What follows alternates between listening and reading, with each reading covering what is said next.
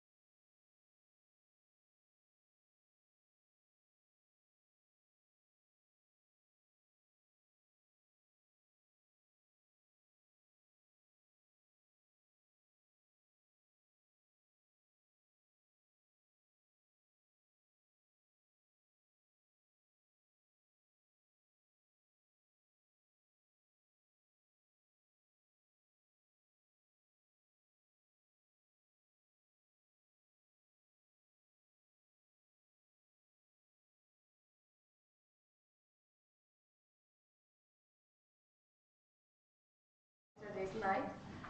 But today's will focus again on plenaries. And well, I'm opening the day 2. Enjoy it.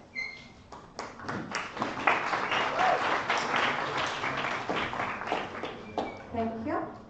And now we will start with the reminder of the rules of the game.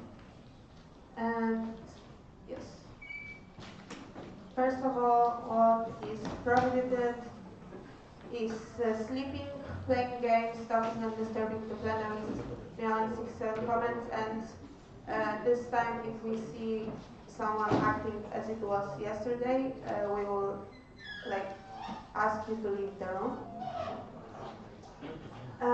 What is allowed? Listening, asking questions, consulting with section members, making memes. And we do not recommend working on university assignments and working, but it's not prohibited.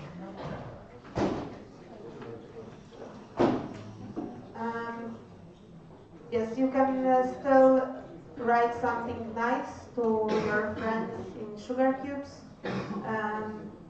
Are they already outside or not?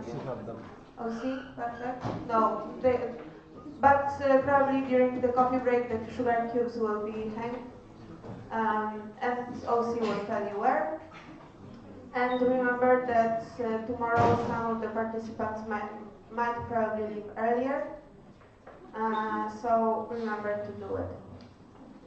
And before the quorum check, I just wanted also to ask you to not walk here, because we have a camera here to our stream, and you can knock it over.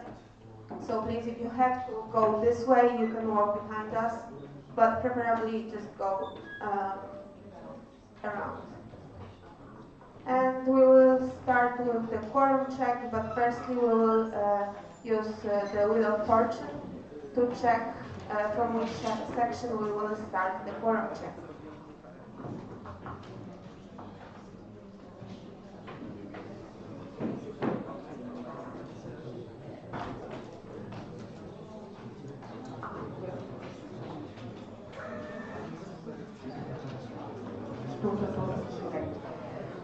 Okay, so we are spinning the wheel. Ooh.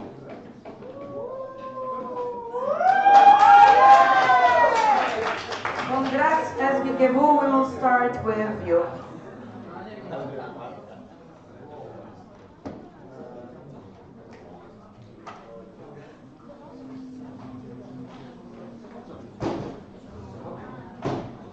And we will start the first quorum check by stating your names, so remember about that.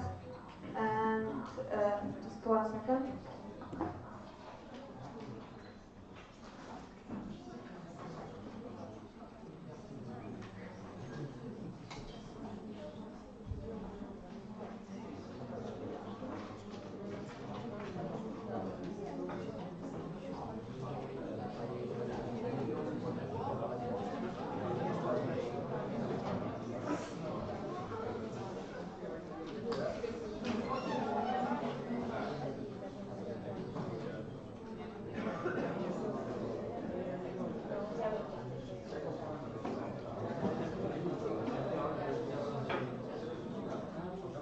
Okay, ISN-SGGW, ISN-SGH, ISN-SWPS University, ISN-Toruń, ISN-UM Poznań, ISN-UE Poznań, ISN-UEK, ISN-UM Wrocław, ISN-UJ Kraków, ISN-UKSW, ISN-UL, ISN-UMCS, ISN-UŚ Katowice, ISN-UW, ISN-UWB, ISN-UZ, ISN-Wrocław Tech, ISN-WUN. Please bring your vote delegation to us during right now. ISN-I, ISN-AGH Kraków, Jestem Gdańsk. Jestem Olsztyn. Jestem Paweł Białystok. Jestem PK Kraków. Jestem Poznań. Jestem PK Warszawa.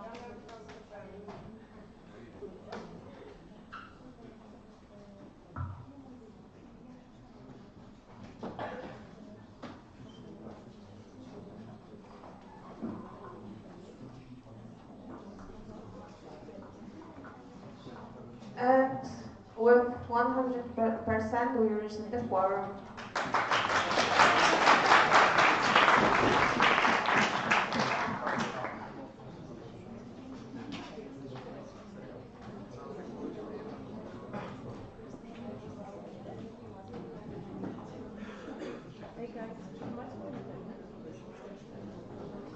Bartek pisał hasło do głosu. Bartek pisał hasło do głosu. Chyba tak.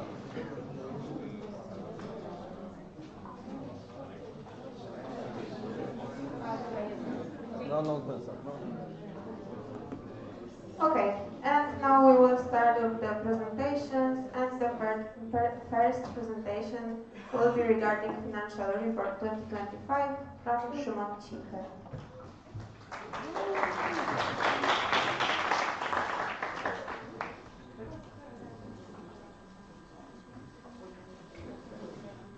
Okay, hello everyone. I hope it's fun yesterday. So, Financial Report 2025, what it is and what it is not. It is not a budget execution for the year 2025. The budget execution was already presented to you and sent the mailing list at the end of December.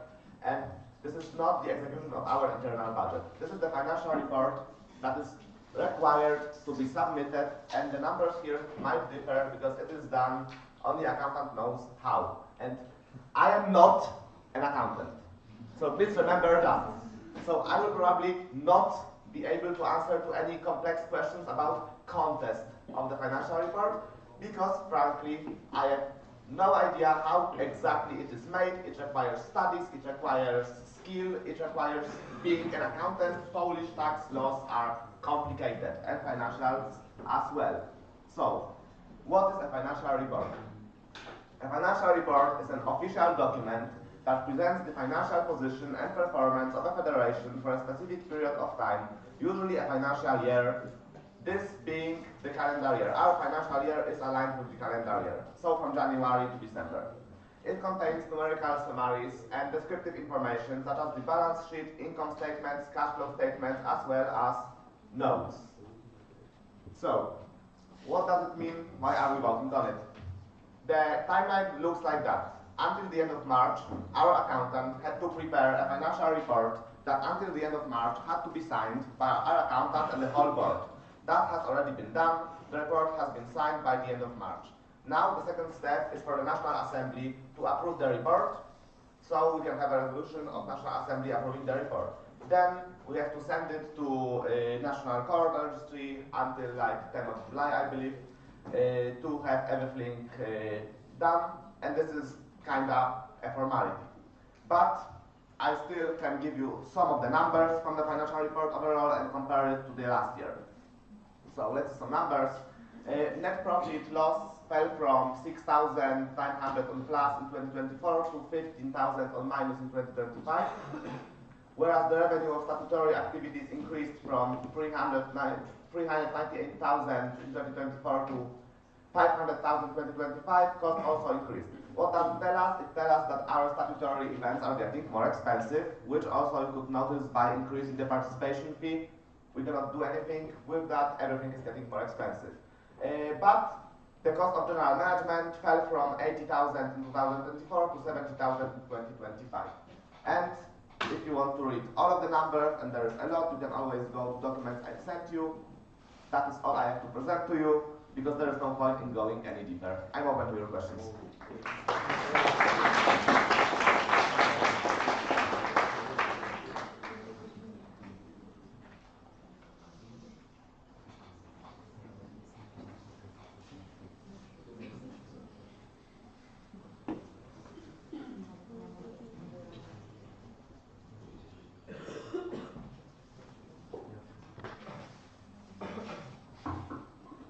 you, Szymon. And now we will have a Q&A round, and the list is open.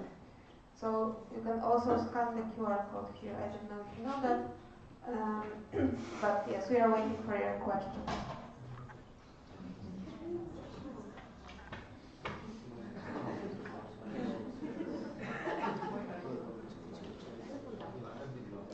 I mean, the question is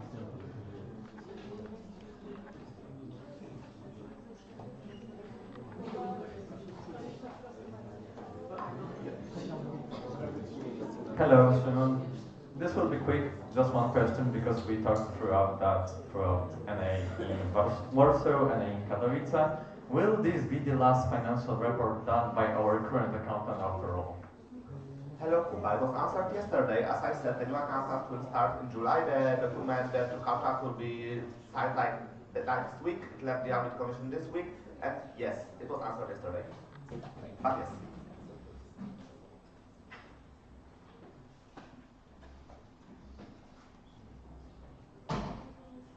Is anyone else signing up for the list? Okay, so I would like to propose closing the speakers list. Is there any objection? There's no objection, so the speakers list is closed. Thank you very much, Szymon.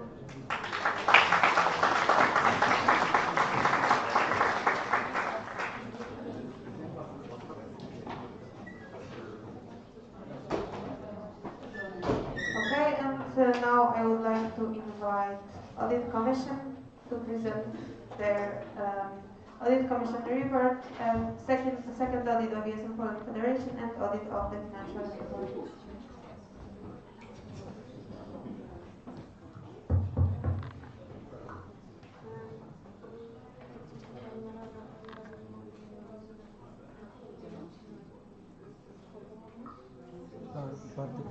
Okay, so hello, sorry. Hello everyone.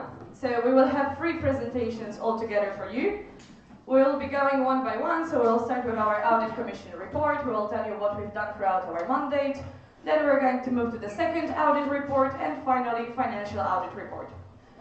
So if you have any questions throughout, please write them down, okay? Because you have one question round at the end.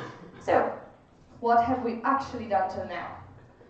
And this is actually for the last time that we're standing on this stage, which we are actually very happy about. But as always, if you have any questions, hit us up. So, since the beginning of July, we checked 45 documents and 33 queries. Of course, this is the stage until the deadline to send the presentation, which we didn't send on time, but it was until the deadline.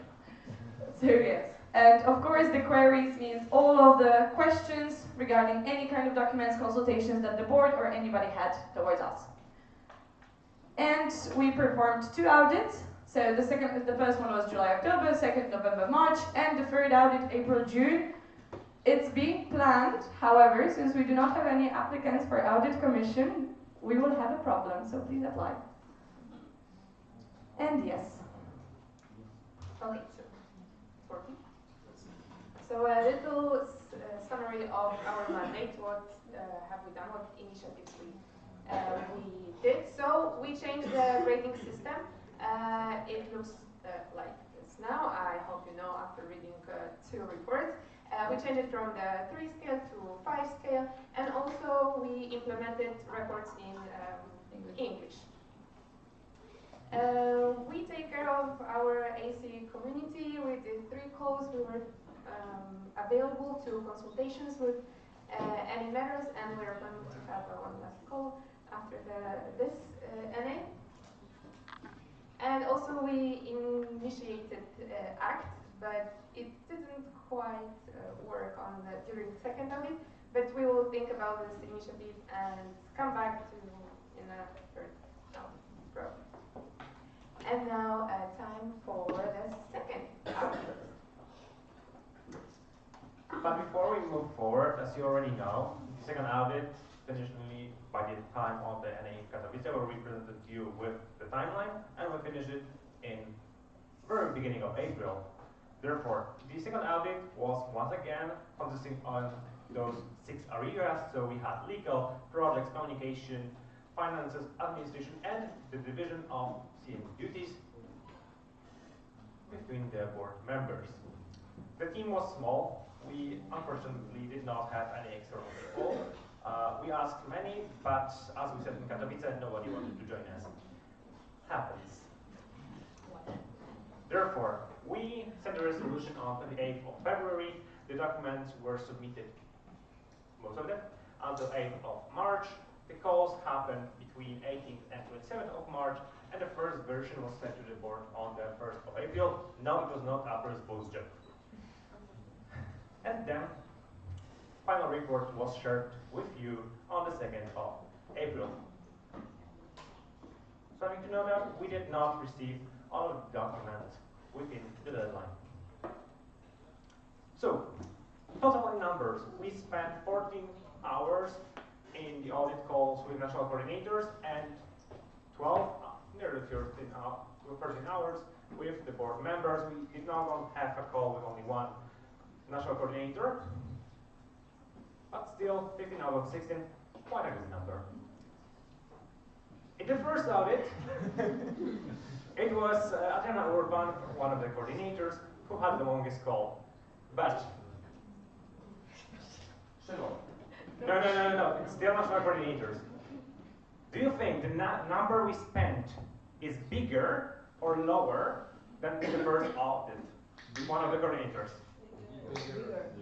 How much? An hour. By an hour? Not so much. It's 2:14. Who might it be? She already spoiled that for you? I did? Yes. It was you. So, yeah, it happened. Sorry. Then we moved on to the board members. In the first audit, there was of course Szymon, who had the longest call of 5 hours 17 minutes. And again here, do you think the next audit we have a longer call or shorter? Unfortunately shorter, by 9 minutes. So still very close by. But who do you think it was this time?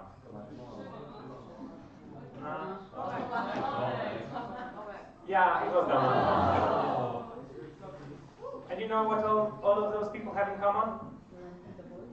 They had a call with me. So, moving on to Doma, because she had the longest call this time, worth noting is that we highlight the effective representation of ES in Poland within the national and international structures and stages. Then, also we highlight the current atmosphere and the coordination inside the national board. Room for improvement, well, we still lack communication oversight. That is strategic. Since we don't have a communication manager, there's not a person dedicated to follow up on that. So just so you know, this is mostly connected with the communication, and there's too many tasks being focused on the president at this moment. Then we have our Vice President, Tomasz Osowski. And the highlights is strong support through documentation, resolution, board reports, and NA coordination, thoughtful and cautious approach to new sections and expansion of our network.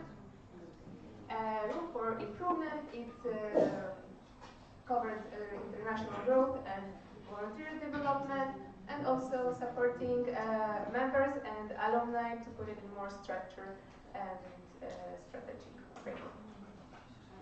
Yes, and when we talk about Szymon, our treasurer, so the highlights were that Szymon actually put the biggest amount of changes when it comes to financial operations, the structure, the cash flow, all of the spreadsheets. We all know how much he loves it. It is noticed. And of course the fact that the membership system resolution was implemented effectively and controlled by Szymon from the beginning.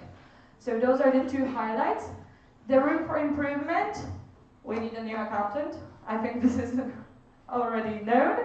But at the same time, currently the treasurer portfolio is a bit overloaded, especially due to vacancies on many positions, meaning that Szymon has to take care of financial management, partnerships, grants, and operational administration, which is just too much. So this also needs to be rethought. especially what happens with the vacancies, maybe some kind of teams or maybe distribution of the tasks. And moving on to the last board member, our lovely Agatka, here, the project manager. Worth highlighting is the extremely great coordination of the national project and even related structures, so chapeau bas. And the support around the events, logistics, and advocacy here. Then, worth noting, where there is a room for improvement, we have. Yeah, you're not visible. So, I know you give a lot of highlights to your coordinator, but it's also good for you to showcase it a little bit more. And then integration between the outcomes and the needs of the federation. Projects are part of it. Therefore, we also invite you to think more on how to integrate them a little bit more and showcase them a little bit more as a federation, not only projects.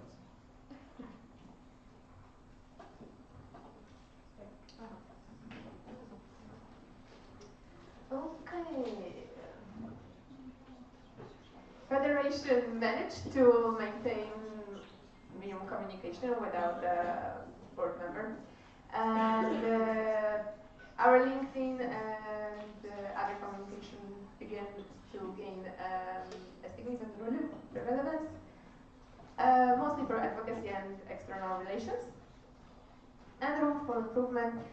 Its communication responsibilities and accountability are not very well distributed through the board members, and the strategy remains unclear, so we encourage the next board to take care on this area. Yes, at the same time I would like to remind that it was already voted that the communication manager call is not going to be reopened, therefore we cannot directly judge those tasks.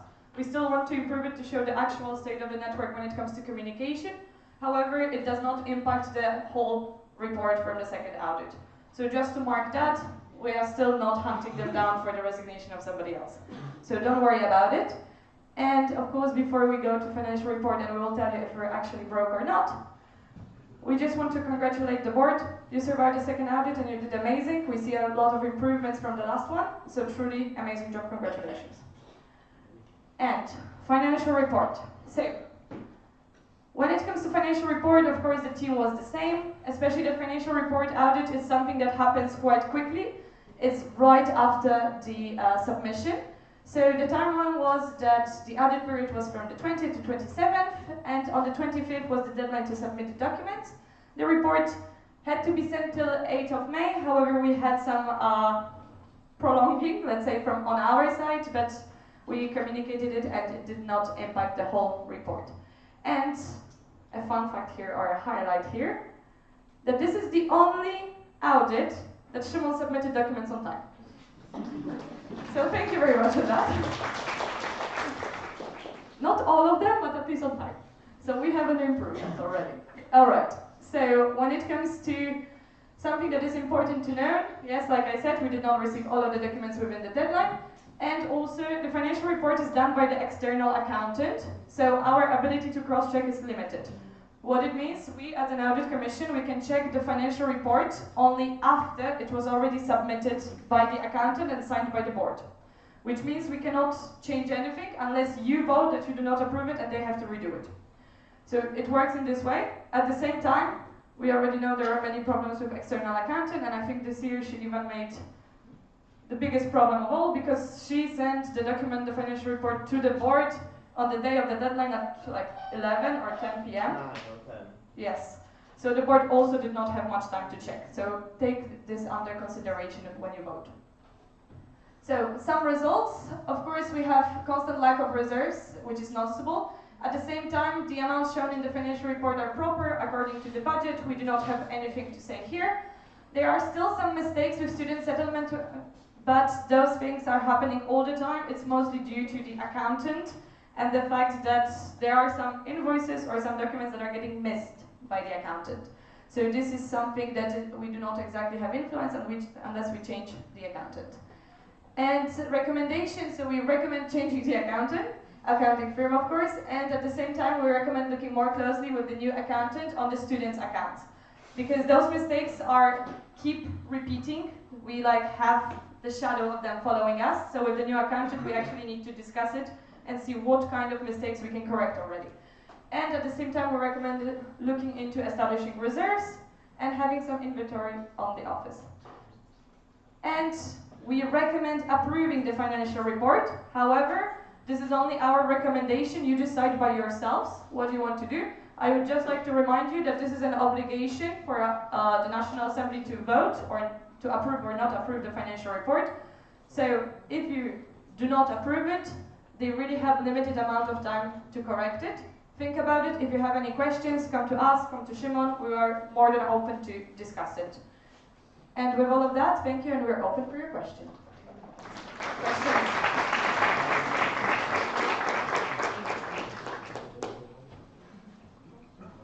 Thank you. And yes, the question round is open, as I can see.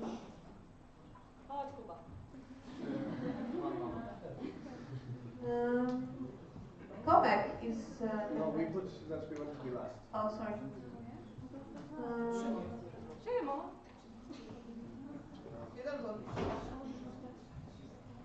I cannot leave because my president is sick.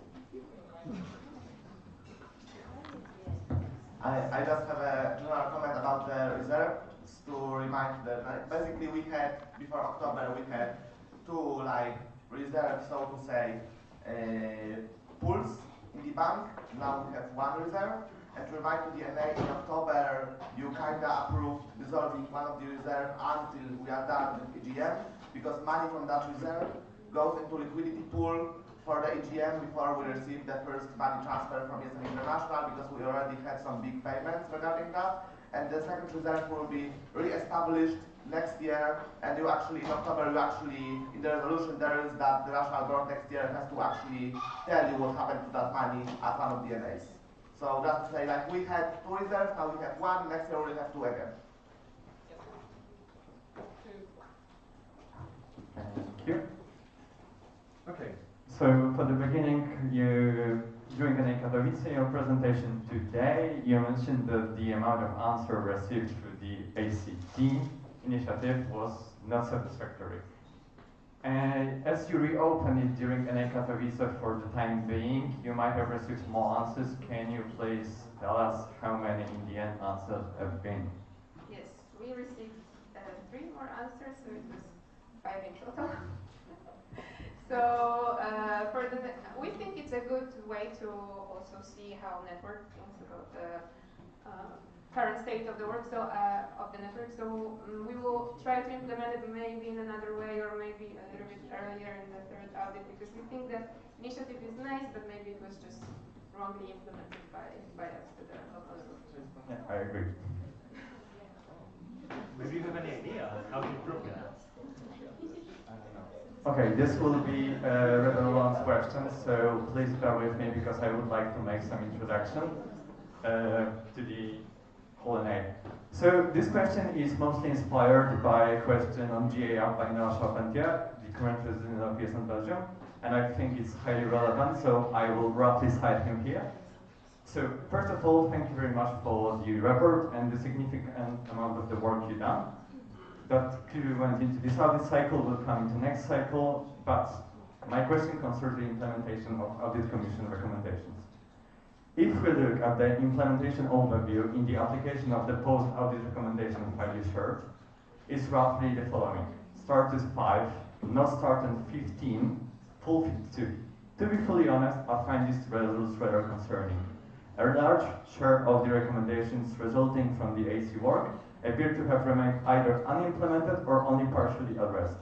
How does the Audit Commission assess the effectiveness of the current recommendations and the follow-up system? Well, first of all, we already limited the amount of recommendations. We lowered it quite a lot. At the same time, it's not that they are not followed, because in the post-audit recommendation, the document that we sent, you see the reaction of the board after 2 weeks of receiving those recommendations. So the only thing they can say is either they did it already, they started, or they are not going to. So this is their choice, if they want to do it or not. We are giving recommendations, we are not making them do anything. Okay, this is still a board decision. At the same time, the recommendations from the previous audits are checked during the next audit. So we do not put them again, but we check them on the goals. And if we are satisfied that they are fulfilling it, we do not see the need to recommend it again. So this also needs to be looked more on a broader scale than just from audit to audit. So you need to understand that, but at the same time, it's a question to the board if they about fulfilling the recommendations. I'm sorry. So just to comment on that, you can check the current state of applying the audit recommendations in the action plan file. Actually, there is the tab audit recommendations that we update pretty much when we submit them. That's the same spreadsheet where we have tasks for the board fulfillment and current action plan details. Can I comment on the comments? That's a question to City, not to me. Okay. You can sign up for the next Okay, then I will be back, I guess, next one.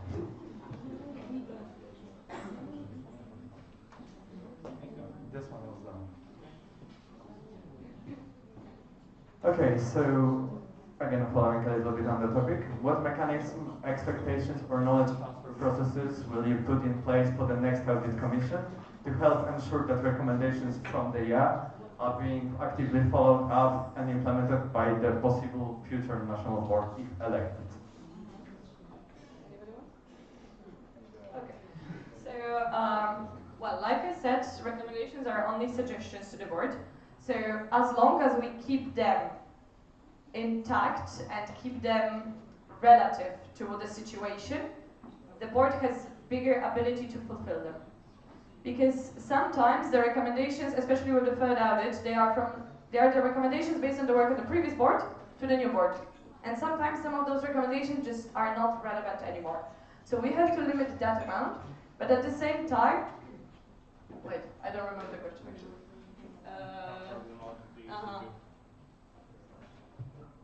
I mean, at the end of the day, it's how people actually see the audit commission and the work done by the audit commission. And it was within the transfer of the knowledge between the ACs too, right? Yes. So the last actual audit, the third audit of the year, is that we do it, audit commission, new audit commission. We do it all together. But, well, there is no commission now, so we might have a problem, so please apply. And also on our Google Drive there is a lot of mechanisms prepared by the previous audit commissions, and there is a really big amount of knowledge already done, already ready to have a. Thank you.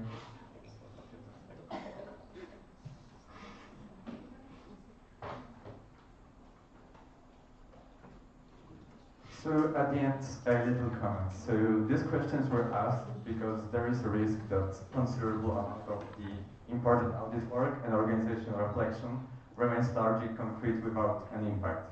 And I really appreciate your work and would like that more people understand the importance of the work that AC actually does in our NO, and that people actually appreciate them, not see them as a rather another boring presentation throughout the day. Thank you. Thank you. The mic for example. Yes, I know. It's to you because you hold it like that. Oh no. I can see. Hello. So, first of all, a bit of appreciation and feedback, because first of all, congratulations on implementing the new grading system, because we've been trying to do this for like 4 or 5 years, so thank you for doing that finally. And second of all, I have a bit of a reflection, because seeing your report, you spent a lot of time having calls and reviewing all the documents and all of that. And for me, it's a bit of a concern of like the workload of the audit commission, especially if you don't have an audit team. And when we think about the accountability of the board, they are ultimately accountable for the national coordinators. So do you think that this is still relevant to interview directly the national coordinators instead of interviewing and auditing just the statutory bodies, which is just the national board in our case?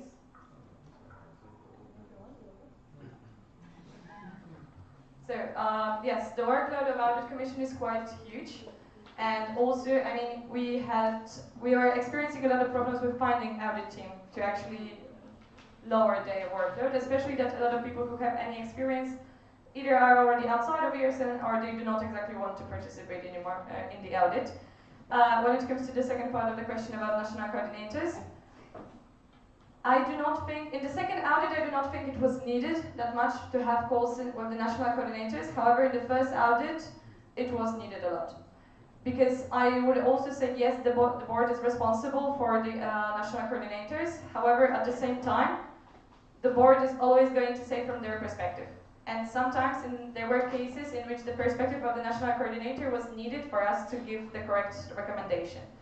So maybe the way to do it is actually we're thinking that if we have additional questions, we should then do with the national coordinators and not plan them ahead. So that's something for us to think about. Thank you.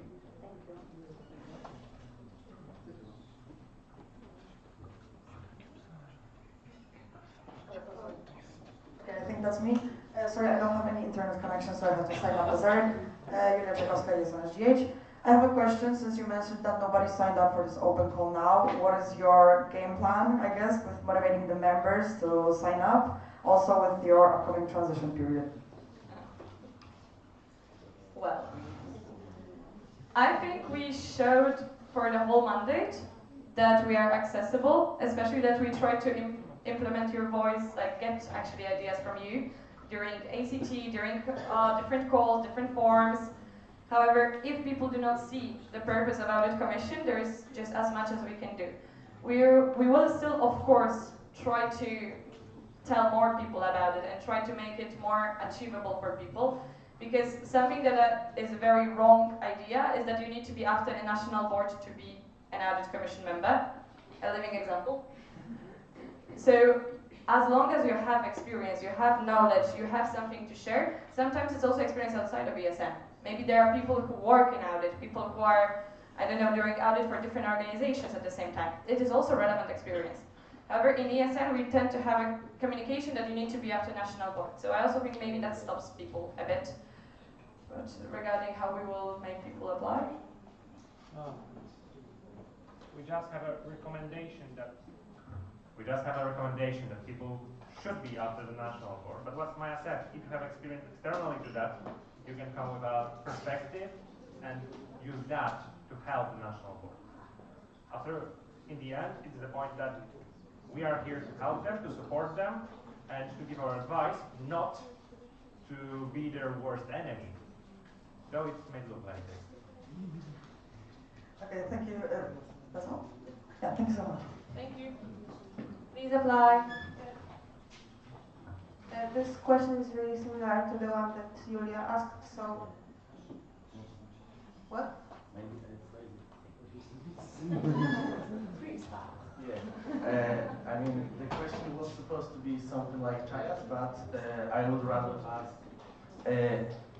shouldn't you be more personal about finding the new AC members, because you mentioned earlier that you needed help with the audits, in terms of people, but if nobody applies, then what will you do about it? What do you mean personal? You mean to go and approach people and talk to them directly? actually look for other replacements. Okay. Look at this room. Look how many people are not listening to us. I'm sorry, but this is true. And now, go and try tell them, come on, apply on my job, if they are not even interested to listen to my report. That's the first thing. Second thing, and I'm sorry guys, but I'm not going to go to any of you personally and tell you have to apply for Audit Commission or we will close ES in Poland. Because you have to go because you want to change something in the network. You want to put your impact, you want to do something. I'm not going to force anybody to be on any position. So if nobody wants to apply, nobody's there, nobody wants this network to survive, bye-bye. That's it. I can add something to Maya's word. No? Okay. So as a person that was not in the national board and I have a privilege to work with these two amazing people, it's also still a chance to develop yourself and develop new skills. This is how I feel after this mandate, the whole year with Maya and few months with Adam, but also a lot of audit tips with Adam. So I recommend you to, if you don't know where to go or you feel like as a dinosaur in a ESN, maybe it's a good position for you. I recommend. I would like to propose closing the speakers list. Is there any objection? No objection, so the speakers list is closed. Okay, so hi again, Julia Czakowska, OLE ESNSDH.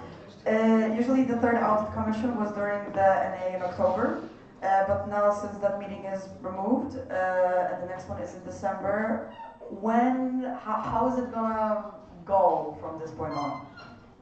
Well, the audit period are not correlated to national assemblies, as I said. We correlated them in a way for us to be easier to present. However, audit periods are established by the audit commission at the beginning of their mandate.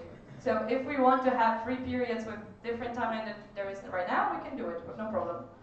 It does not need to be correlated to the national assemblies. However, it is also nice to present the reports to show the state of the network, especially at least twice a year on the elective and the 3-day NA in December when we have big changes. It is also good to show the state of the network. But there is also a mailing list.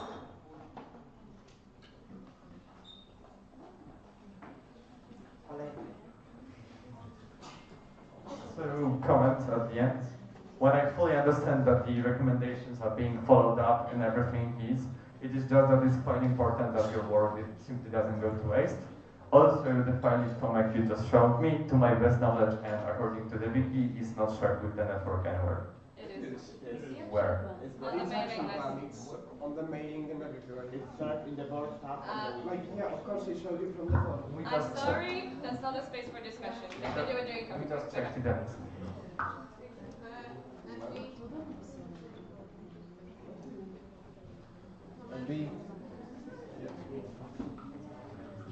Okay, this is a little bit of appreciation because overall, within the past months, we went through a lot of calls and everything.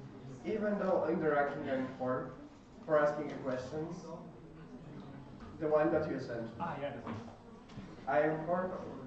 I just want you to know that we really appreciate your feedback, and sometimes the level up is needed, but we understand that it's not coming from a hateful place. You just want the best for the network and best for us, and we are just extremely grateful to have you here with us.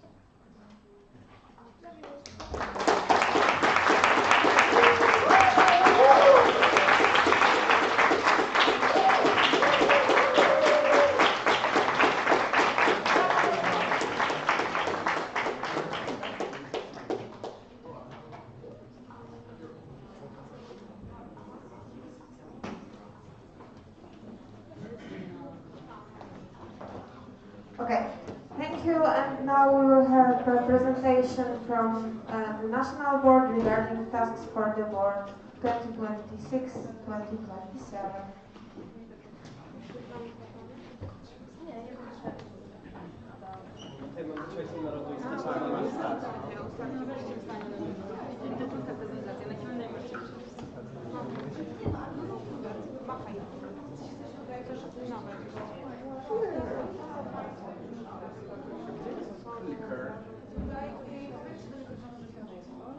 Hi guys, the Q&A is open, so if you have any questions, please ask. I'm not gonna hold the microphone properly, CT. That's all I have to say. Okay, hello everybody. As you see, asks for the board. Overall, can you raise your hand if you actually looked at them? Okay, the working group doesn't count. Okay. They don't count, they're still people. They were the ones making it, so no. They count. Okay, so a little bit of a timeline of how it went. Basically, we had 2 calls as a working group, and overall most of the communication happened either through the WhatsApp community or just in the file where we were just commenting, adjusting and everything. Then we did a very short round of consultations because when scheduling the calls and everything, it's kind of a mistake on my part because I apparently cannot look at the calendar and I thought that 12 is like between the dates, there will be a little bit more time. But we got some feedback, especially shout out to Dami Guzik, because she was doing the most for the first two parts. When it comes to the whole tasks for the board, they are built on the new strategy. So in comparison to the previous one was built on the pillars of the new strategy, but following the old one. This one is built completely on the new one. The structure is the same. So, our current overview.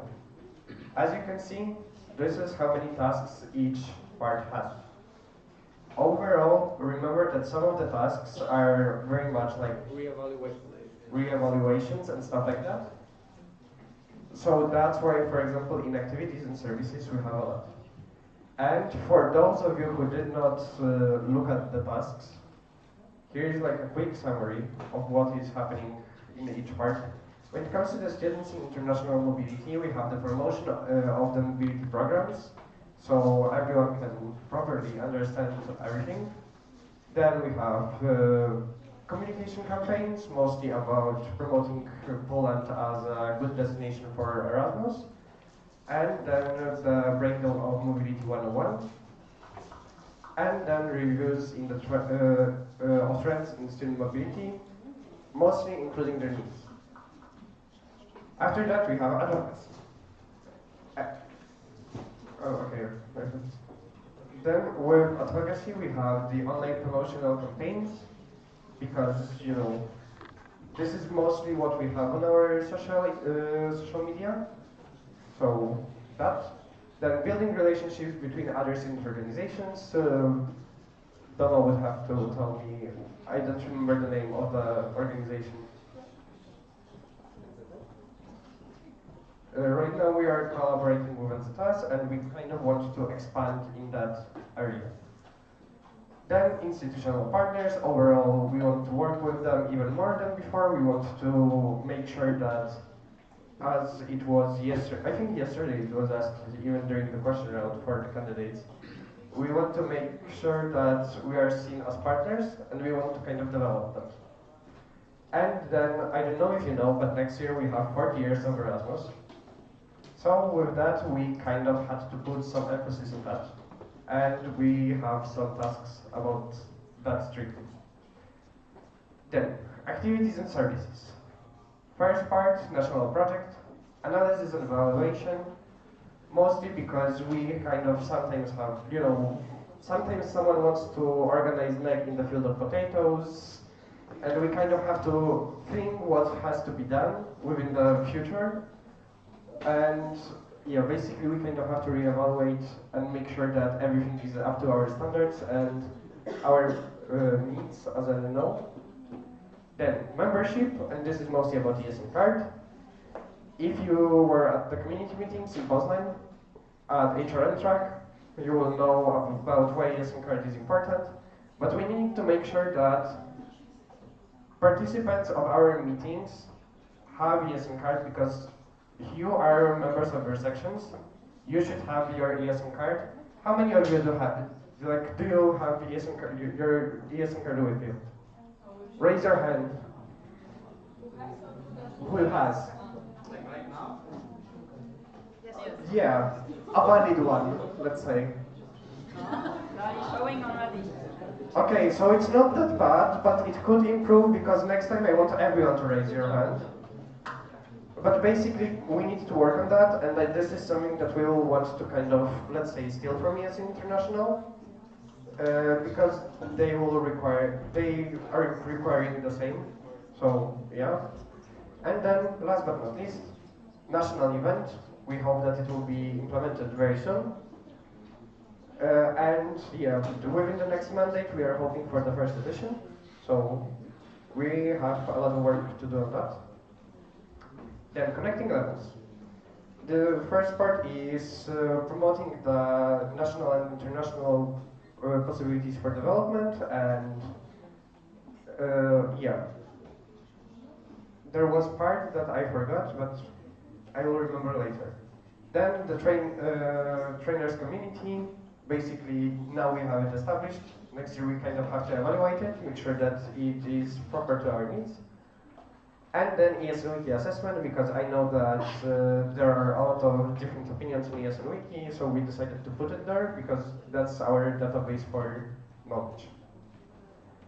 When it comes to governance, mostly there is development of documentation, then secretariat, mostly the structure of it on the national level, and then national board and supporting structures, structure reevaluation, so we can adjust it properly, let's say for the upcoming mandate, and the next national board can do the same in their mandate.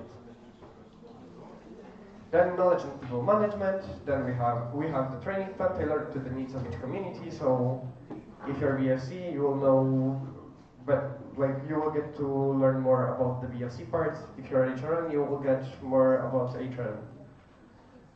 Then the communities themselves, I wrote it as an action plan, and it's mostly kind of establishing a plan for each community to properly work within our federation, so it's not kind of like lost and gone and dying. And then websites overall, this is the full-on evaluation, and this is also shout out to the IT team who gave us already the very long document. And that is it.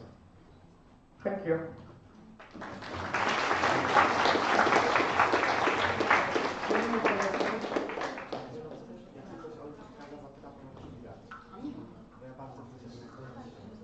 Thank you very much for your presentation. And now we will have a Q&A round. But right now we don't have any sign-ups. So if you have any questions, please sign up. I think you're in the wrong lab, but I didn't. Aren't you in the previous Q&A? Yeah, the previous one had fantastic job. Yeah.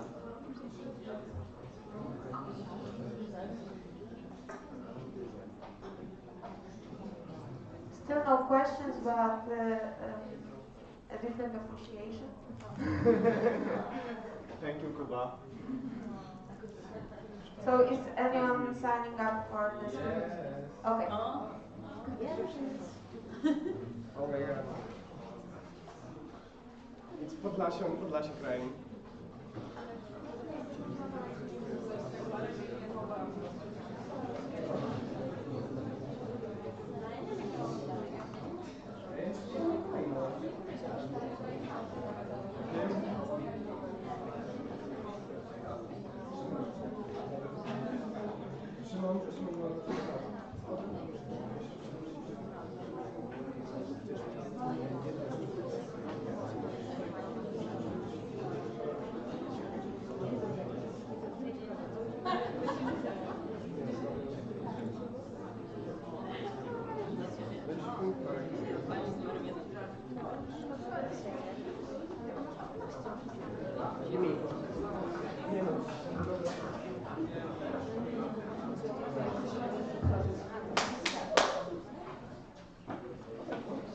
Hello, Robert Nowicki, SNPB Białystok.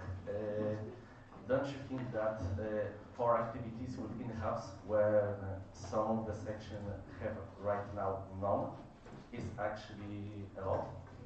Okay, so I have a question for you. How many of your sections attended at least one event with FRC in-house, for example, Siedziewanie? Raise your hand. And I think we can see that it's at least 4 sections. So those are at least 4 activities. But let me explain. So as you can see, that's only the example of, for example, Siedziewanie, but there was also an activity where they participated in the meeting about the civic engagement. There were also some activities like Wrocław helped with the conference. There were volunteers. So I don't think that it's too much. This year we had to implement 2 activities, and we were discussing that during the consultation within the working group, that it's not too much. It's like basically it's like because it's not per section. Let's be clear about it. It's about creating opportunity for local sections, but it's not like you have to take part in all of them. It's about creating opportunities.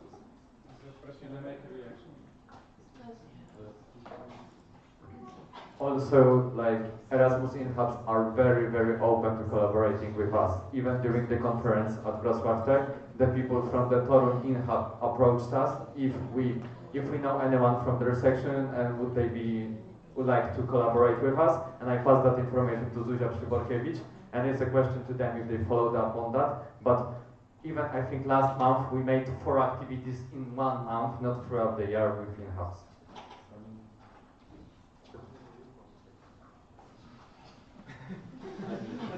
If you want to ask another question, sign up. Is anyone else signing up for the speakers list? So I would like to propose closing the speakers list. Is there any objection? There's no objection, so the speakers list is closed. Thank you very much. Thank you.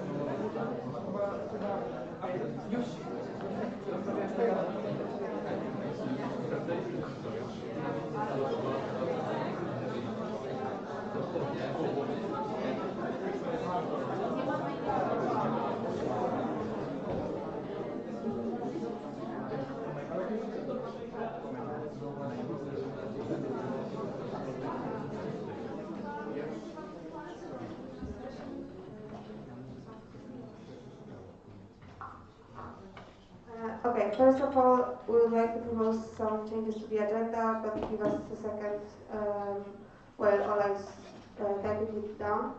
In the meantime, I just wanted to tell you that this room has a really good, the sound moves really well. And for example, you could hear Bartek washing his hands in the sanitizer. So keep that in mind, because when presenters are presenting, it's really distracting for them when they hear you and like the shum. So please keep that in mind and be respectful to the others who want to listen and to the ones that are presenting. I would also like to remind you that today we have a gala and we have a really tight schedule, and if you keep talking, and we will have to keep interrupting the presenters and for you to shut up basically, we won't manage to go to gala on time, so please be respectful, because that's also the part of the business.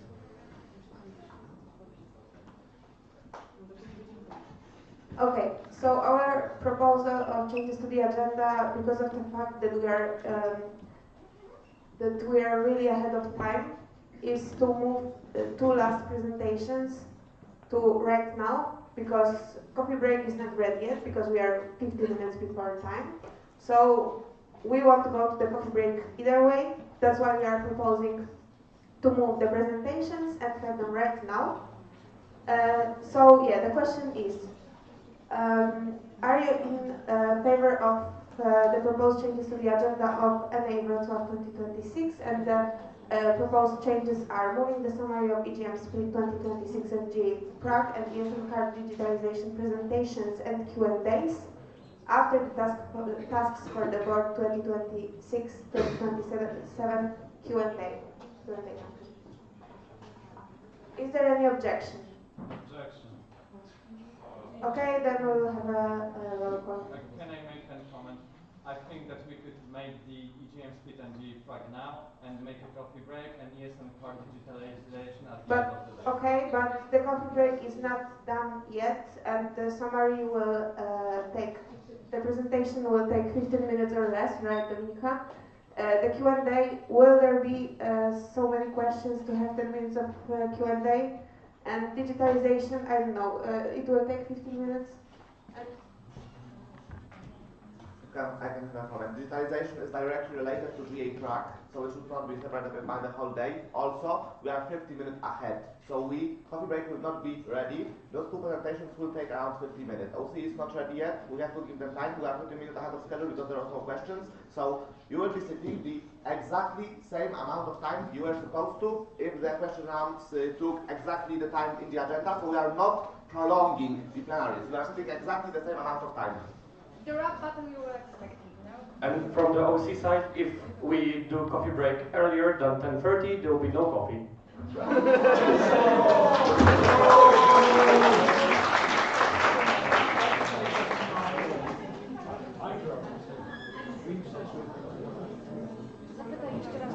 Okay, so once again, is there any, guys, is there any objection to the proposed changes to the agenda? Okay, so the changes were approved, and now I would like to invite Danica Przybyłek and Hubert Złącki to present summary of EGM Split 2026 and GA Prague.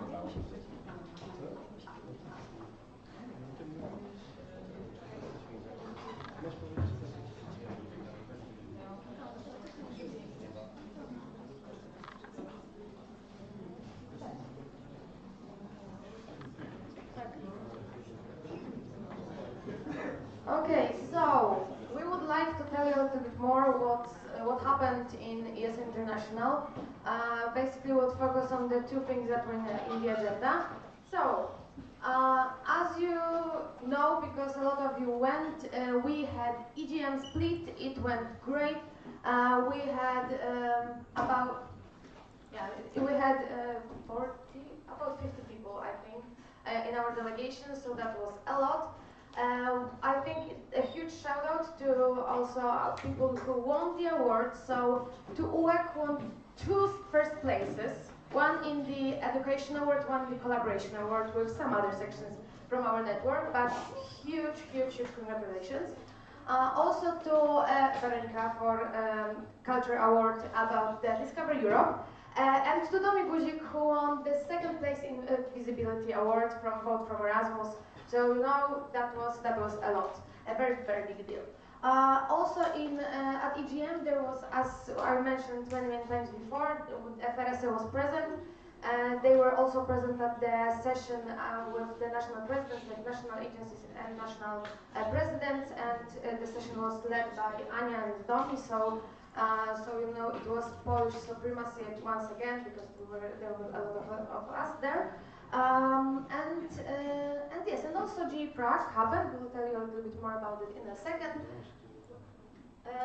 And we still have around 30 people in supporting structures of ESL International. Still we have Kaya in our international board. And probably the number is a little bit outdated because there were also some recruitment. So yeah, Yes, two more things about EGM. First of all, we have received the participation, let's say, confirmation of all of delegation. Out of 42 people, we had 40 people that attended and properly scanned all the sessions, and we had two that we clarified that attended but didn't scan. So it's a great, we had everybody attended at least 4 sessions at EGM, and there was no, let's say, bad behavior, let's say, communicated towards us about the Polish delegation. And outside of the delegation, we had some, outside of FRSL, we also had 2 universities present, so Wrocław Tech and UAM Poznań, as well as, since we are hosting EGM next year, the municipality of Wrocław also went for the EGM. And fun fact on GA presentation, they were mentioned as other 2 people from municipality of Wrocław. Yes. Okay, so about GA Prague, we had some voting there. We had election for IB, election for AB, AC, and GACT, and some other votings as well. International Board, Arbitration Board, Audit Commission, and GA chairing team, General Assembly chairing team. We had 12 people from ESN Poland, plus 2 illegal ones. Well, there was some people that were not participants and they were not allowed in, rather. Some miscommunications, let's say. And then, talking about votings. Yes, so we elected a full international board, including 2 of our Polish people, so Maya and Marta. Huge congratulations to them again.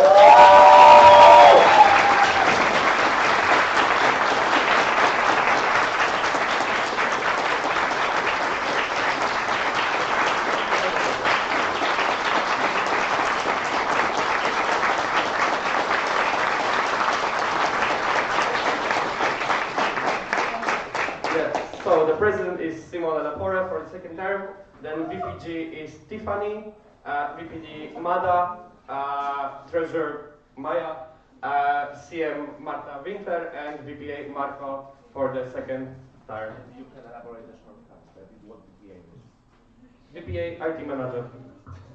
In short, web project administrator. You can also see the results, and because there were a lot of consultation with you as well, there were a lot of changes about the votings. Quick reminder that you can check it out in the master sheet that was shared with you in the mailing. At the same time, please remember that it's our internal document, so do not share that with anyone else. So also the little appreciation for our new IB members, but elaborate. Yes, so since we have Maya and Marta, this is our MMMs. We were supporting the MMMs crew, and of course there was a support official partner, the firma remontowo-przeprowadzkowa B&B. Shout out to Bartek Milner. And yes, the international board now will be 1/3. Oh, something went wrong with something went wrong with the percentages, but it was supposed to be 1/3, 1/3, 1/3. So it's 1/3 Polish, 1/3 Italian, and 1/3 other.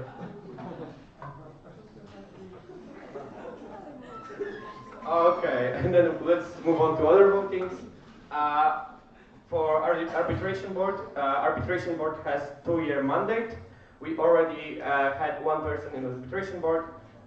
We now elected for a shorter term, for a year, main arbitrator Laura and legal expert Emilia. For the audit commission, we have elected as a main auditor Eric from ESN Armenia, financial auditor Sabin, and procedural auditor Andrea for the 2nd term.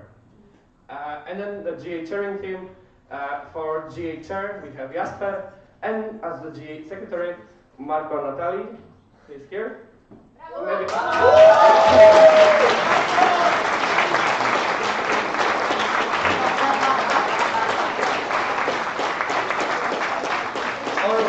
Or actually already working because he is 3rd time. Where's Marco? Marco is coming. Okay. Well, he will watch the stream later. He's coming for the 3rd time for Polish Night, so he's no longer Marco, he's Marek Natalowski.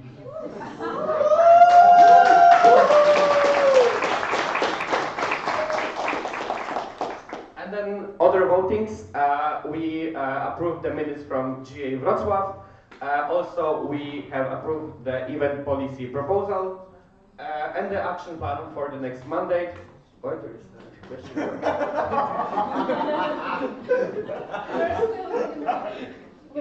Yes. And we approved the financial report. And when it comes to the OC of Spring GA 2027, there were 2 candidates, and we have chosen GA Bucharest.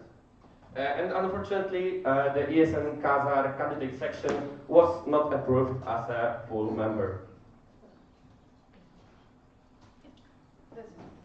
Thank you.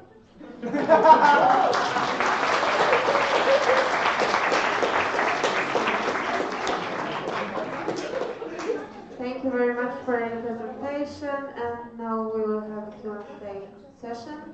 So if you have any questions, please sign up in the day up.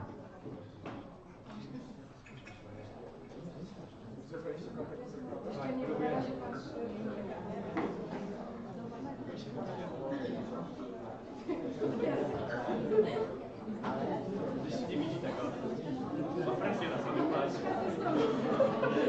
Jacob Krut.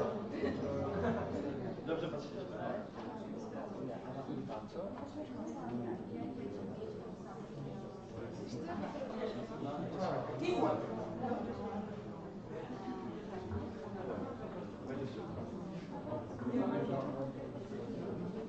Hello.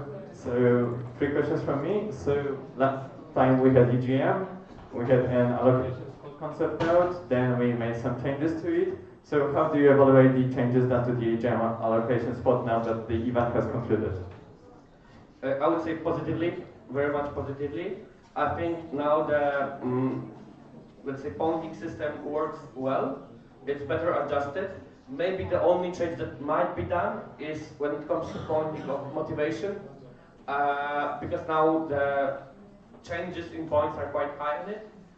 However, we have no, let's say, no clue. Maybe you have some ideas how to make the pointing for motivation like have more stages, let's say, because it's hard to evaluate motivation. And, you know, this is something we could add some things that we like it more, we like it less. No, but we don't want to do it. We want to be fair to everyone, so we have criteria on which we judge the motivation part. And I think people just need to learn and read how to write a motivation, because it's really easy to get 20 points, the maximum amount of points. As we told on the National Assembly, on the email, read the pointing system, just mention why the priorities of EGM, of this edition of EGM are, let's say, important to you. And you get 20 points. That easy. And what else if you only write the depth motivation, so you get those 20 points, that's the minimum to go for EGM. So you even don't need the rest of the points, but you get it anyways because you're probably global board or something like that. So it's pretty easy, but you just do your ESL history instead of motivation. So that's basically the biggest mistake from the, let's say, participants. Thank you. Okay, so what is your evaluation of GA track, particularly regarding the regional collaboration with the CEP region? Did other delegations share similar feelings regarding the elections? You're asking if the rest of our region was happy with the elections, with the voting?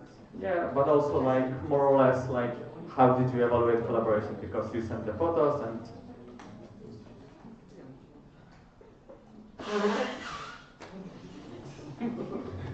So I would say that our collaboration with our region went pretty well. We actually got 2 quite long sessions to consult, to discuss our points of view. Of course, there were some things that we did not agree on. We shared also some insights, for example, from, not us, but as a region. Some other nodes shared their concerns they had with some of the candidates, just to be clear, just to be honest with each other. So I think that it also improved based on the GA in Wrocław as well. But it's also the case that we were knowing each other again, right? Because it was the same group of people that we were discussing it with.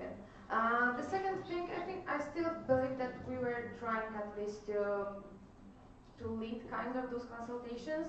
And to gather all the insights on all the points to have the clear view. And there were also a lot of us. I think that we were the biggest also delegation at the consultations as well. So I would say it went pretty good. Of course, there were some disagreements, mostly from our part, I think. But at the end of the day, also I think it's worth mentioning, because I don't know if I said that before, because after the GA at the end there's an appreciation always, and also I think that it was really great, and also Veronica said an amazing appreciation from our part. So it was actually noticed from many people. I would like to propose closing the speakers list. Is there any objection? No objections, so the speakers list is closed. Okay, so at the end, could you please share more insights about the EGM? Specifically, what was the feedback from external partners, such as FRS Divas and university representatives, regarding their experience to the event? Okay, so I think from externals, the feedback was in general positive. We gathered some feedback from them. We are waiting for some other feedback. Let's say they really enjoyed the EGM as a whole. Of course, knowing that we have EGM next year, they're also sharing with us what could, from the perspective of institutional partners, what could improve, what they think could improve.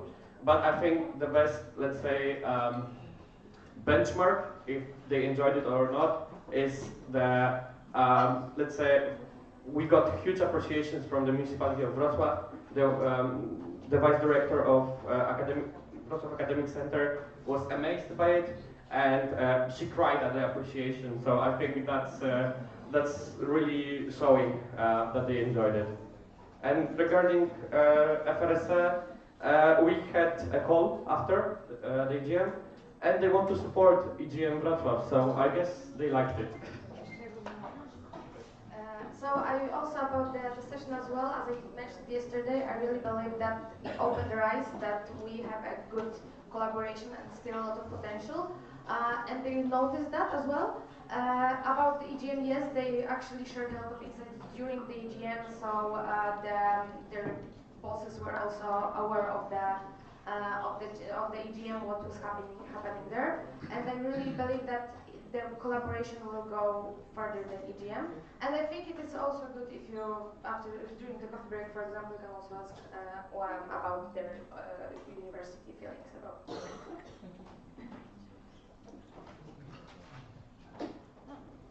Yes, nothing moving inside. Yes, hi, Domi. Yes, nice to meet you. So, of course, it's absolutely fantastic that we have two incoming international board members, but we also have one outgoing.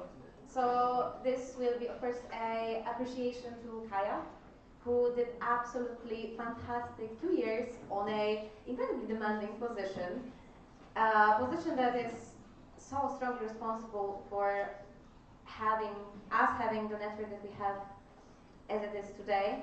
So yes, Kaya, thank you so much for all your work, for all the insane hours, for all the crazy meetings, and we, of course, I don't know, wish that you will get a job, because you're gonna get, jobless very, very soon. And it's gonna be in some very nice, probably workplace in the world. So yes, thank you so much. It was absolutely fantastic. It was amazing to support you during all the events, and yes, all the best.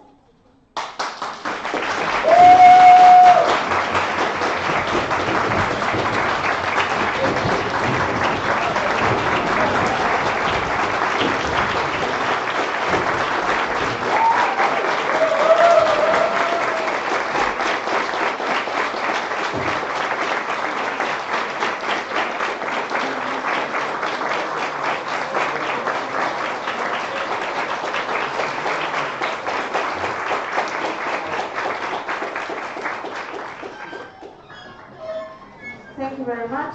And now Shimon will present the presentation regarding digitalization of ESM class.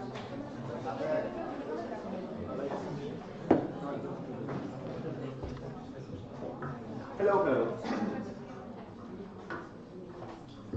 Hello, hello.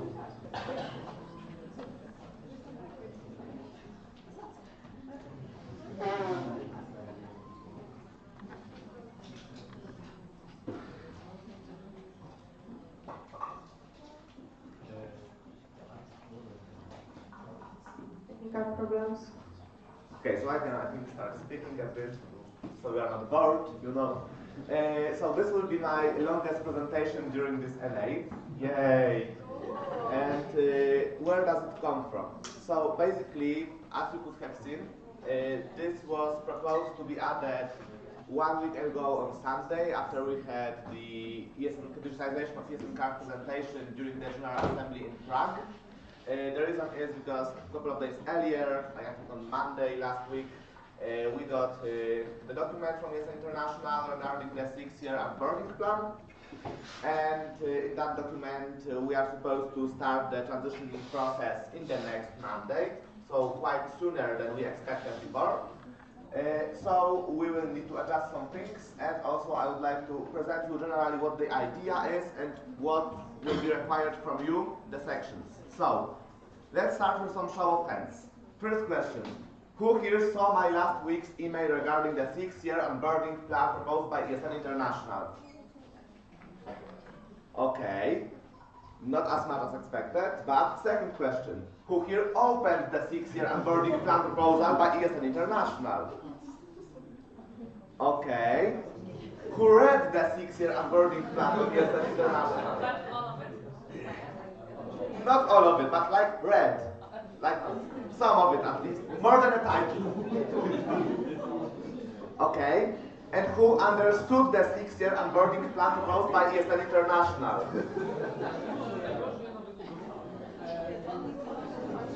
Okay, so apart from only sending you the 6-year onboarding plan, I actually created a copy that you are able to actually comment in with your questions and remarks that I will answer as well at the end of the presentation. But no one left any comments. And what is highly important for me, I mean, if you comment now, I won't include that obviously in the presentation, it's happening right now. But if you can, please look through the document after this presentation, tomorrow maybe, because on Monday at around 3 p.m. we will have a call with me, ESN Card Coordinator and Webshop team to discuss the comments that we want to give to ESN International. Because on Monday the consultations done by ESN International are closing and we won't be able to have more input into that. So please, please, please, after this presentation, go to the file either today or tomorrow, read it, leave your comments when you have questions as well. I will also take into account questions from the question round. So please, please, please be active because we won't be able to influence the process later. Okay, so let's start with some introduction. The digitization of the ESN card and the need to set ESN card as a membership tool are basically aligned with a long-term goal of ESN as a whole, as it is defined both in the vision and strategy priorities 2531 and in the 3-year strategy 2528 of ESN International. The ESN card is the membership card of the Erasmus Student Network, not a discount card. A tool that unites all members of the ESN around its core values. It serves as a proof of membership in an ESN section and, by extension, the entire ESN network as a whole. Additionally, the ESN card functions as a discount card, but additionally, this is not the main purpose. The main purpose is the membership card. Please remember that and pass that to your volunteers as well. As a discount card in numerous cities and countries across Europe and beyond, providing cardholders with access to a wide range of services from ESN and our partners. So let's settle on that definition and move forward from that. So, how did we get here? The ESN card has been created and established in 2004, with ESNcard.org following in 2012. ESN Poland signed a contract with Sinbad IT, so the Voyager platform, that we use for our distribution in 2017, so almost 10 years ago. Then ESNcard.org 2.0 was published in 2018. The account management system concept note have been kind of worked on, published by ESN International in 2024. This is basically the system that will be used in the digitization process, more on that later. Then ESN Poland kickstarted the local distribution process thanks to enormous work of both my predecessors, Maja and Bartek, in 2025. And now the onboarding plan for digital ESN card is being published by ESN International. So this is the timeline, keep that in mind. So, the development of digital version of the ESN card will transform the function and implementation of ESN card as a service. So after more than 2 decades, we are going digital, and that will impact everyone, international students, network as a whole, as well as stakeholders and partners, because we will need to, move from the physical thing to a digital thing that requires some familiarizing all of those pillars, kind of. And the onboarding plan draft as a whole that has been sent to you for consultations as well 1 week ago is basically a document that represents the concept of the transitioning process from physical to digital ESN card based on comprehensive analysis that was carried out by ESN International. You can also read on how that analysis has been done in the document as a whole. And the document structure is the digitalization of ESN card as a concept. Then there's the onboarding plan, roles of ESN International in the implementation process, monitoring and evaluation measures, risk management, and appendix, which basically has like data sources and detailed tables. So before we continue, let's set on some definitions that will follow in the next slides. So digitalization of ESN card is a transition from physical to digital ESN card. Accounts management system, mentioned earlier as well in the timeline how did we get here, is a service used to provide membership management through the issuance of a digital ESN card number and as a single entry point to ESN's digital ecosystem. ESN digital ecosystem, on the other hand, is the set of services that ESN International provides to both volunteers and students. So, the idea is, because currently, this is basically some of the ESN platforms, so like ESN Card, the Erasmus Generation, Erasmus Careers, Erasmus Intern. Right now, there's basically a different login to all of that for external people, not ESN volunteers. So for example, Erasmus students create an account on ESN Card separately, like they don't have their ESN account. And the idea is that the ESN card will serve as a single entry point to all of them. So they will be able to log in to all of the ESN services of ESN International with an account that will be created for the purpose of having the digital ESN card. Additionally, ESN volunteers will still have ESN accounts that will be synchronized to that one entry point with that one single digital ESN card account. So, this is how it is going to look like, and this is also another purpose of doing the transition, like unifying the services of ESN International and how we access them. And ESN International defined 4 clusters of NOs. We are in the 3rd cluster, so from 12 to 29 sections, and you can see that estimated onboarding time is 2 full years. And according to NO's onboarding plan, also established by ESN International, we are supposed to start the work towards the onboarding and transition right now, like in the next Monday, so in 2026, 2027, together with some other NOs. And before we continue even more, some more definitions. So testing is the stage that precedes the onboarding, where the platform is set up. So no real money sales happens at this stage. You basically will test the platform before you go to using it like fully. Then there's the onboarding after testing. And onboarding is basically the beginning of sales of the digital ESN card throughout the platform. So you start distributing the digital ESN cards. And transition is the period of time when a national organization and sections start the process of moving from the sales of physical ESN card to a digital one, and as said earlier, it starts with testing. It's like everything clear up until now for you. Amazing.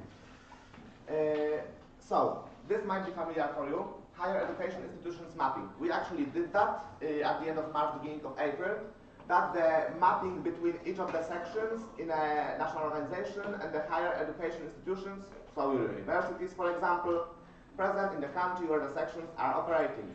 And we already have submitted to ESN International the first version of the mapping. I will in a moment show you when we will be able to update it before the onboarding, but overall the mapping we will be able to update it in case the transition process hasn't started yet. A new section joins the NO, or an old section leaves the NO. So please really consider how your mapping looks like. Obviously, like case by case cases, there will probably be a way to contact ESN International and ask them to change something, but we won't be able to change that, this month this section has this institution, this month this institution. It has to be more kinda semi-permanent. So You have to actually put your mind to it. So when we will be able to update it? Now we submitted the first version. Before the testing, we kinda can again submit the first version, but I do not see a necessity for that. So probably that first submitting before testing will stay at the current mapping that we have, like we'll just submit the same one. And then before the onboarding starts, like between testing and onboarding, we have to submit the final version of the mapping. So like the one that will be confirmed and will be semi-permanent. And the whole process of testing and onboarding is the transition, as mentioned earlier. Sorry, I will go over time. So, there is international differentiates 3 stages of digitalization: stage 0, stage 1, and stage 2. Stage 0 is basically testing plus higher education institutions sections mapping. That is what's happening right now. You already did your mapping, we already submitted that at the beginning of April, like said before. You can, if you are not sure what to submit it, you can always access the file. It's still available to you. You just have to search for that email thread. It has ESN card in brackets. Then there's the stage 1, so onboarding of national organizations and sections. According to timeline provided to us by ESN International, ESN Poland is supposed to start the onboarding process in the next mandate, and we are supposed to be done with it by the end of the year 2028, so by the end of December 2028. What does it mean? That doesn't mean that we have to have all the sections on it by the end of 2028. That means that we have to have our own onboarding plan, and that we have to have our own timeline, and that we have to be self-sustainable when it comes to onboarding more sections, kinda. And then there's the stage 2, so finalizing onboarding of sections, and the national organizations are doing that on their own. So ESN International is supporting national organizations in stage 1, and we should be done with that stage until the end of 2028. There is also defined something like an onboarding cycle. Those are around the months that how it will look like. During the GA, I asked if we can kinda customize it a bit, like 1 month earlier or later, because as we know, in January, February we have exams, so it might move a bit regarding how my consultations with ESN International will go. But basically, the idea is that it will start in September with testing. During the testing, the internal onboarding plan of ESN Poland should be created. So it should be created until the end of November, and will probably be presented to you during NA in December, according to the timeline given. Then we have the final chance to update the mapping before it becomes semi-permanent. Then, after that is done, we are onboarding the first section. And after we are done with that first section, we are onboarding the rest of them, according to the onboarding plan that we defined ourselves. So the first section is being onboarded in ESN Poland. The first section will be onboarded by ESN Poland with the support of ESN International. Other sections will be onboarded by ESN Poland according to onboarding plan that will be defined in the next mandate, if that makes sense. Sean, I will interrupt you for a second. I can see at least 2 people who are sleeping. If you are not interested, please leave the plenaries. Thank you. And I might be on time even. I might overestimate it. So, I have 1 minute. Oh, okay, I will do like 1 minute over time. So, what does it mean for ESN Poland? We will be slowly moving away from the Voyager platform that is administered by the Synpat IT and beginning phasing out physical ESN card deliveries. As you could have noticed, or maybe not, because that was presented on a community. So some of you know that we ordered actually less ESN cards than sections ordered, because we have ESN Poland stock. So basically sections that ordered less than 100 cards right now are getting cards from us, because we need to get rid of our stock as well. And sections that ordered more than 100 cards are getting cards from ESN International. And that is something that will remain. That is our plan, because we need to phase out our internal stock. And we found, like the webshop team found additional 1,000 cards in their basements, so we need to get rid of that.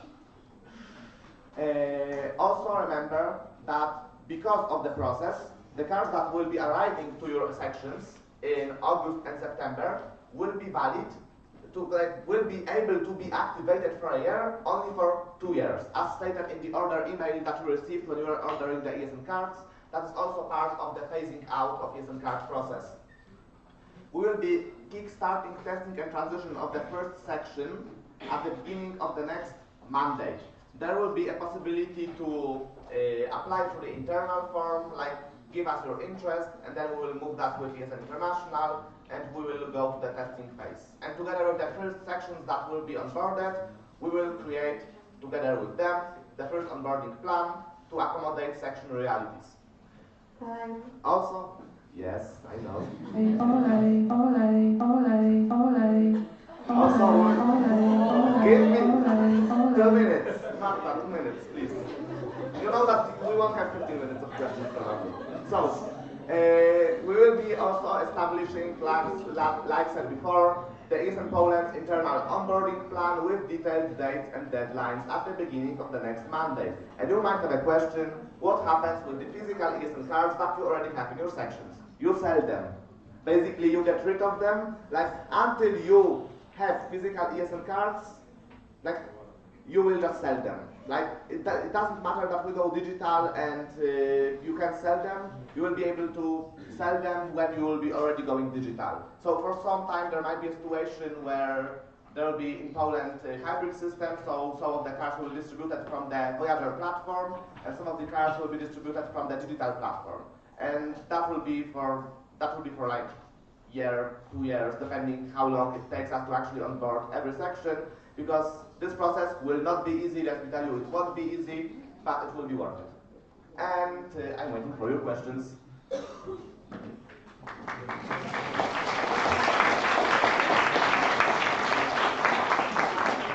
you should have questions. Thank you very much for your presentation. And please tell me that someone else in Cuba has questions.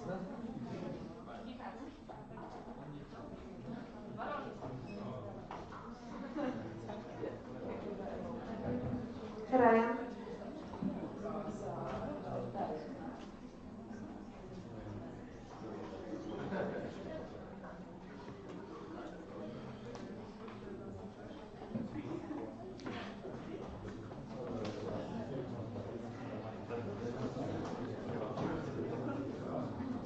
Ryan Oliver, yes, from Wrocław. My question is regarding basically the risk assessment provided by the document you sent us.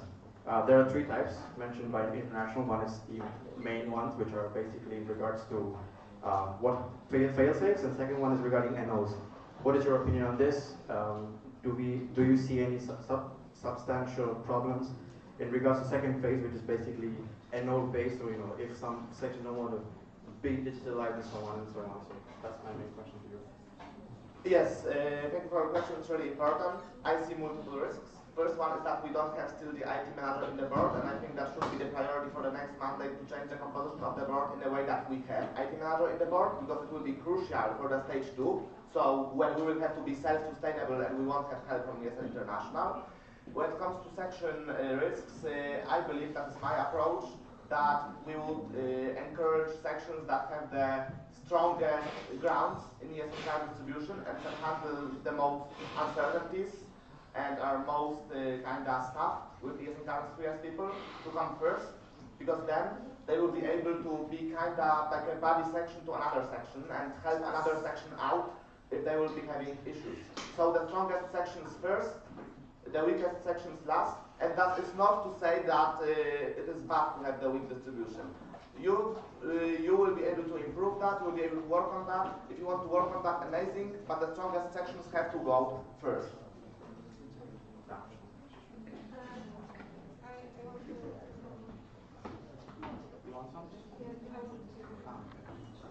First of all, we didn't check the question before Ryan came here because it was the first one, but you didn't fill the question, so please do it, because next time we will not accept questions like that, so please sign up again with the question. And second of all, I don't know, I'm sorry, but I don't know what your name is next to Nekota, but please leave, because I just keep seeing you sleeping. Thank you. Not you, Seba, but the girl next to Nekota. Hello. Hello. So one simple question. Was the order of countries implementing the digital ESM card somehow consulted or just dropped as a bombshell at GA? I mean, it was expected that will be one of the fastest one, but we did not expect that fast. But please remember that this is the document specified on the analysis of the NO capacity.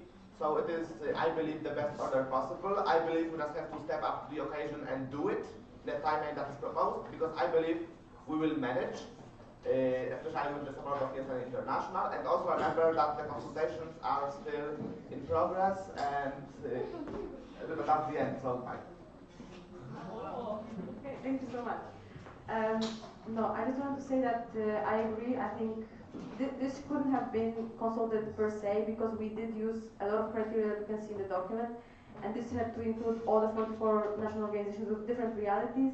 And if we started to consult, everyone would come with their own situations which we have to tackle, but the criteria should be balanced enough so that we can tackle each reality in this sustainable way. So I agree with the criteria. I will have to step up to the occasion. So yes, Alexander Czaporski is and I. My first question is about progress regarding the website. We were together at CEF at the presentation.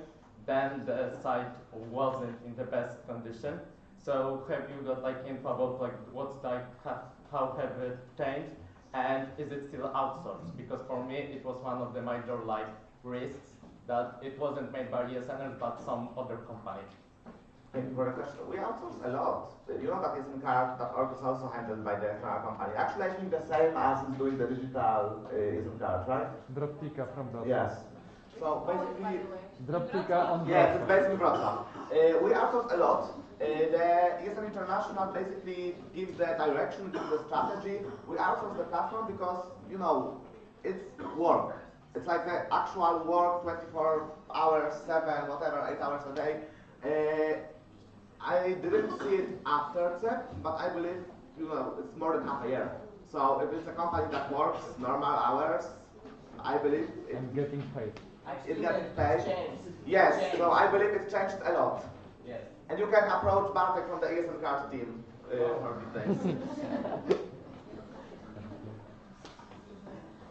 Okay, and one question for me also. How do you evaluate the proposal as yourself and the proposed timeline? Is it feasible for you? Thank you for your question. Like I said, after reading the document, I completely agree with the criteria, and I can see why we are placed in a place where we are placed. And I believe it is doable, but it obviously depends on the attitude of the sections and how actually the testing process between us as in Poland, section, and international will look like. So that depends on how the process will be handled. I believe it's not bad that we are starting now. That's my opinion. It's not bad. If that was completely bad out of question, then I would be outraged and probably ask other questions at the GA. I would like to propose closing the speakers list if there are any objections.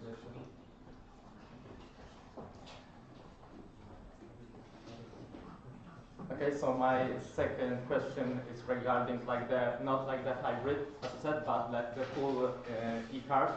So what if like it will malfunction during, for example, checkup at Ryanair? And so do you have any like solution already, or will it be proposed during test phase? Thank you for your question. I don't have an answer for that question because that is the answer to ask ESN International during testing phase.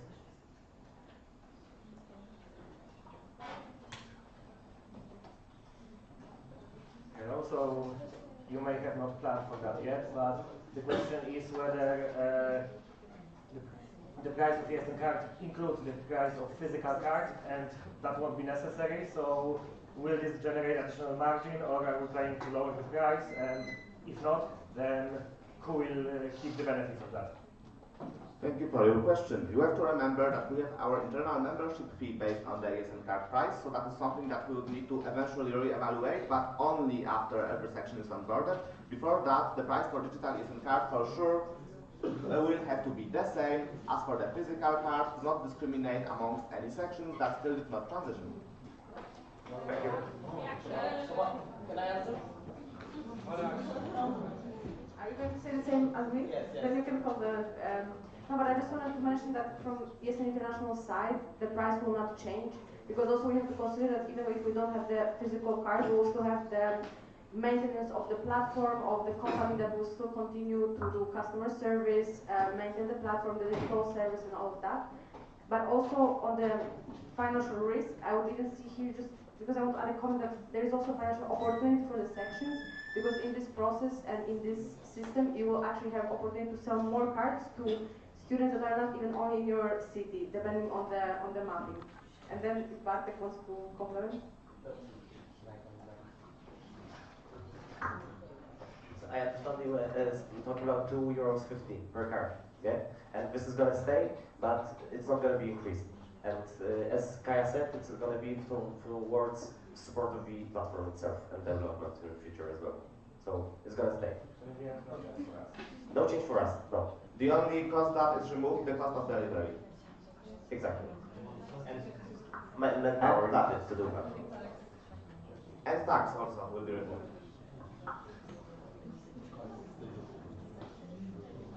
I would like to propose closing the speakers list. Is there any objection? There's no objection, so the speakers list is closed.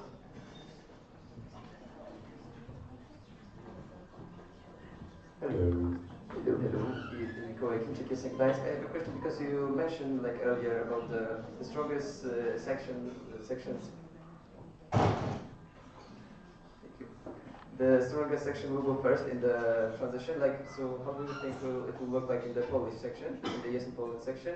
Do you have a plan about which Polish section will go first to the transition with the digitalization? Thank you for the question. We won't force anyone to be the first. We will give you an opportunity to show us that you are interested, and based on how you feel before, because in my opinion it should also include some statistics from you, we will evaluate you as a section, but we won't force anyone. We will choose from the sections that show us interest, that they are interested in being first ones. Thank you.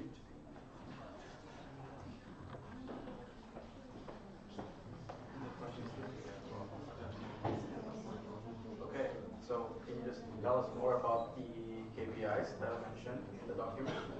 Do we plan to change them? Because some of them are really strict. Yes, one more time, okay. Okay, so can you please tell us more about the KPIs mentioned in the document? They're really strict, and we have a pretty big section with 28, I don't know who's there, who's not. But if we keep them too strict, don't you think it'll like hinder us a lot, especially if some sections are not billing, as mentioned in the table by ESN card team, I think? Thank you for the question. Okay, this will be to everyone as well, so please listen to what I'm going to say. Guys, you know your realities best. So, if you have comments, any comments, suggestions to the document, please submit comments before 3 p.m. Monday, so we can pass it to ESN International after our internal analysis. Please comment the document. You know your realities best. I cannot tell you if that's bad for you, or if that's easy for you, if that's strict for you. You are the local level. It has to come from you up, not from us. We represent you. We don't do decisions for you. We do decisions with consultations with you. Also, remember that ESN card is a membership card. If you do not, there will be no digital cards. Sorry.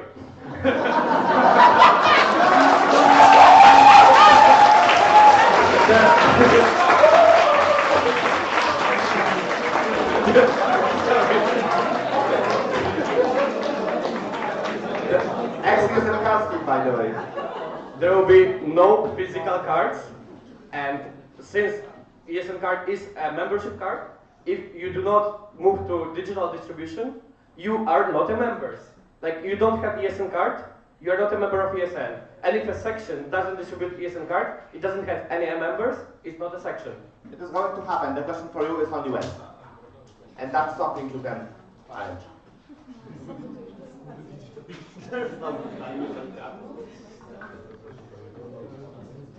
I have a question because you said that if we have these physical cards, still we should sell them. But does it mean that if for the same time some people will have from a same group physical and some digital ESN cards? So, how it's going to go? Basically, kinda yes, but also remember that you should place your ESN card orders for the semester. So, after the semester, you shouldn't really have a humongous stock on your hand. If you have, you're doing something wrong. You should not order for some years ahead because you have money now. You should only order for one semester to make it sustainable, also to make ESN international finances sustainable, so it's predictable how many ESN cards will sections order, because ESN international budget is also based on that. So basically, during the testing process, you should basically already get rid of most of the cards.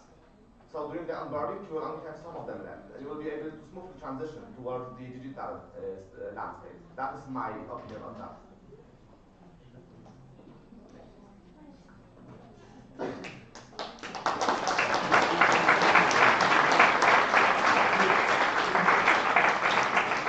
Thank you.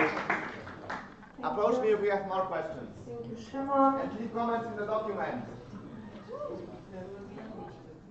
Okay, and now we will have a coffee break, but firstly we would like to propose to extend it to 20 minutes. Is there any objection to the change to the agenda? No objections, and before that, firstly, I wanted to remind you that today we have small sessions, and small sessions are obligatory, so you have to sign up for both blocks. And when it comes to the second block, one representative from each section has to sign up. Local representative, vice local representative, or person with vote delegation, only one per section. So check it, because we have some sections where there is more than one representative. Only one will be allowed, so the rest has to sign up for another sessions, and it was written in the email, so please don't give me that look. And OC announcement now. Okay, so when I told you that there will be no coffee, I didn't think it would be true. No, there will be coffee, no worries. We had some crisis management happening because the coffee machine is in a car that broke, and we are not able to open it. However, to make it smooth for you, we have already prepared coffee. It's lined up, so we can just grab it and go. To make the coffee break smoother. Also tea, we also prefer tea. We have 2 kettles now, they are already hot, so when you go it will be also ready. And also the space is not that huge, we have 130 people, so we would ask you to just wait in line outside of the coffee break room, and if you take your food, if you take your coffee, leave the room. Now, announcement. Hey! One more thing. If you ordered ESN Poland t-shirt, you will be able to claim it during today's breaks. I will be sitting on a table outside. You will be able also to buy ESN Poland t-shirt, but I need first to divide the ordered ones so I don't sell too much. And last announcement, we also have posters of our international guests. Unfortunately, we had no time in agenda to give them time to present, but they created some posters, so if you would like, you can take a look, and of course they're probably open. If you come to them and ask something about what you saw on the poster, they'll be probably happy to talk with you. And sugar cubes.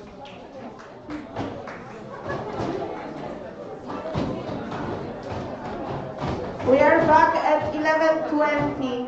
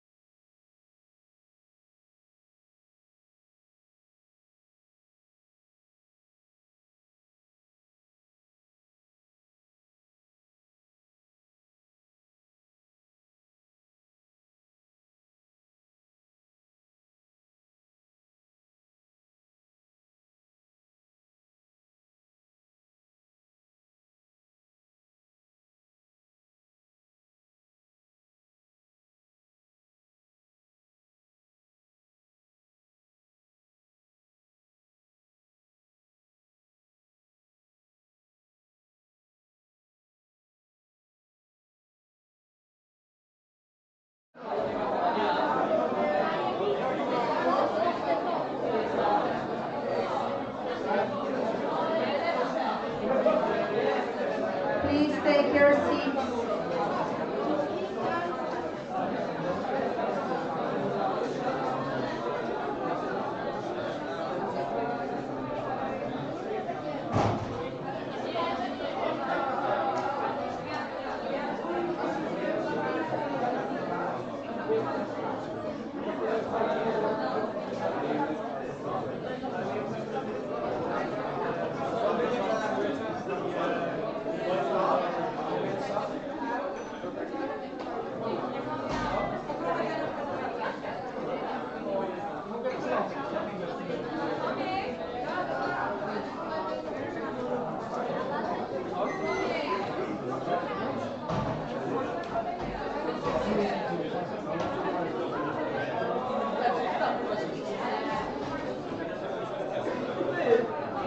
Please take your seats.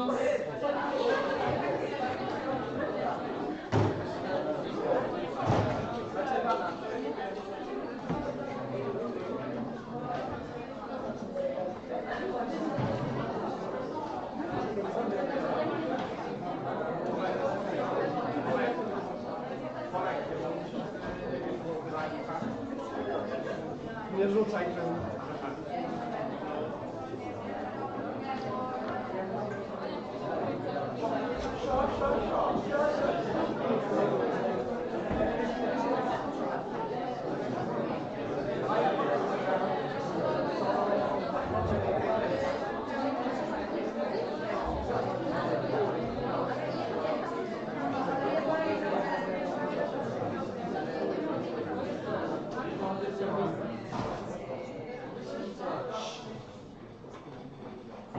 Hi guys. Yes, we are starting and I would like to invite Marta and Tomek. Marta and Tomek to present changes to the local representation structure presentation.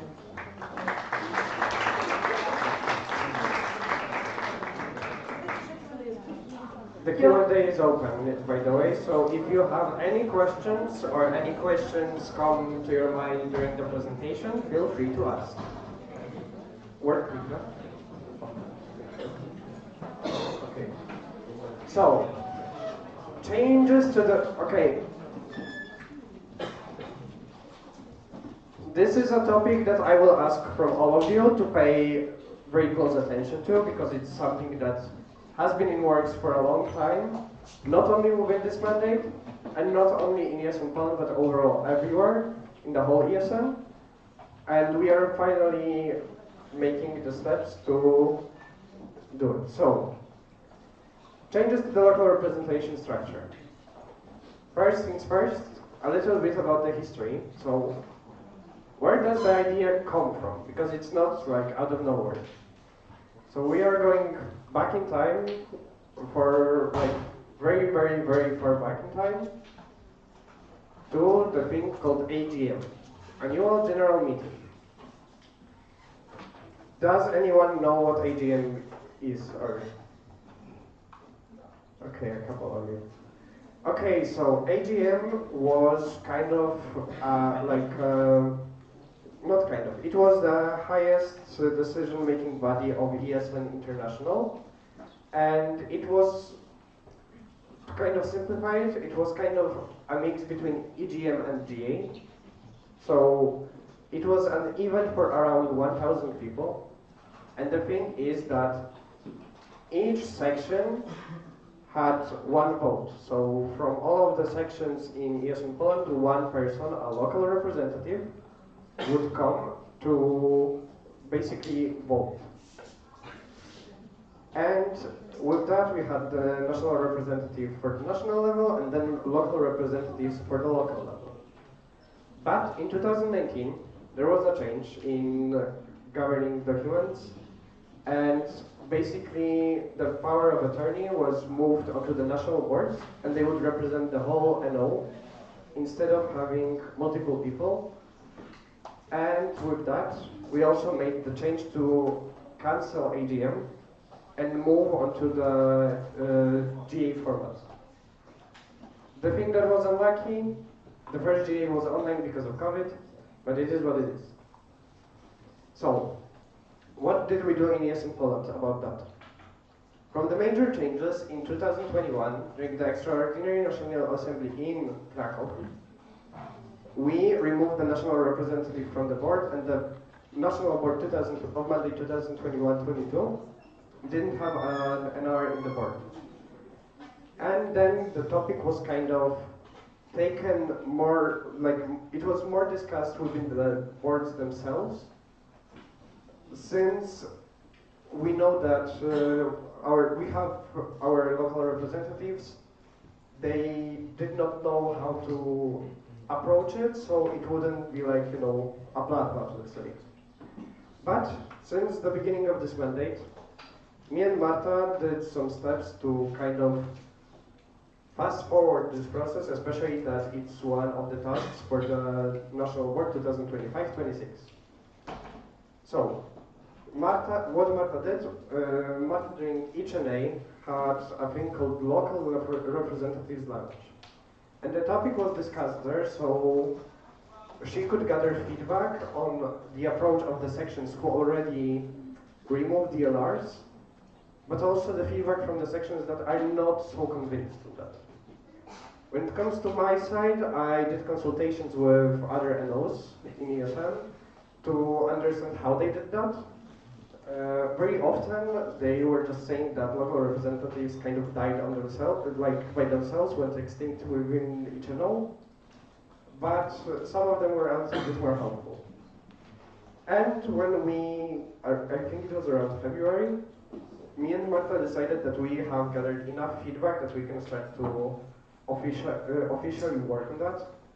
And we located our working groups, and it's a huge shout out to everyone. Everyone from the working group, you can raise your hands so people know you. Like, so yeah. And as a working group, we basically we created the drafts of all of the documents, like the changes to the documents, and now we'll be presenting them. So, first, basically why the local representatives are kind of a problem.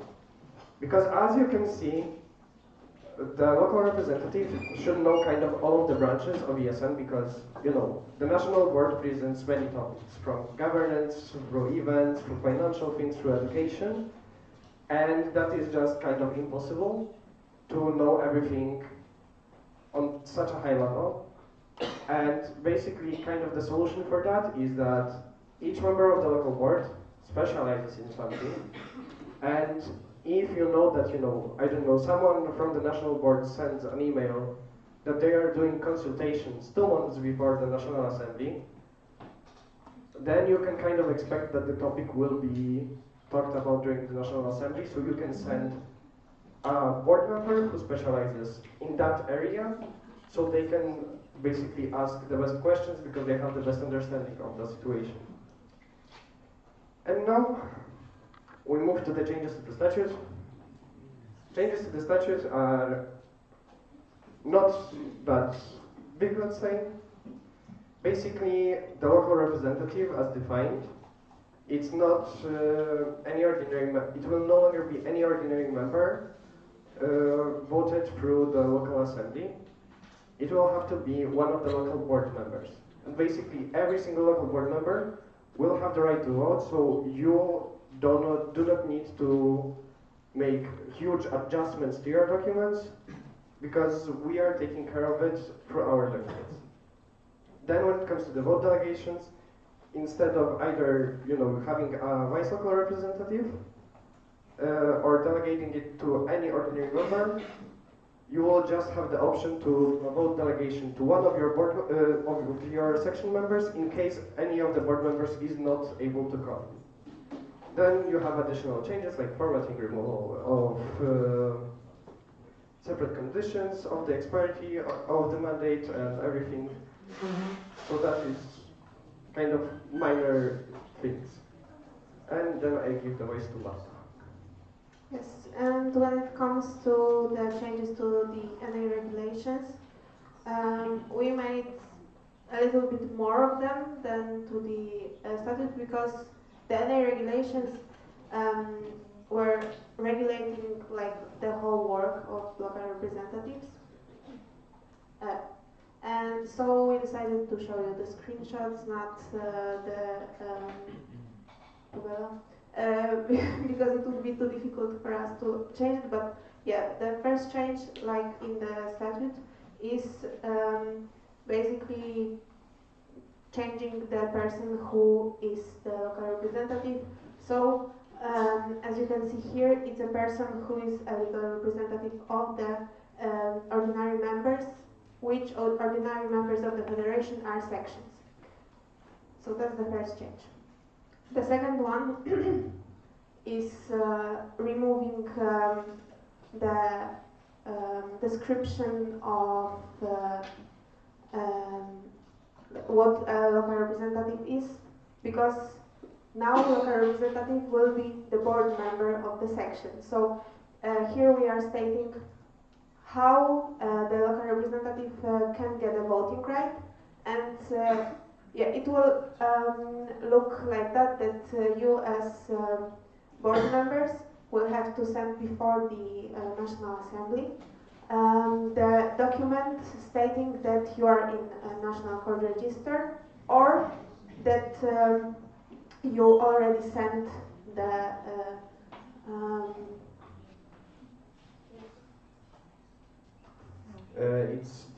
you basically get the extract from the National Court Registry, and it basically says that you submitted the changes, because we know and we understand that sometimes National Court Register is an organ that works very slowly. So we do not want to kind of, take away the voting rights from, I don't know, half of the sections, because the National Court Registry kind of didn't do their job properly. We just want the extract that the changes were submitted to Notion, because we also know that there are sections who basically kind of refuse to update it because it's additional paperwork and they don't want to do it.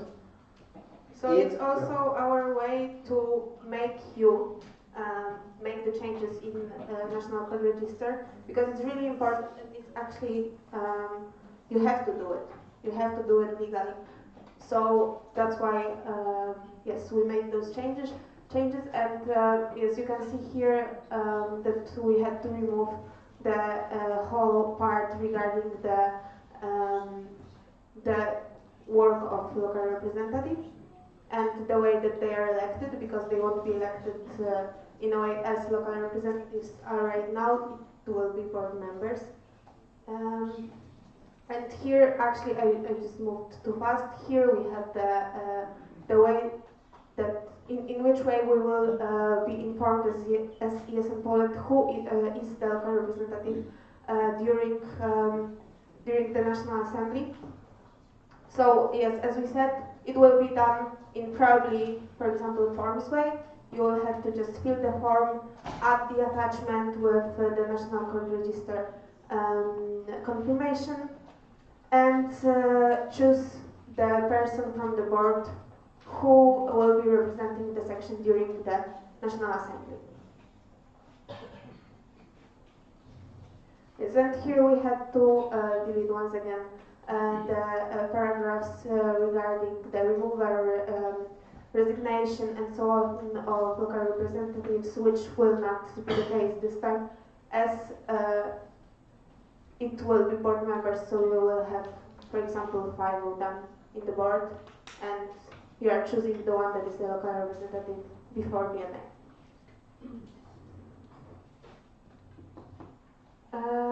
Yes. And what we also added, the power of attorney, so the vote delegation will be done in accordance with, will be given with, in accordance with the agreed method of representation. In most of the sections, as far as we know, it's that you will have to have 2 signs from the board members. So, for example, the president and vice president, or something like that. Basically, in most of the sections, the agreed method of representation, which is stated in the statute, is 2 board members. And the additional change that we will vote on separately is to remove the part regarding the summary of the plenaries and the part of the sentence which includes a summary of each topic discussed, as well as questions and comments related to it. By the way, just to make it known to everyone, this does not mean that we want to remove the access to the question round and will force you to watch to like a 9-hour stream. The thing is that from the NA app, we can extract the questions and basically they extract into a spreadsheet. So basically we can make a basically easier way to kind of filter through the answers. So it's easier to find what you kind of need rather than to scroll through a 120-page document. And that is the main idea, but since this is also a separate vote, if you have any better idea that what we could do instead of that, but like basically we do not want to keep it in the summary, like the report, because the thing is that for the past 2 years we did not have a published report from the Electoral National Assembly, and the issue is basically now a recurring problem.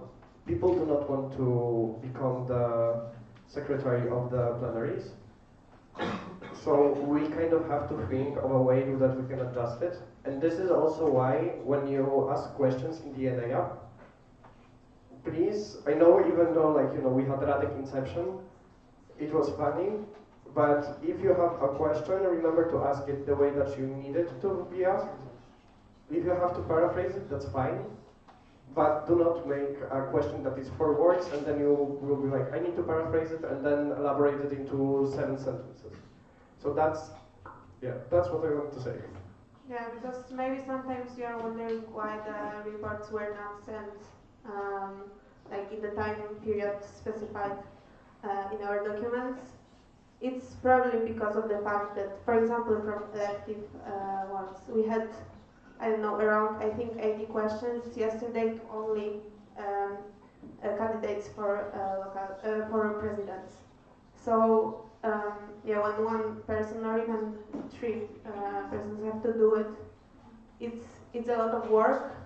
And sometimes, for example, our device stops working, and there's a problem because we don't know how to fill the questions or something like that. And if stream is not working properly because, for example, of the fact that the microphone is taking like the sounds from all over the room, we had problem as well. So that's part of it as well. And yes, that will be all from us. We would like to invite our working group for the Q&A session as well. And yes, thank you very much for your attention. If you have any questions, feel free to ask them.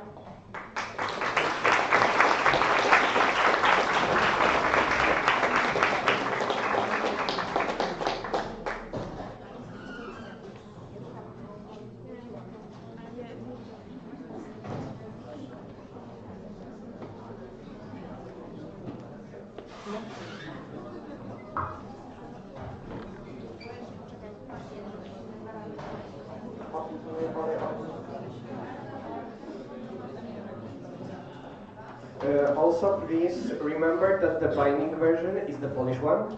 So this is not a vote on Polish and English. We are voting on the Polish one. The English is the translation, so it's as easy to understand and as accessible for non-Polish speakers.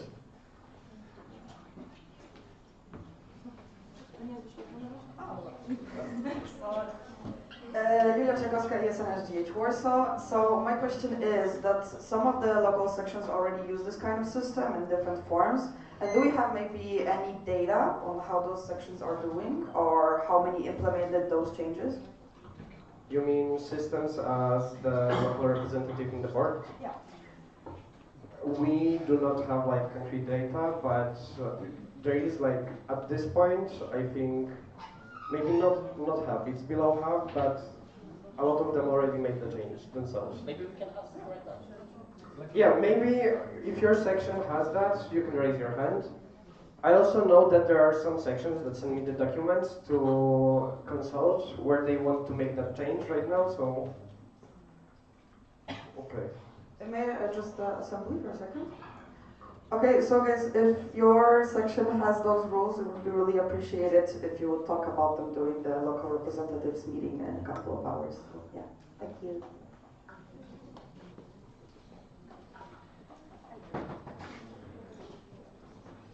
Hi, yes, Maya, Audit Commission. So I have a question regarding the report. Like you said, you would extract the questions from what I understand and send them as a file. So basically we would see the questions, however we would not see the answers without scrolling through the stream, right? So how can we actually know what happened during DNA without going through 9 hours of stream like you mentioned? We can input the answers, but this is like the part of the that we would have to kind of put on the secretary. I did not mention that, and I think I did not mention because I was running out of time, so I was kind of rushing to the end. But the idea is that both the question to which question round and the answer is there.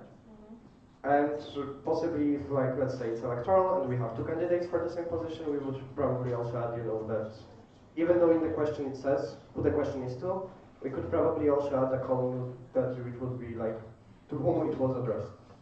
Can I have a comment? So, from what I understand, you do not want to put that much effort on the CT to write all of the answers because of the lack of recording, stream and so on. However, at the same time, you say you will put the answers to the questions. So there is a bit of a contradictory in how you want to make it. So I would suggest to rethink it a bit rather than removing it completely. But this is just my opinion and my comment. Thank you. Yeah, so Alexander Szapolski, SNI.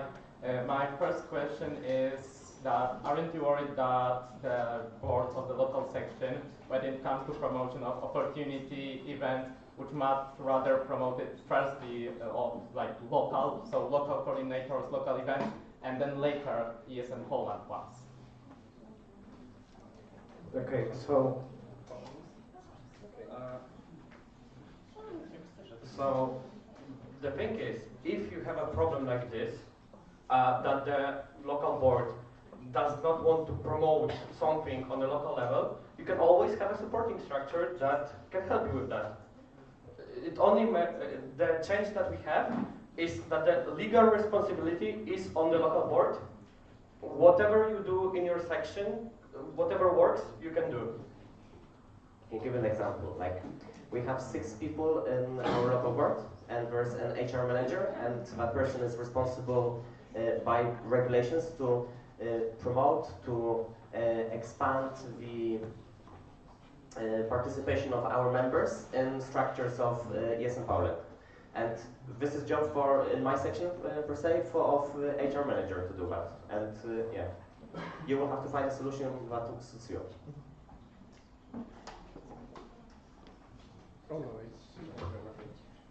Yeah, my second question, to put it shortly, is regarding KRS. So what happens like before like the deadline of sending like the papers, KRS decide to reject. So like for example, our local board has no one in KRS. So do we have like lose the vote because we have no delegation, or what then happens? okay, this is a very highly specific situation, and it would have to align perfectly within the deadlines and everything. So I think the possibility of that is very low, but at the same time I think it would be a discussion that we would have with the with the training team, and because the training team at the end of the day is the one that makes the final call when it comes to the basically everything happening in the plenary room. So I think in that case, if it was like done and rejected, you also get the thing like by the carers what was done wrong, and you have to kind of adjust it. But yeah. Yeah, if you are rejected by KRS, you have to still make once again the registration. So you can't be in the status when you are not in the register and not making the registration. Because when you are rejected, you have to adjust your registration and do it once again. So I don't think that it can happen actually. And a quick clarification: in the proposal that we have, it is stated that you don't need to have approved KRS. You can have a submitted KRS. If they decline it, you have 7 days to submit it again. So this would need to happen that, I don't know, 1 day before the whole delegation, you get rejection. Then you might need to hurry, but it is doable. You just need to submit it. It doesn't need to be approved.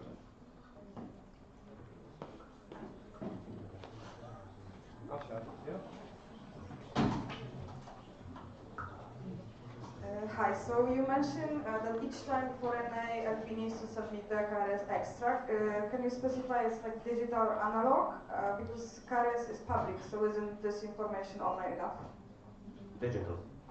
Yes. What form? PDF or PPT?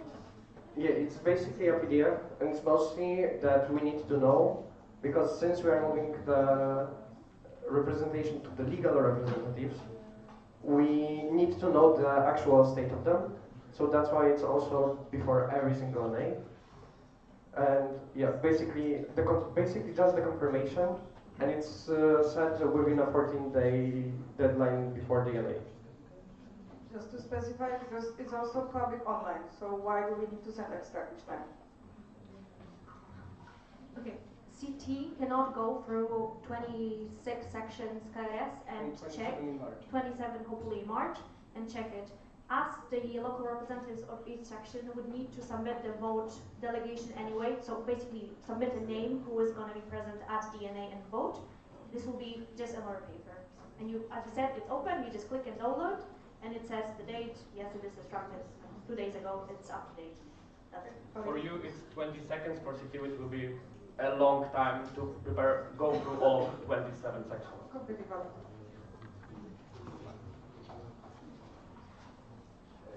Kowicki, SNTB. Don't you think that binding specified lobby, let's say another person going to National Assembly, would cause some financial distress or maybe lack of stability in the knowledge about the network? Let's say goes this specified person and somebody new because the president is not available. Wouldn't that be problematic a bit? Okay, so what we are proposing is not that you will have to make adjustment to your documents and delegate one person who is the representative. It's the whole board. Basically, the person who attends DNA should be teaching the whole section what is happening, so they understand how ES in Poland is operating, what is happening there, and what changes are being made. And that is something that is kind of on the person who attends DNA. When it comes to the knowledge transfer, I believe that, if you went to DNAs and then you have, I don't know, your project manager who will go, you should probably also prepare them just so they don't feel lost and they feel like out of the blue and they will not know what is happening.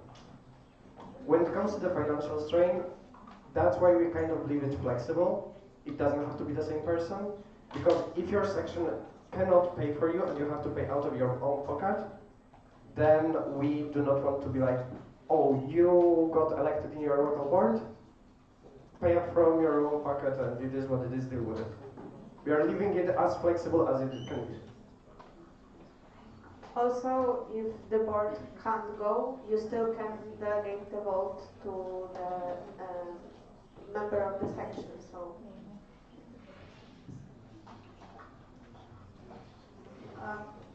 A lot of this change is coming from this positive assumption that local boards will get engaged and they will find time to be involved and read everything. And sorry, but I feel like it's not real, like for now, because the boards can be delegates, they can be engaged. Question is why they don't. Maybe it's workload, maybe there are other reasons. So would you say it's your way to be forcing boards to be more engaged, or you just hope they will be, or they are? I don't think the forcing is a good word. Encouraging, for sure. But for example, we already have that. The treasurers have their own, or treasurers or ESN card managers have their own community where they discuss things. So this is already happening. You don't have LRs on your channels. No, you discuss with the financial people. So this is, let's say, moving it to all the positions that they will be engaged. Presidents are engaged in president's community. So this is only moving a small part of this.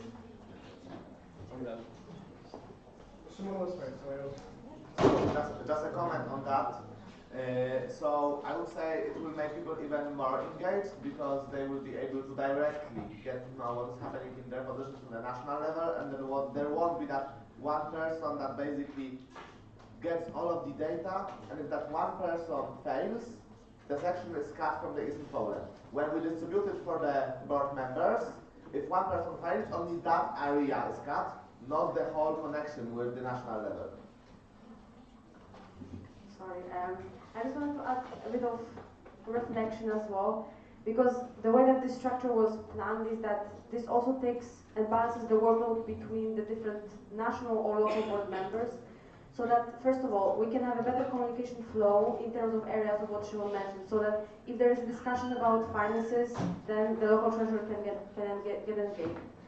And then also, if you are part of a local or a national board, you are expected to be engaged on the local or national level and represent your section, your international students, your volunteers.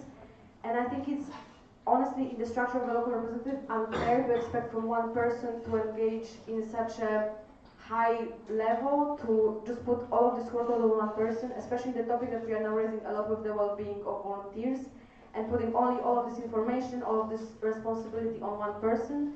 Because I believe that if we are part of ESN, we should not engage only in our area, not only on the local level, but also be part of the network and make sure that we are contributing to the development of ESN Poland, of ESN in general. So I think this also balances the workload and the responsibility across different board members that can also bring more perspectives into the discussion. And I think that's very valuable for the National Assembly and then for ESN as a whole. Okay, thank you. And next is in regards to the second voting. So the extraction you mentioned, you can extract from the NA app all the questions. So why they can just be important to have it all together instead of making people search each time? Like, it just feels like the report will not be complete. I understand this to remove the workload and secretary is super tough position. I understand it should be easier, but since it's easy to extract, why cannot it be done? It's mostly because when we thought of this change, it's more about when we move it to a spreadsheet where you can filter through the answers, you can find it easier and quicker. I know that technically there is like Control F on your keyboards, but the amount of complaints I got when people were trying to look and they couldn't find something in the report is kind of like, it made me basically make a move in that direction, because this is not something that I pulled out of nowhere. This is something that people were telling me about throughout this mandate. Also, from the position of a person that sends the reports to ESN International, we cannot send what we have now to ESN International, so currently the International Affairs Coordinator is writing the second report, which is basically stupid. And also, like, I don't think making a report shorter without, right now we have full transcript of a whole NA. Why don't we just have a summary of the topic? You see the topic that you are interested in, you write this, you check the summary, you get more information from that from the transcript, and then if you want to have more input, you just open the stream. You don't need to watch 9 hours. Skip to the topic that you want. That's it. But you already know the summary. Also, I believe that it is possible to make timestamps for the topics and everything, so that will probably also make it easier. So it's not like, we did not specify it, like how we want to do it, because we are still like kind of considering a lot of options, and we do not want to put 50 different options at once, because we are still trying to value which one would be better. For me, so far, I thought that the Excel would work best, but maybe the timestamps. Yeah, that's it. Yes, and I would like to propose closing the speakers list. Is there any objection? Okay.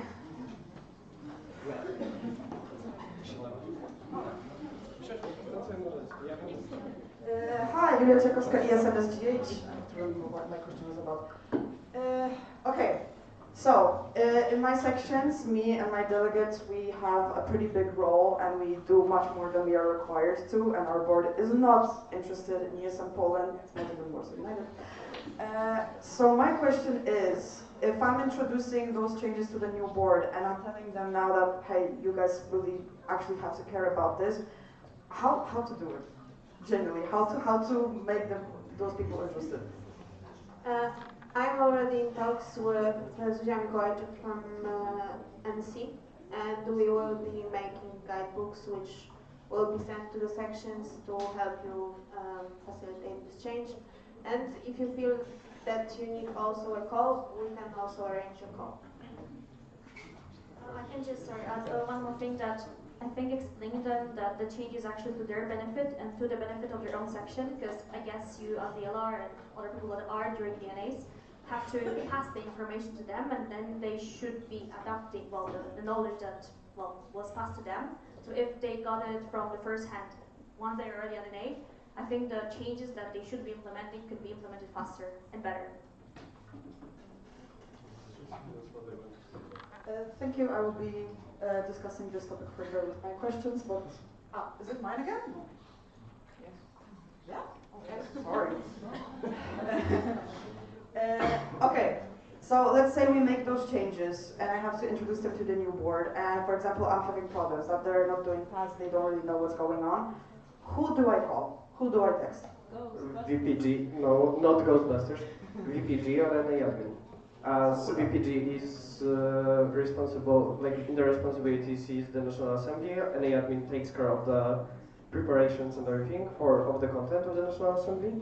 So basically those two people are the ones who you should contact first, because they are responsible for that. And yeah, basically that's it. Okay, if I may ask further, if this change poses a big crisis, let's say, for local sections, that there's a lot of problems, let's say, won't those two people be overloaded with the whole network?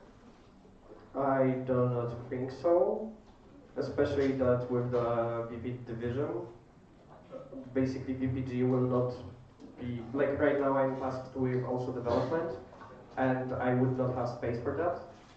So right now basically half of my responsibilities are going to a different person, so I have more time to focus on things like that. I do not think a crisis would arise, but if it would, then we have like time and possibilities to work with that. I have a short, let's say, comment to the first part of the question. I think that you mentioned that LR is responsible for everything is the problem that we want to solve. So this is the core reason. It shouldn't be that the local board doesn't care. Simply like this.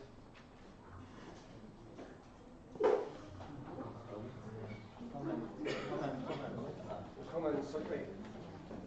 Your głos first. But it's a comment. Oh, okay, sorry. Szymon, national board.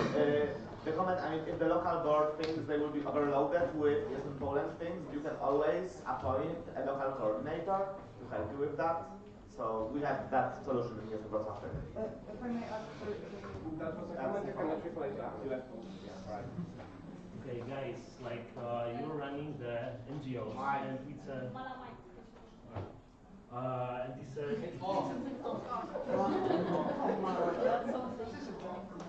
So, okay. Sorry, so basically, when you're running NGOs and you're the president or you are in the board, you have the demo version of running the company. So your board has to be engaged in the national level as well. Guys, if you don't want to be engaged in the national level, what the hell are you doing in the board? Come on! Further comment? Who is that? Yes, Anita. Hi. Okay. So, in Italy, in several sections where the ERAL role was removed, this often resulted in lower active participation of local members in national level discussions and activities, which also then transferred to the international level. In many cases, it increased the distance between the local and national and international, I'd say, levels, as communication became more fragmented. How do you plan to make discussions more effective without having a fixed person in charge? And do you think local boards, considering the workload they already have, will generally engage with the national level or end up acting merely as intermediaries, passing information along? But I think part of the problem in your case is that some sections do have LRs, some don't. And we will introduce it in all sections at the same time. So basically we'll kind of force this to work. Okay, okay, I will just add that we created communities for exactly the reason that there are the monthly calls where not only we are not expecting local boards to be active only during the DNA. That's why we have the communities to be active throughout the whole year. And it's not like the topic of, I don't know, yes and card will just happen here and then it will disappear until the next DNA. It will be brought during the BFC community calls. So I don't think the engagement per se can be low just during DNA, just because we remove the LRs. I think that this is a question of the whole engagement for the whole year, and at least to me, there are enough spaces for people to be engaged.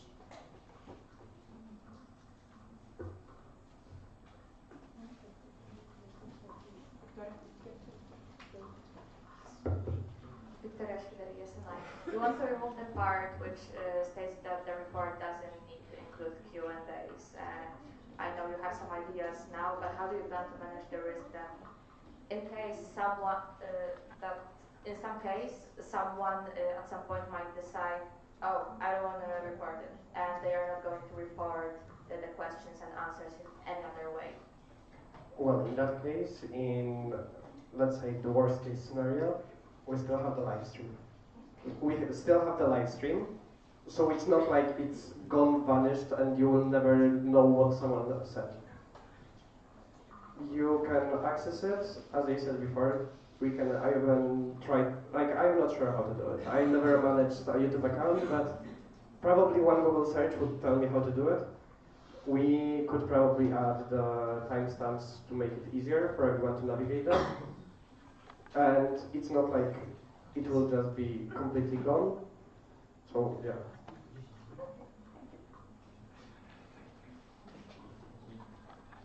Eric Niemczas, SNSGH.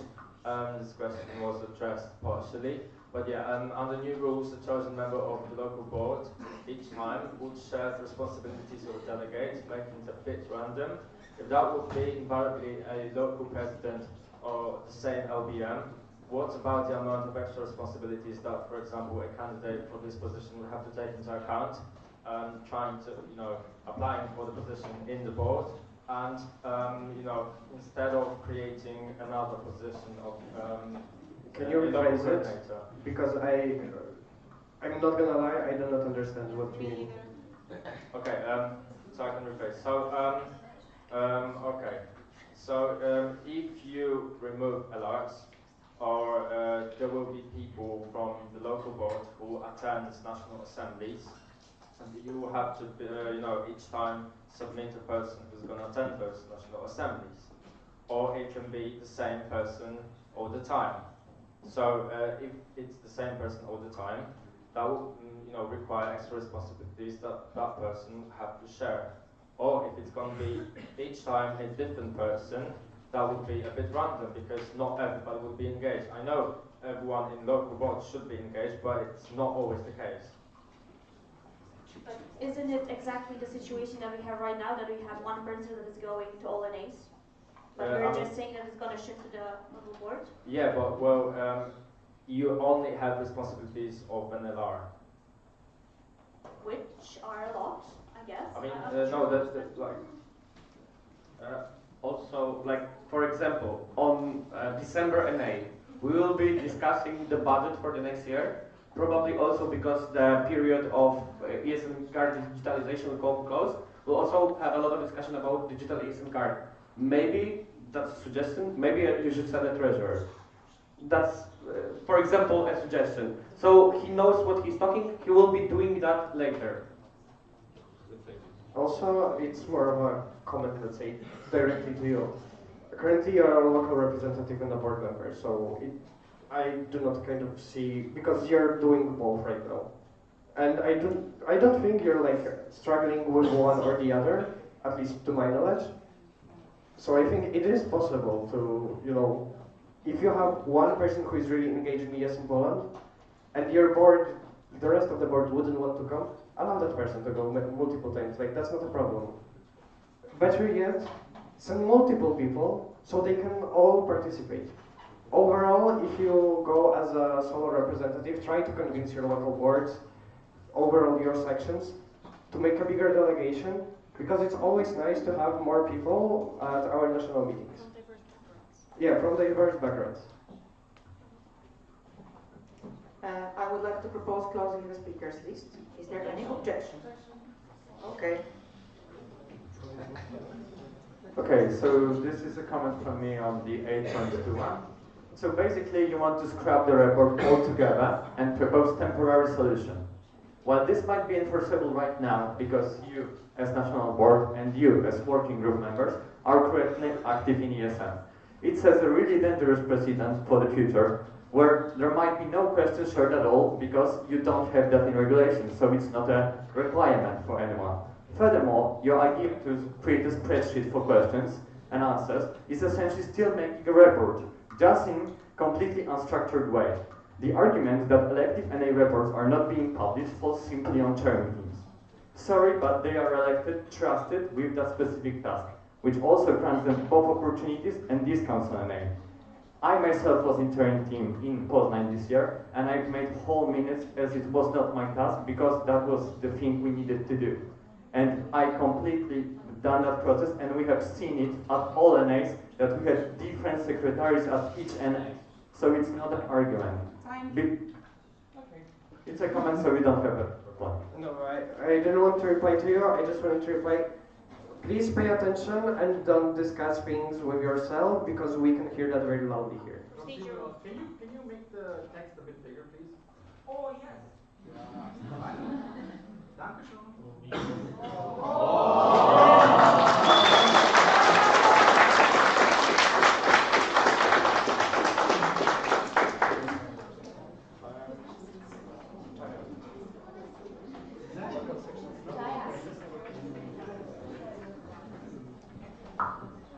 Chaya.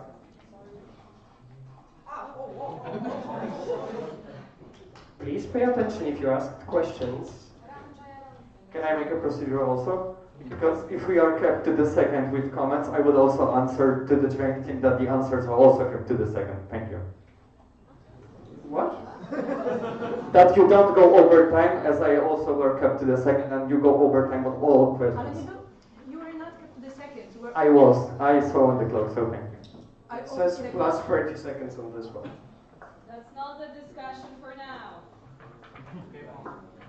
Yeah, so for example, continuing with the topic of local boards and then like staying local and thinking that they only have responsibilities at their university, how do you kind of like make them realize, guys, this is a big thing, you know, like there's a whole network and stuff, and this is not like NZS at one random university. This is like a really not any people not NZS, but you know the national international picture of. Well, the first thing is that we are making, like, we have proposed changes overall to the local boards meeting that will happen next Monday. So it's mostly there, so local boards don't only go there to have like, so they can fix the gaps in the transitional knowledge. It's also about educating them on basically whole ES in Poland, and if this change passes, then how they can and should act in accordance. And yeah, like basically I believe that education in that area is what we kind of need. And we all have to provide spaces so they do not feel like that. At the same time, they are a part of the ESN, ESN like as a brand and everything. If you want to stay local, the question is kind of, do you need to be a part of ESN in that case? Because if you are in the ESN, you do not only represent your local section, you're representing ESN Poland, ESN International, and yeah, you have to make sure that everything is okay at time.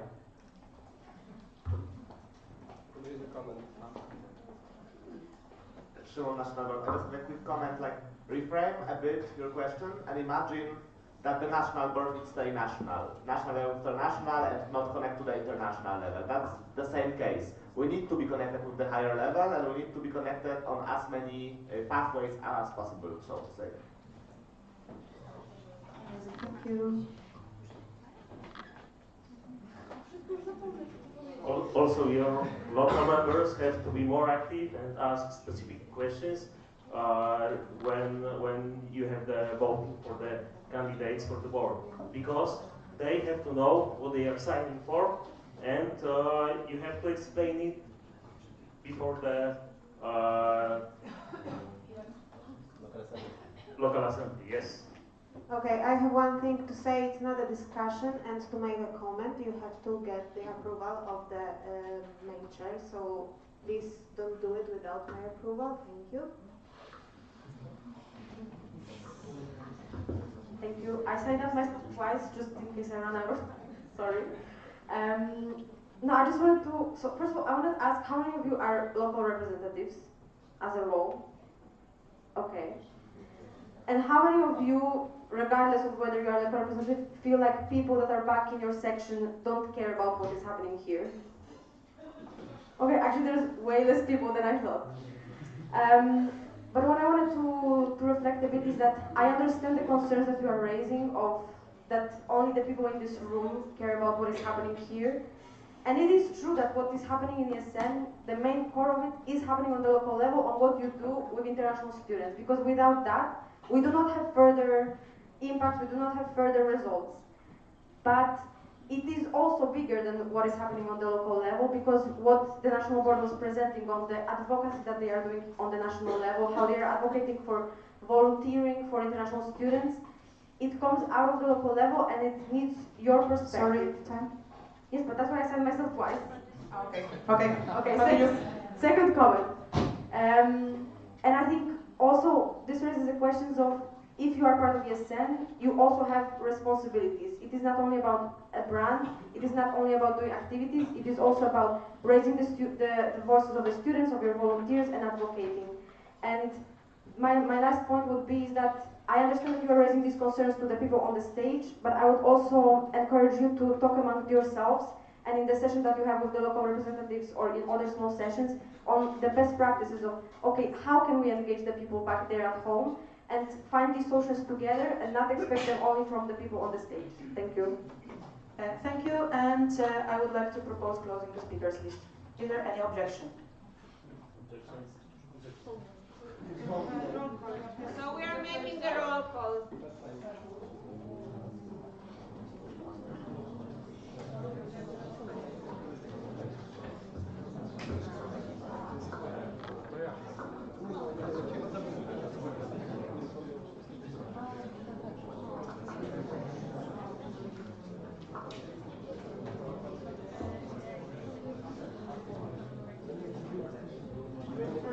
Okay, so the question is, do you approve closing the speakers list? Yes, and as GGW.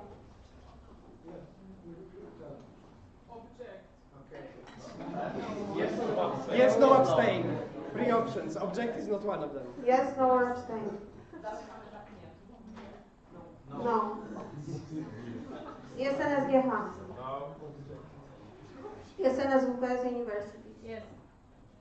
Yes, and Toruń. Yes. Yes, and Łam Poznań. Yes. Yes, and WF.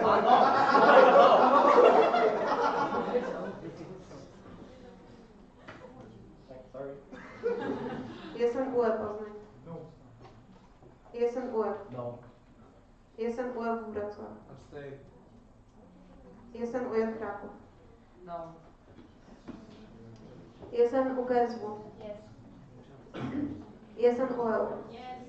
Jest an OMCS? Jest an UŚ Katowice? Jest an UW? Jest an UWB?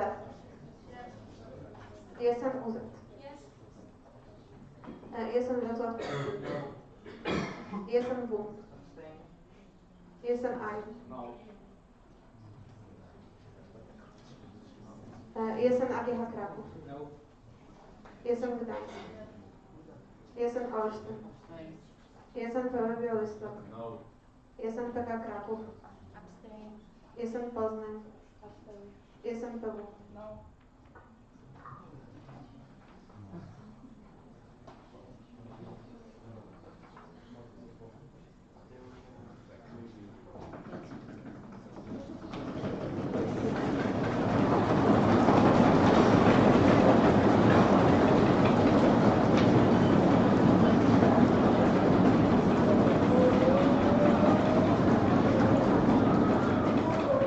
And 11 knows that the speaker's list is not closed.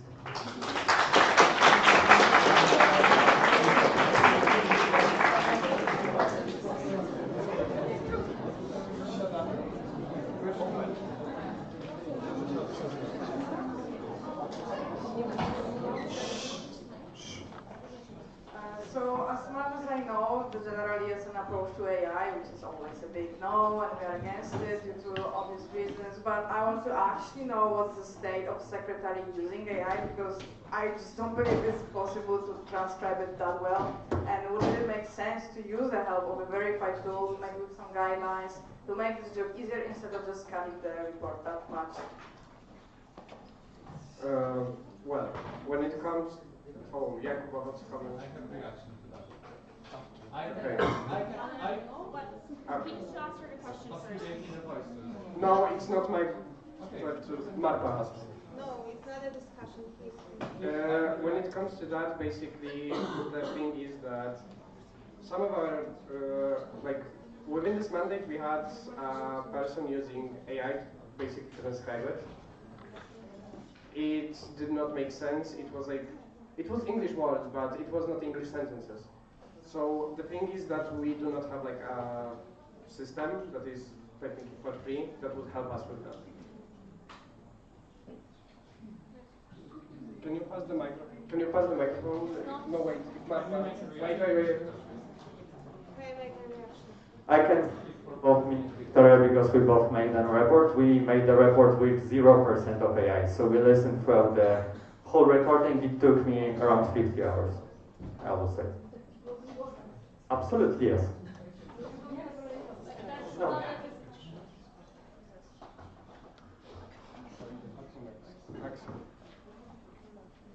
Axel, yes, I'm Stan. So thank you for all your work. From a Swiss perspective, where we still are in our position, I feel that the engagement is quite related to the knowledge of like the OLR, basically during the RNAs. And when we started NR, we had very low engagement, and they put a lot of time and effort to train them, and it increased quite a lot. So with this change, you might need to basically onboard and give the knowledge to way many people. So I was just wondering, how do you feel it will impact the workload of the LMD?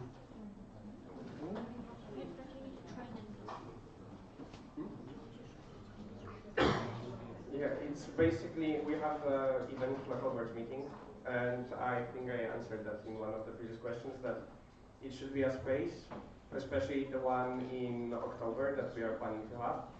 It should be a space to prepare the local boards, because if the change is approved, then we do not want to kind of leave them with just the transition period from the local representative, since it's a huge change for us in Poland, and it will take us definitely time to get used to and how to manage it properly, but I believe that with proper materials and proper preparation beforehand, it's not something that is impossible to do for us.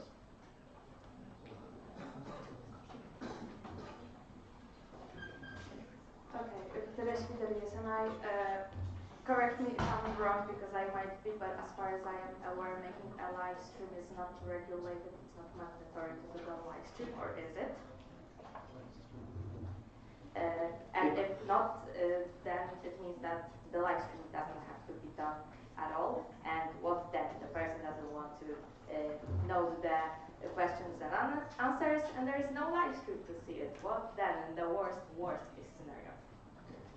It is not noted, and as I said during the presentation, since on Friday we divided the vote, this is also because right now I can tell that this change is not it's not something that you like the way it is, and it will have to change. And I'm not delusional. I'm fully expecting it to not be approved.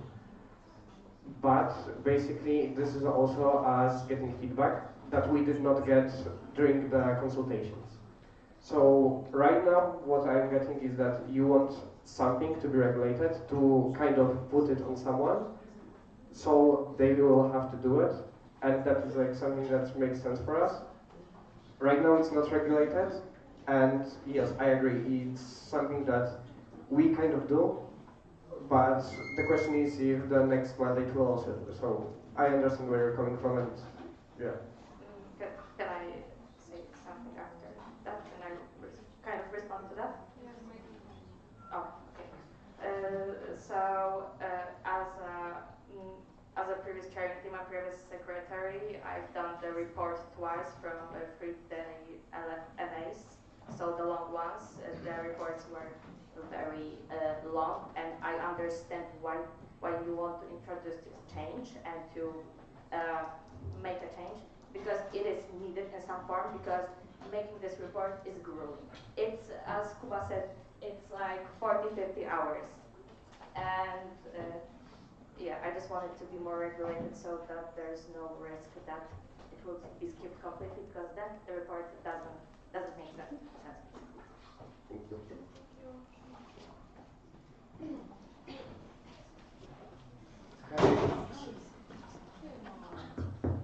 Okay.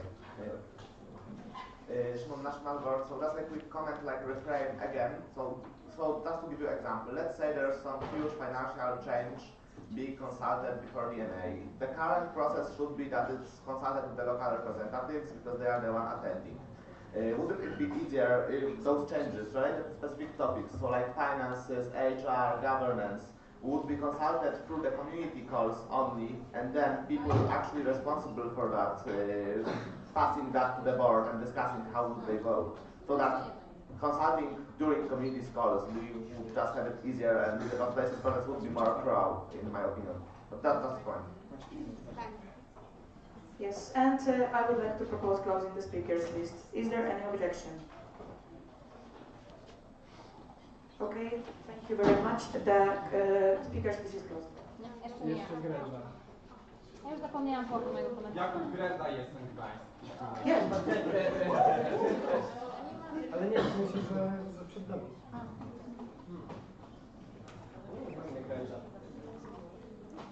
As I said, Jakub Greza jest in Gdańsk. In some institution, it's possible to make a report which is written automatically. Isn't it possible to reach those informations? How are they doing that? For example, reports from Sejm Rzeczypospolitej Polskiej are written automatically, and there are only two persons which control that file. If we are not able to reach those informations, as we know, there are many AI programs which might be able to create that report. Well, we did not look at it from that perspective. As I said, yes, like the previous National Assembly reports were completed. The one from Poznań was, before basically Kuba took care of it, it was completely done with AI, and it was not something that was acceptable in any way. And it would only transcribe, let's say, the first minutes of each question round. Basically, I do not know, maybe we could do a research about that, if that is possible, for an AI that is, we wouldn't have to spend like a ton of money on it, that would help us with that. To be honest with the same, I have no idea how they do it. I thought that they have like those people who, like in the courts where they write on the machine, so. Good idea. Okay, thank you.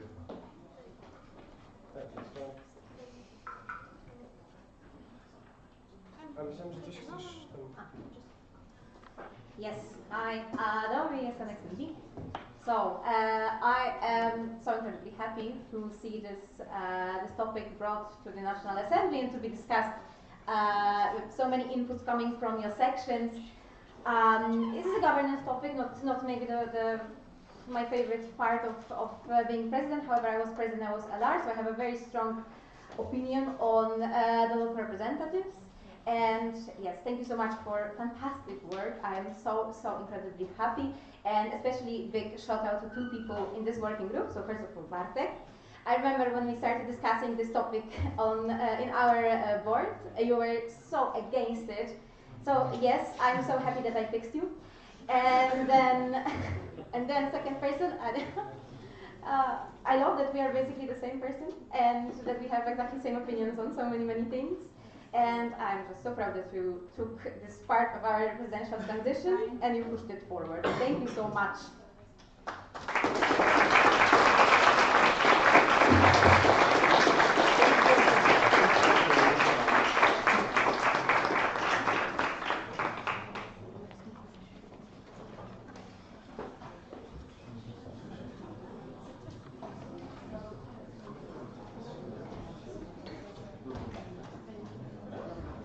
Okay, now we will have the small sessions. You can see in the file with the small sessions what your room is. Can we show it?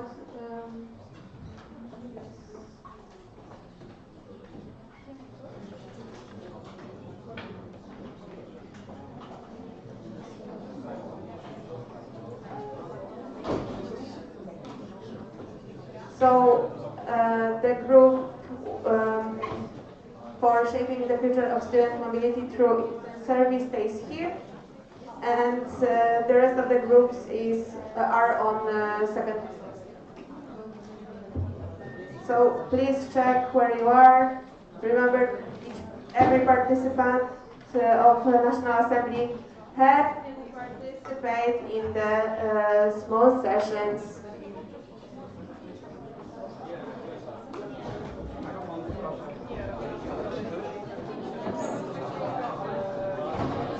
Pay attention to Radek for a second, please. Don't pay attention to me, pay attention to Szymon. Thank you. After the small sessions, during the break, I will ask representatives of ESN Wrocław Tech, ESN Toruń, ESN UW Warsaw, ESN PW Warsaw, and ESN Poznań to come to the shirt selling stand. Thank you. Now off to the small sessions.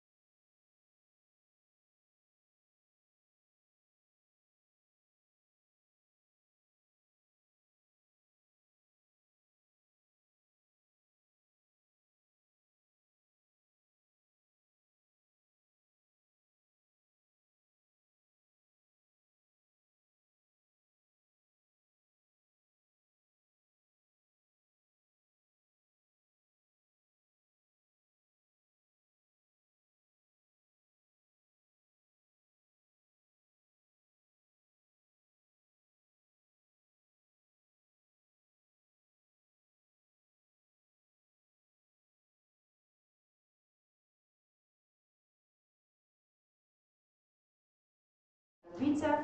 Today we would like to present how our progress has been going, what's more that we can tell you about the idea, so that you can also get ready for what we're trying to propose. So yes, they are presenting this as the project manager with Asia, Kuba, and Radek from the working group. Okay. Yes, so hello, my name is Radek. Click. Oh, thank you, Asia, for clicking. So first, to tell you more about the project itself. What was the reasoning behind? So we thought that Poland is a really nice country, really diverse. We have forests, we have mountains, we have sea, we have lakes, many beautiful areas, but there is no one extraordinary that we will put into national event. Like for example, Finland has cruise from Helsinki to Stockholm. But we thought at the same time that it would be nice to connect all those places. That's why we found out this idea for national event about hitchhiking race from first edition from Wrocław to our seaside. It will enable us to discover Poland, and it's beautiful, and also I think hitchhiking is quite a culturally Polish thing.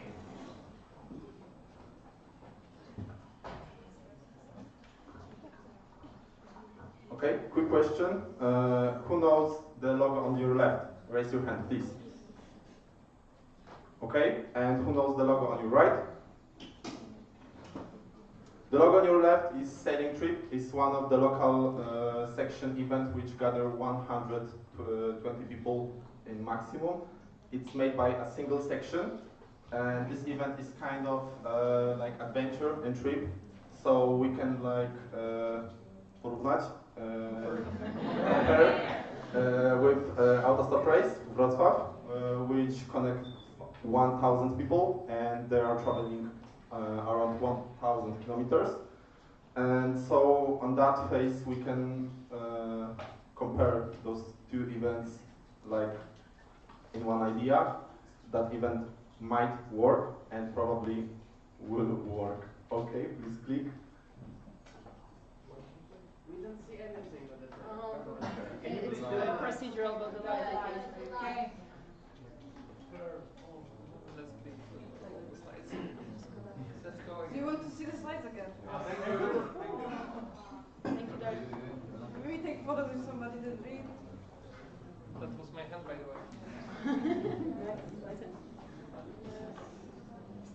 And But they still saw the logos. so we thought we will try to show, because probably many of you have never ever attended an event like that, and it's fine, and you may probably not know what it's all about, so we thought to show you 2-minute video from an actual event like that, but we don't know if the voice will work, so let's just try. If not, then maybe we can just show you a few pictures so that you can imagine the atmosphere of such event. This one is from the one I actually personally attended a few years back. In Poznan, it's the same size as ASR. I was going to Czarnogóra, there is no voice, so I can be speaking over. So this is the phase one that Radek will tell you about a bit later, so which we would also do. So it's a nice start where you gather all the participants. We have check-in, we give out the welcome bags.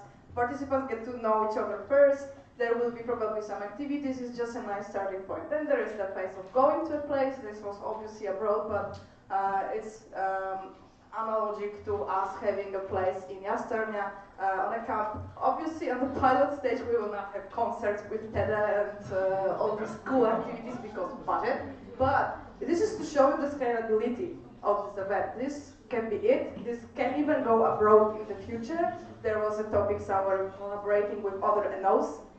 This is very scalable project, and it can be very fun, and it can be inclusive also, again, for the people that do not want to travel by hitchhiking. I think we can move. Not, oh, okay, not to waste time.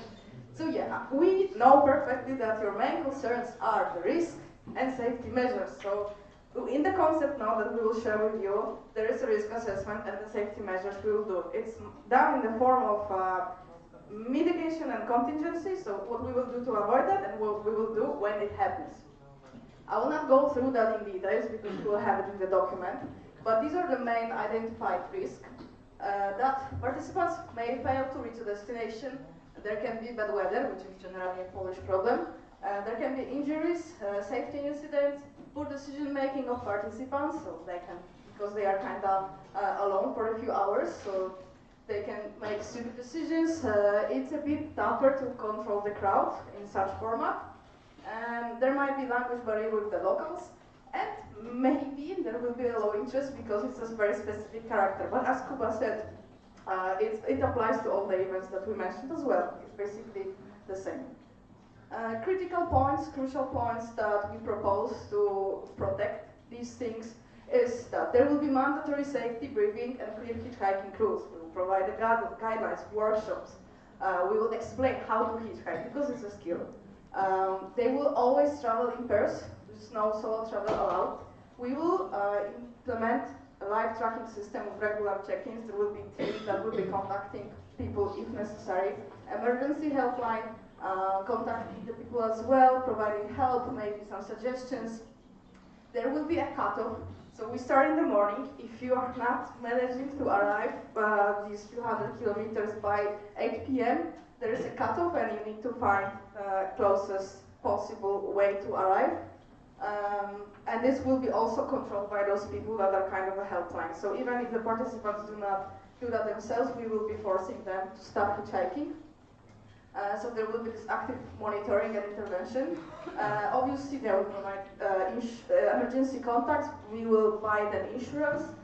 There will be obviously also a regulation with all the responsibility not given to ESN for obvious reasons. Clear emergency escalation, so what to do if something happens, which is very rare.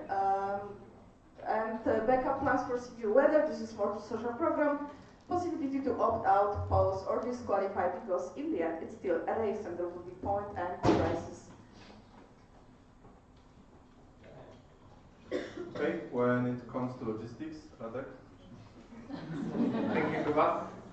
So as Asia mentioned, there are three phases of hitchhiking race. The first one is starting point, so we'll gather all the participants, we'll have some fun all together. At first edition it will be something just to gather, and the next edition it can be scaled up, which Asia also mentioned that the event has huge scalability for the next years if it goes successfully.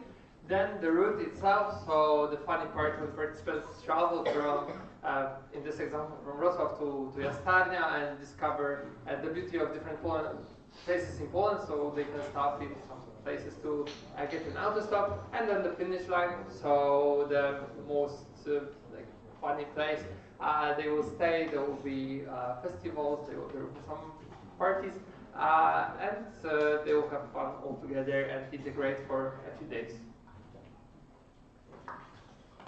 Quickly, because we have 2 minutes. So why Jastarnia? As we mentioned that we have many places in Poland which are available, but we don't have like one. Like for example, in Spain is Ibiza. So we choose the place which might be at the Polish Sea. We check many places where we can make that event possible.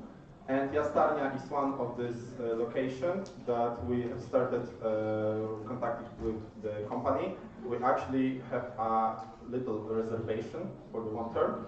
And a local cooperation, one of the sections have cooperation with the Molosurf. It's the company which offers sailing on the windsurfing, kitesurfing, etc. in the good prices. And it's vibe of the Jastarnia, who know people who have been there, they know that. Okay? Big.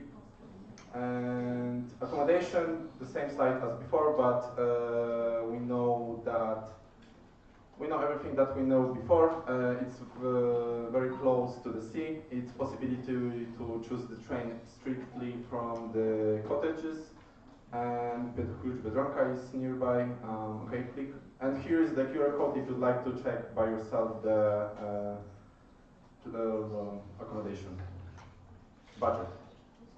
Yes, I will try to be quick. So we started the budget. We have the initial budget. Obviously, it will be adjusted. This was the first conservative scenario, which we believe is a super safety net, and we want to decrease this price. So this is assuming 120 people only go. We have two types of a ticket, which is full open sales ESN card price. That includes accommodation, insurance, welcome pack, some snacks, and the main program. On top, you can buy food. You can buy the return ticket to Gdańsk, from Gdańsk you can easily go basically anywhere. Some additional activities like surfing. But this price doesn't look too good. So if we increase the breaking point, because the safety is for the breaking point, so the minimum, so that we don't have a loss. If we increase it to 150 people, it's already better, 20, 30 zlotys. So it's meaning like, the more we risk a bit, like assuming how many people will go, the more we can decrease the fee. But we also already started negotiation. This is what we got for now, 10% discount. There is still more room to be negotiating. So we will be trying as much as we can to lower the fee. For now it's 500 zloty full price, 420 ESN card, and food is around 126 zloty for 4 meals, which we think is pretty good deal. So minimum 120 to 150, goal 250, maximum venue capacity is 350. Again, it's a pilot, we want to scale it, but we need to assess the interest, which we will do even before organizing the pilot. So we will still assess to better budget and decide on the fee. We do not have much time, so I will not get much in detail the OC structure, but we thought about it already, like we included in the concept note that will be sent to you. So there's people who will be taking care of that. The finances, there's not a financial position separately, as it would be under the head of OC and vice head for logistics. They will take care of that aspect. And yeah, but there's also a safety coordinator taking care of all the safety aspects, program, FR, HR, communication, and IT. And when it comes to the timeline, how we would implement this, so we want to submit it for voting at the extraordinary NA if it happens in June this year, but we also would like to invite you to a trial run that might happen in June if there's people interested, which would be just a one-day event, and you as listeners could take part and just see how it goes if you like it, which we would obviously like to do before the extraordinary NA, so if it's possible we will see, but that's our idea. It will be very fast decision, let's say, but well, it's June, so it's a nice month. Then we would like to have a national coordinator and the OC elected on the 1st of July. Preparations, and the initial date we're proposing is the 23rd to 25th of April 2027. And yes, that is basically I think it from us. Thank you guys very much.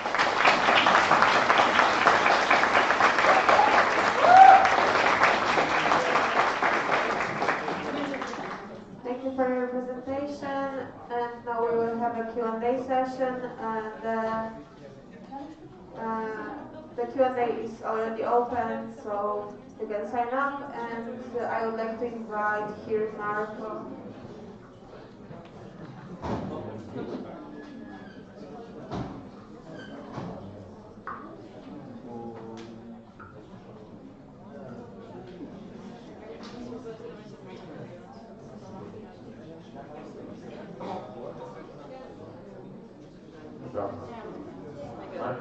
National guest. Okay. I have a scenario to talk about risk management. An Erasmus, we don't hope, but an Erasmus has a severe damage and or an awkward situation. How do you think this will impact the damage? How do you think will be the damage and impact on ESM Pola and in general ESM brand, considering the particular concept of the event? Yes, as we mentioned, we want to implement a lot of safety measures, and it's the first thing we're taking into consideration. Of course, you cannot foresee everything, so a situation like this can happen. But I think it can also arise in many different events we're doing, like National Erasmus Games, someone can get like badly injured. In a sailing trip, someone can just drown or something. I don't wish that on anyone, but it can happen. So I think implementing as much safety measures as we can is the best thing we can do. I think it's worth a try to see how this event goes, even on a lower scale, than just abandon the idea altogether because of like risk factors. I think it's better to mitigate them and find strategies to make the event safe, rather than just abandon it. And also, it might be actually a good thing for our reputation, because we are all trying to connect Erasmus people with local communities, which is not so easy. By hitchhiking, you meet basically 95% Polish people. They will get to know Erasmus. They will say, hey, they are actually nice kids. It's fine. They will talk on the way. It's actually really into the topic of merging the communities. So it will rather work beneficial.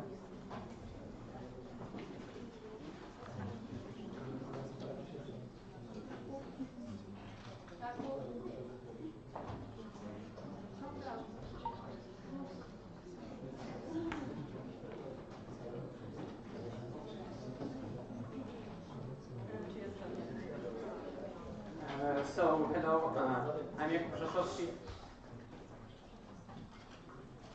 Okay, so I'm Jakub Rzeszowski from Wrocław, and my question is like, should the event be continued?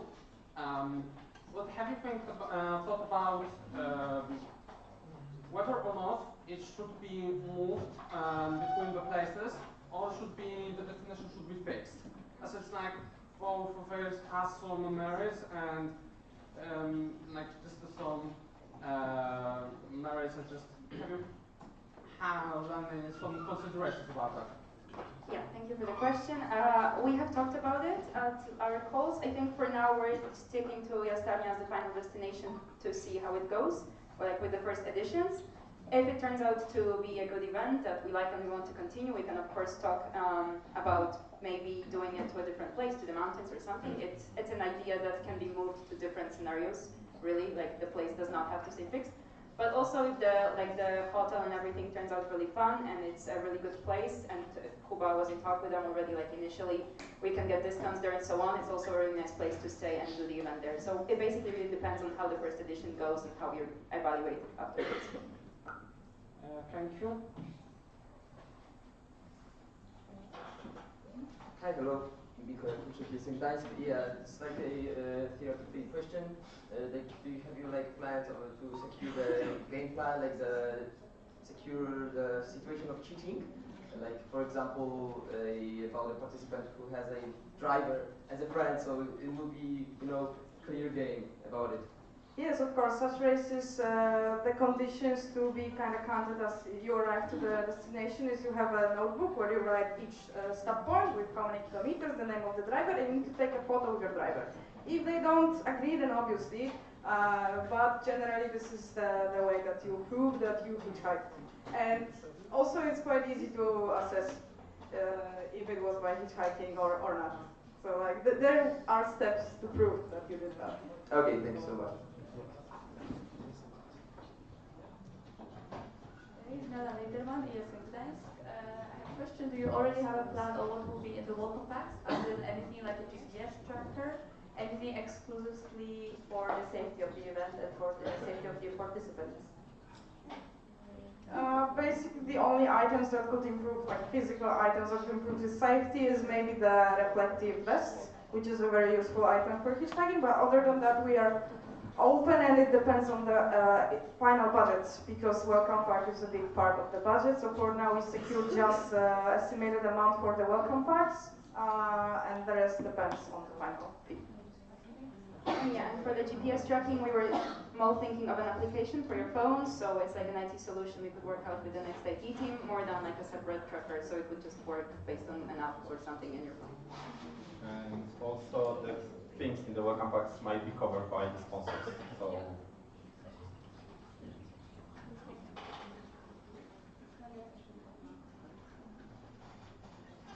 Okay, Agatha, you a little covered what I was going to ask, but do you plan to implement a separate app for live tracking of the participants, or maybe you found the app that already does that and we can use? If a separate app in your mind goal will be implemented? Yes, it will have to depend very much on the work with the next IT team, and like we will have a call all together, the OC of the event, the coordinator, and the next IT team will have the call and discuss the options. As probably there are some tools that can already be used, but we would again have to check the safety, like if there's no like data breach risk or anything like that, as it's sharing your live location. So we would have to figure still that out, but I think there's many options. Yes, there is plenty apps like that. I was using some myself because my mom always likes to see when I'm hitchhiking, and we were doing that also with friends to see who is faster, for example. So these apps have check-in option already. You can message each other. You can like check-in sends a message to, for example, your emergency contact, or in this case, our emergency line. It's just one button, and it's in your phone, and there is a big know-how already. In the beginning, I don't think it's valuable to make an app on our own because they exist. Maybe in the future, if the event really grows big. Thank you.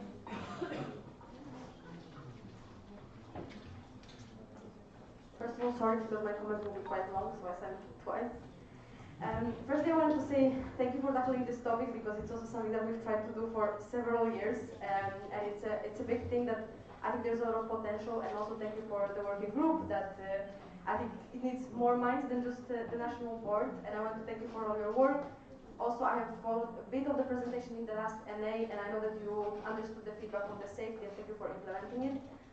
But I have to say that for me, it is not enough, and I have a lot of concerns that I just wanted to raise. So for me, I think in this type of an event, the safety risk that you are mentioning and that we can see in this event is nothing that can compensate for the amount of fun or the impact that we can have in this event. For me, the national event should be something that is special and unique to Poland, to show the traditions, the culture, and bring students together.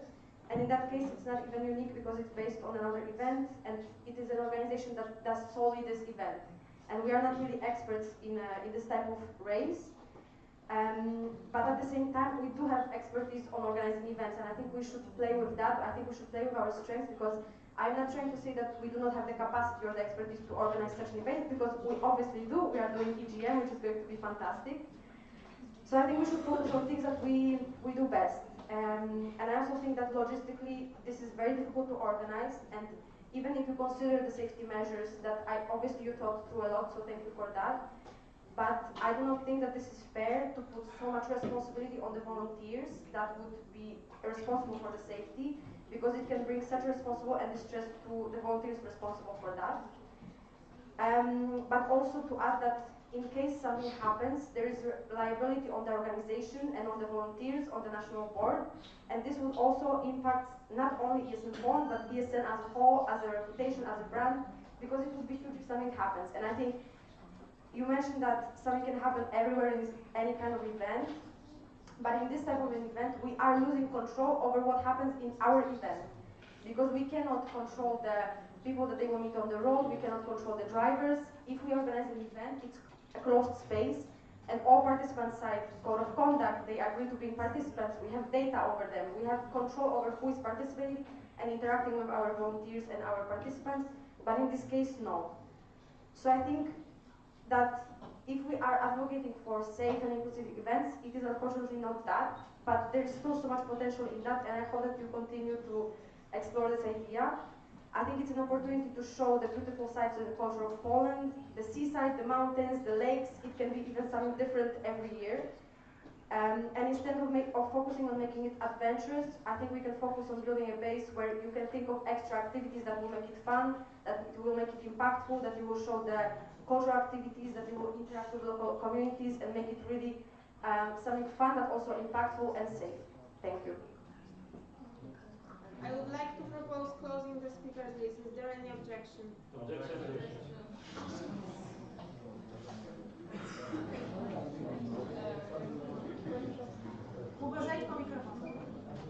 Thank you.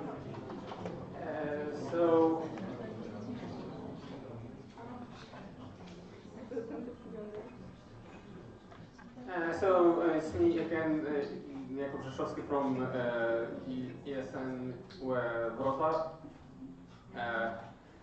So it's just I wanted to ask a question regarding the personal staff which is supposed to control the participants, and it's like the problem being is that it's not really possible to have all of the staff to monitor all of the participants all the time. This is what solutions which could be reasonable have been thought. I'm not sure I'm understanding the question. Could you repeat the part of the question? Okay, so I was asking that how do you ensure the safety of all participants during the course of the event? It would be very impractical to supervise participants at all times. What reasonable solutions have you proposed to mitigate risks? Okay. So as Asha mentioned, we will send you a whole file with a whole table of all the risks and mitigation strategies that we see, solutions, and so on. So in the presentation, we only mentioned some of them. We do believe the tracking system could help, as it would be an app or something where they can just contact us. We don't have to check where they are all the time, but if they need help, they can contact us. But yeah, again, like the whole table of risks and everything will be sent out to you on the mails when we submit. And we know that liability is a big thing, but generally in such events, the event itself is what happens at the finish line. So basically, it's like an event where we don't provide transport. You can kind of call it this way. And the health and safety on the way is like, you can use it, but it's not like we are responsible, because we are not, because it's not possible. But again, it's we are trying and providing the help, but in the end, it's just impossible for every event to do that. So it would be rather as like, we are here if you need anything. Marek Nadalowski. Considering the period chosen and the EGM the week before, how do you think this will impact the event organization? Thank you for the question, Marco. Like, we already discussed it as the last name, but of course we're in there, so again. Of course, organizing EGM will be a huge strain for the whole national organization, but as already mentioned by all the candidates yesterday, it's not the national board or the national coordinators who organize EGM, it's the OC. We will be supporting them, but they will not be the people organizing the national event. We will have a national coordinator and the OC of the national event taking care of that, and the OC of EGM taking care of EGM. Of course, it will be a big strain for the NO, and it will be tough to do a week before, like after. We are aware of that, but still, it's a completely different target, so I still believe we do need a national event for Erasmus students who would participate and not just organize a very big event for ESNers mostly, and just abandon the idea of the national event. Because as Kaya mentioned, we've been trying to do this for many years, and just postponing it by another year just because we're doing EGM will just be, I think, detrimental to the organization.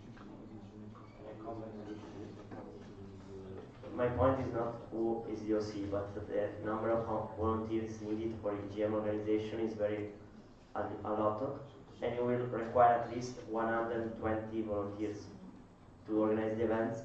And of course, the week after you have the biggest events, it will be really impacting the event. Just keep in consideration, and if you can postpone for another week, having a different period will be better for you as organization. This is my feedback since I organized through AGM.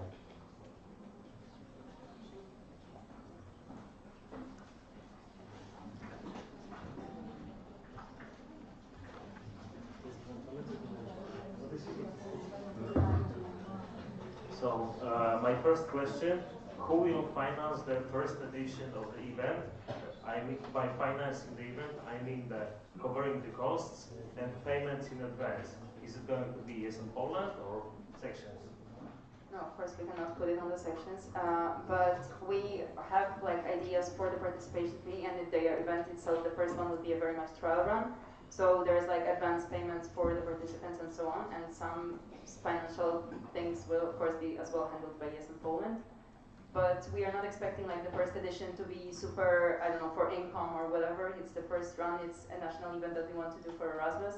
So it will be just covered by the participants. Can I make a comment? So what if the event is not going to sell out? What then? I cannot comment.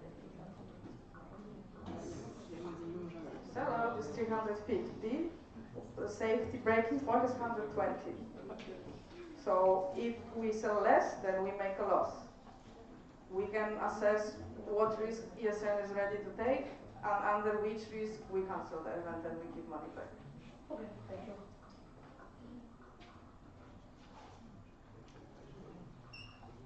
Actually, Samson, so very nice idea and original, and I'm glad to see that you already put a lot of measures for safety.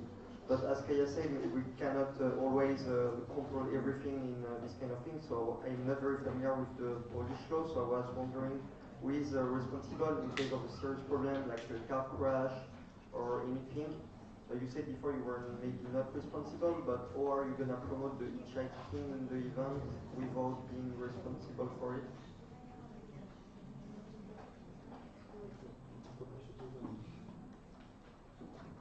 Obviously, we would need regulation like code of conduct for the event to be signed, but for the travel liability, it shouldn't be on us. And okay, you can go on. Sorry, just to comment, I think ESN Poland would be reliable and would be liable for this because you would be organizers of the event. So I think it depends on whether you want to promote hitchhiking as a way to get to the event without being responsible for it, or whether you make it the main point of the event, which this is what it seems to be your proposal. In that case, ESN Poland is liable for what happens throughout the whole event, which includes the hitchhiking part.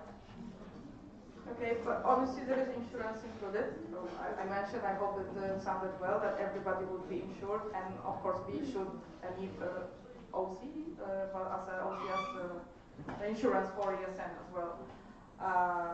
But in the end, it's like, hopefully everybody understands that this is a risk that they take. Like, I know it's risky stuff, but... Guys, as I said at the beginning of the plenaries, we hear everything here. If you are not interested in the topic, leave, please, because we can't ask you to be silent every 30 seconds. Next question.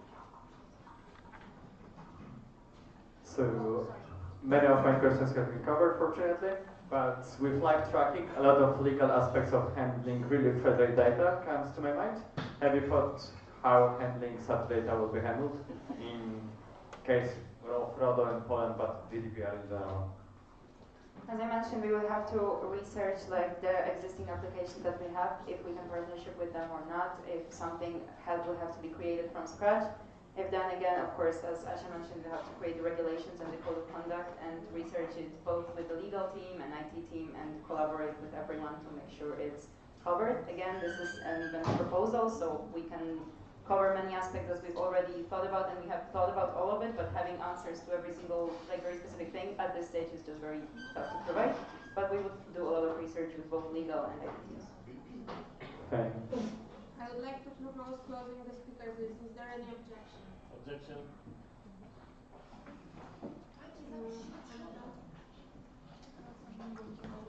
Please come closer when you are asking questions, because, or come from only one side. That would be the best. Hi, it's Aneta from ESN1 Poznań. I have a question when it comes to the tickets, train tickets. So, what if someone has to buy the train ticket because they didn't make it on time? Will you refund the ticket? And I mean, like, in principle, the transport was supposed to be for free because it's hitchhiking. So, would it be like kind of discouraging for the participants to pay additional money? I know it's like a small amount, but like still, what would you do? Of course, like, we don't want them to have to pay for that, but if there would be a necessity, they would have to. We will not probably be able to cover it, as it's a budget and we have to stick to it. There is also a cheater package that Asha mentioned, so it would be a package that doesn't, like, includes like transportation there, for example. So they could also choose an option without the hitchhiking. But yeah, basically we would not refund.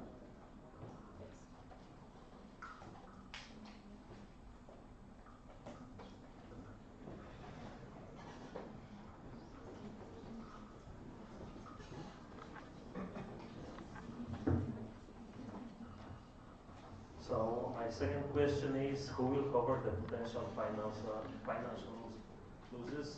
Is it Poland or sections? Again, we cannot put the budget of this event on the sections because it would be the event of ESN Poland. And as Asha mentioned, we would have to evaluate based on the number of participants, is it feasible or not? And if we would have to cancel it, if it would turn out impossible to do. But yeah, it will never be on the sections. Thank you.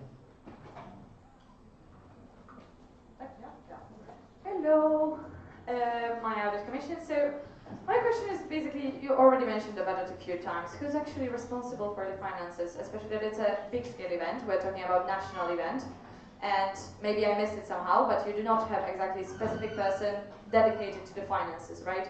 And I'll see that the head and vice head will be quite busy closer to the event. So who's responsible? Yes, unfortunately we don't have time to specify that due to the time of the presentation, but we took that decision based on experiences, because the event of such scale has a big budget and it's ESN Poland, but So obviously, treasurer or a financial manager will be involved, so there will be a person outside of OC managing money. OC cannot make a transfer, the money is out of your power. So honestly, I have experienced from another national event. In my opinion, that position is not really useful. And also from other events on national level, I feel like head OC has better insights to create the budget. Because if you have two positions, finance cannot do without head, head cannot do with finance, and it's stopping you in so many ways. So we just discussed it internally that it's sufficient to just have done by the head and the logistics. Mostly the head. Can I have a comment? I do understand it, and I mean, I see where you're coming from. However, I would like to just mark that you already are planning like the first, you consider the first edition, like it was already mentioned, the same close to EGM, right? So also consider that the current treasurer who might get elected is a treasurer of EGM at the same time. The position is already overloaded because of the vacancies. So having the person responsible for the finances of national event might be tricky. So you also need to consider the external aspects. I understand in the OC it might change. You don't always need to have a position like that, but you also need to understand the external factors. So it's just a comment for you to think about. It's a comment, I'm sorry. We can discuss it later.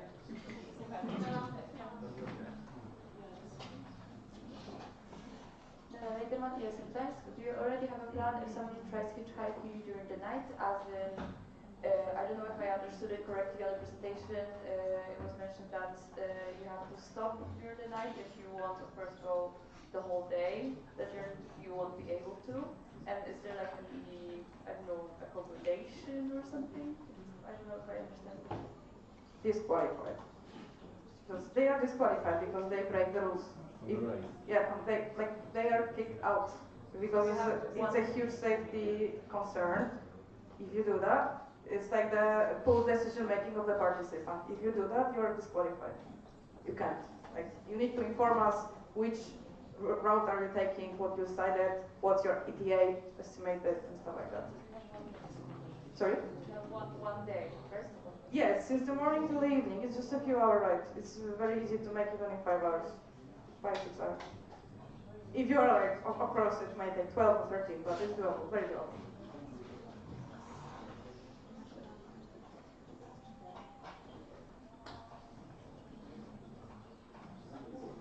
So, how do you prevent the drug or alcohol overdose at the event? So, as Asha just mentioned a second ago, their ride is like planned for 1 day. So during that, I think they can just not use alcohol or drugs for 1 day. It's possible for a person.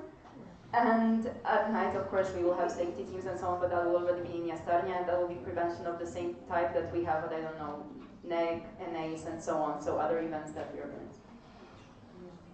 Thank you.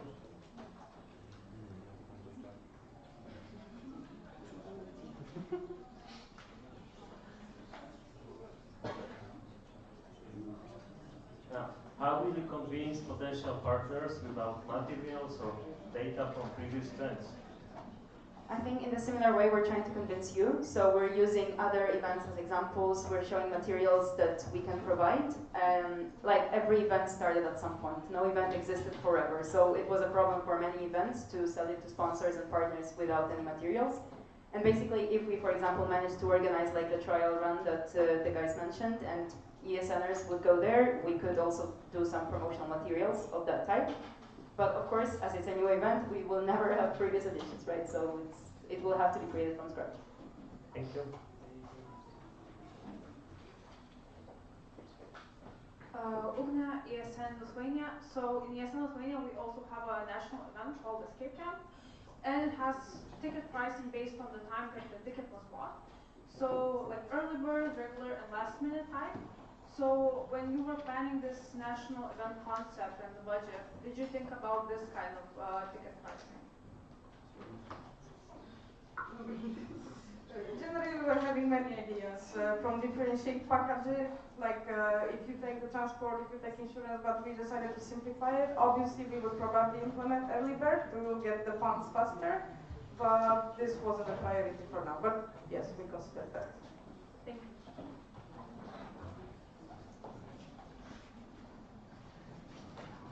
What if local sections do not want to promote the event due to their own commitments, such as their own events?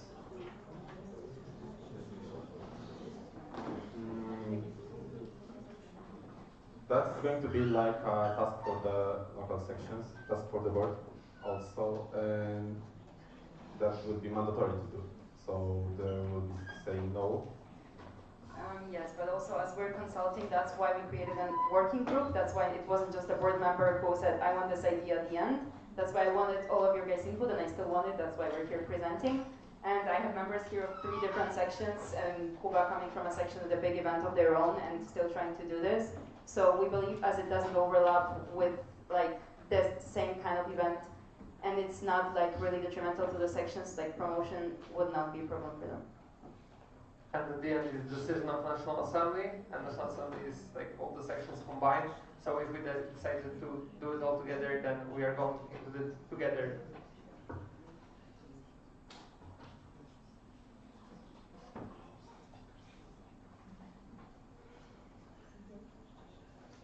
Did you take into account medical coverage? Yes, as Asha mentioned, we would take into account providing insurance.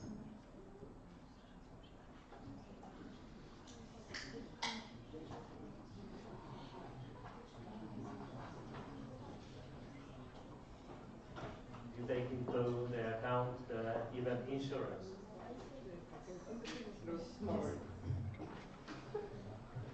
I would like to propose closing the speakers list. Is there any objection? Objection? Okay, then we are doing the roll call.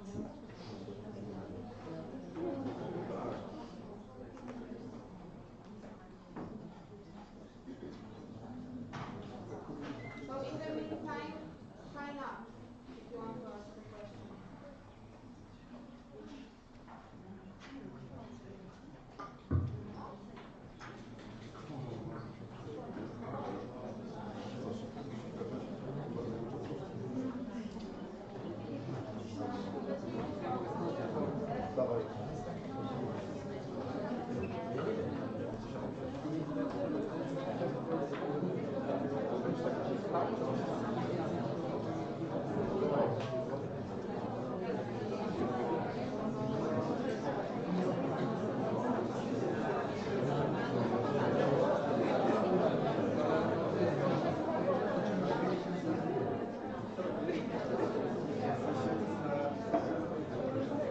Please.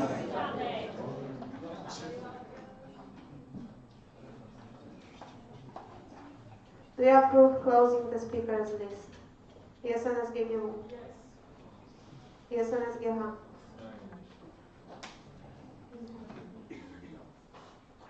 Yes, NSWPS University. Yes. Yes, Tore. Yes. Yes, UAM Poznań. Yes. Yes, UE Poznań. No. Yes, UE. Yes. Yes, UE Wrocław. No. Yes, UE. Yes. Yes, KSW. Yes. Yes, WEU. Yes. Yes, UMCS. Yes. Yes, Katowice. Yes. Yes, UW. Yes, UWB. Yes, UZ. Yes, Wrocław. Yes. Yes, WUM. Yes. Yes, I. Yes. Yes, AGH. Yes. Yes, Gdańsk. No. No, right? No. Yes, Olsztyn. Yes, PG Białystok. Yes. Yes, PG Kraków. Yes, Poznań. Yes, Poznań. Yes, I can't hear them. Yes, PW Warszawa. No.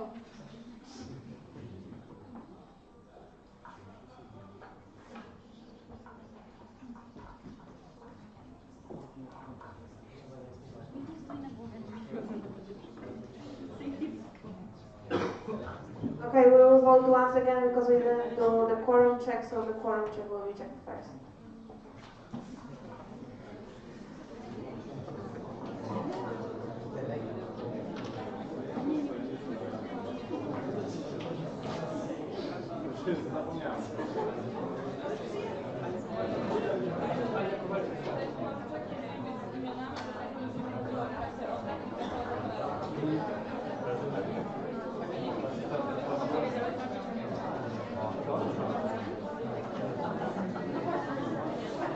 Marta, słyszałaś moje?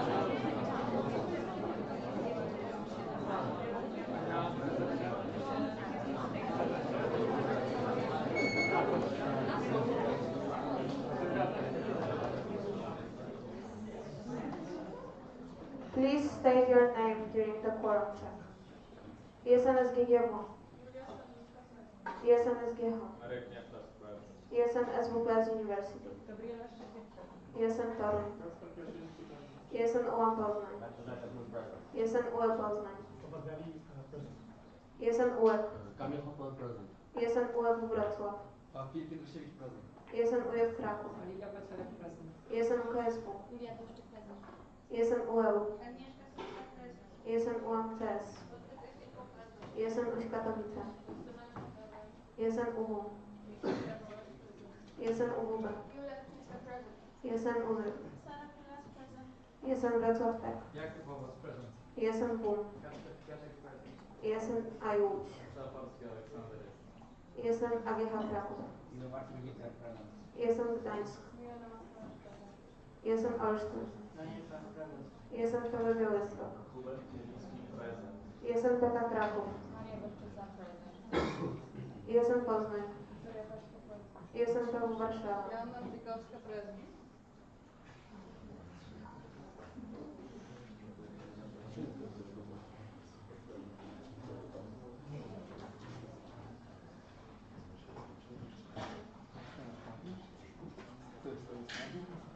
Tak, ja stawię. Czekaj, to przyjemność. Zostało wniosku, miałam przyjechać, ale to zdążyć.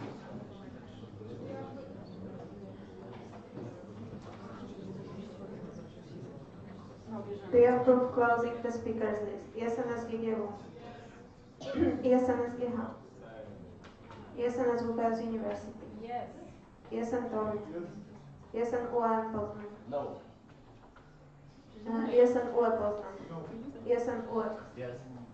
Jestem UEP Wrocław. No. Jestem UEP Kraków. Yes. Jestem UKSW. Yes. Jestem UEU. Yes. Jestem UMCS. Jestem UŚ Katowice. Jestem UW. Jestem UWB. Jestem UZYK. Jestem Wrocław Tech. Jestem WUM. Jestem AIUŚ. Yes or no? Jestem AGH Kraków. Jestem Gdańsk. Jestem Olsztyn. Jestem PB Białystok. Jestem PK Kraków. Jestem Poznań.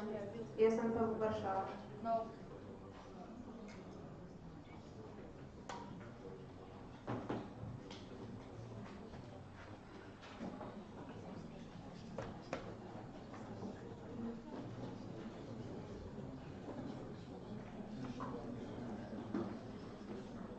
So with 19 yeses, the speakers list is closed.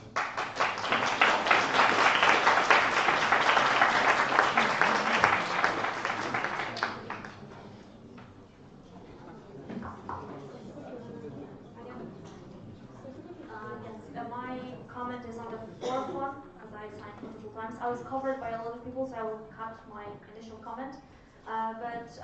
Yeah, just think about, because you're saying that you would not be responsible for the hitchhiking part whenever something occurs, which is obviously outside of our scope. But think about EGM split, and for example, what happened to some of the delegations on the streets, and then participants asking OC to do something with it, obviously impossible. So I think, yeah, this part is very tricky, and I think it can very much damage the image of ESN, not only in Poland but as a whole, as it was mentioned already. And yeah, I was just thinking that maybe for the first edition we should plan something calmer and maybe less controversial and less like with less risks. And also considering that the hitchhiking part is basically free of charge, a part of the insurance part, there is a possibility that the people will just not do it and they will just go straight to Jastarnia. So, you know, we need to find a balance. What are we promoting? Are we promoting the event and the activities at night and the day as well, or the hitchhiking part? And I think if you go straight into like promoting the hitchhiking and it ends up very bad, and will change the narrative in the next years, I think that's also not very nice, you know, because we are, you know, it will not be consistent. And yeah, finances were covered already, and I wanted to say something, but I forgot. Blah, blah, blah. Okay, I actually want to appreciate Agata, because obviously it was a lot of mandates of PMs trying to actually do something, but to be honest, we were the first one that actually did something instead of talking. And although the idea apparently is not maybe the best one yet, I really, really appreciate that something is done in the process, and it's truly remarkable. And obviously, congratulations to the working group, because we really see that you did a lot of research and really care about the idea, and we'll see where it goes. Thank you.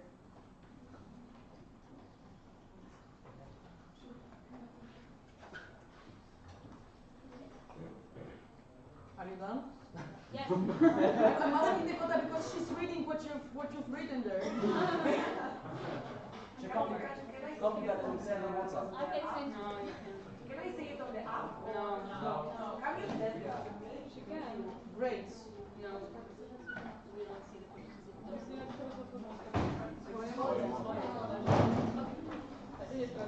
Okay. So, Mikołaj Kipczyk is Gdańsk. I have a question about the safety during trip. I don't know if that was mentioned earlier. One of the questions. For example, somebody's phone battery died or have an unexpected situation. So, will be any volunteer there during trip? Like, it could be happen. So, if it would be someone in the middle of Poland securing the safety of the participants. So in our risk assessment, it's like the final emergency that yes, somebody will have a car and go, but you have two people and it's really not a big issue to have your phone charged. Again, speaking from experience, you can charge your phone in the car, on the gas station, you have power bank, so it's a very low possibility. So it's like a responsibility of the participant. Okay. Yeah. Okay, thank you.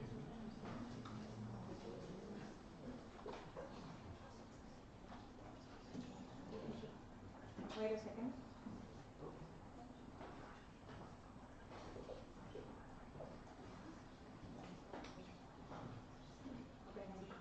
Everyone, yes, in Gdańsk. Are you planning to talk to any municipality or law enforcement, or have you already did? That plenty of people are going from, Wrocław to Jastrzębie, etc. Because, I mean, for example, flat rates, I know it's just like comparing, it's much smaller, but they do talk to police and everyone that we are going to be as a huge group. I know these are not going to be like as you said, two people, but still there are it's going to be plenty of Erasmus students, plenty of people going from Wrocław to Jastrzębie, so I have a question with that. So basically, one of the reasons why we are choosing Wrocław, because Wrocław is a municipality easy to talk to get the approval for having this one square for 100, 200, 300 people, because obviously we need their approval to do that.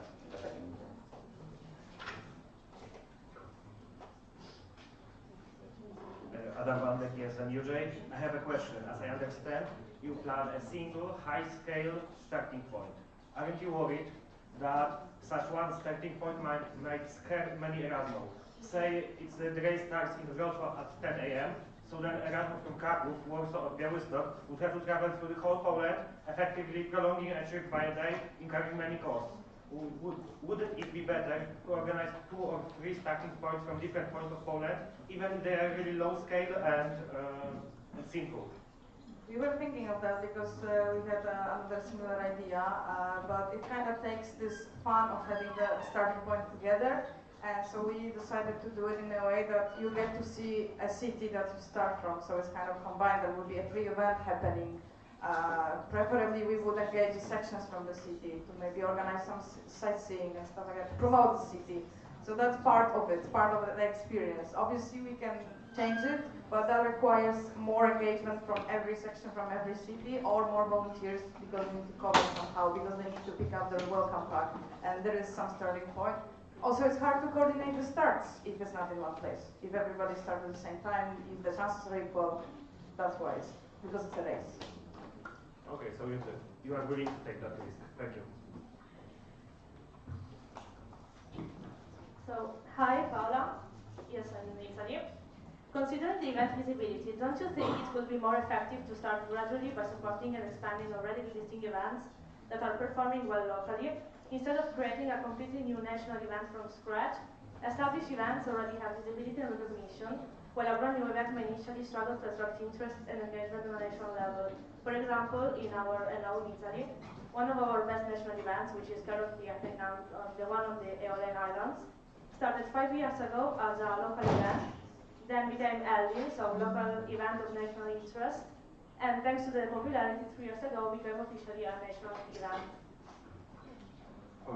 Okay, I'm actually one of the representatives from the section which has one of the biggest events in the ESN, Poland. One of them is like same trip, which we showed. The maximum capacity is, as we pointed it's 120 people. I can't even imagine 20 boats traveling from one marina to another one. Like that's too much people, too many people, and that might be too hard to get. And the other one is the hell surfing. The idea of placing a lot of people, like more than 200 or 150 at one place, is also not that easy as we think.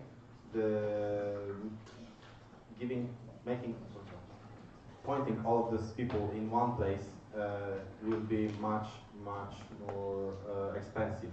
And when we I'll just add one thing really quickly. We also cannot force any other section to give up their event and give it as a national event. So if no one comes to us and they haven't for many years and comes we want to expand it, we cannot force them to give up their event. So at this point, that's why we're starting from scratch, because for many years no section wanted to expand it into a national event.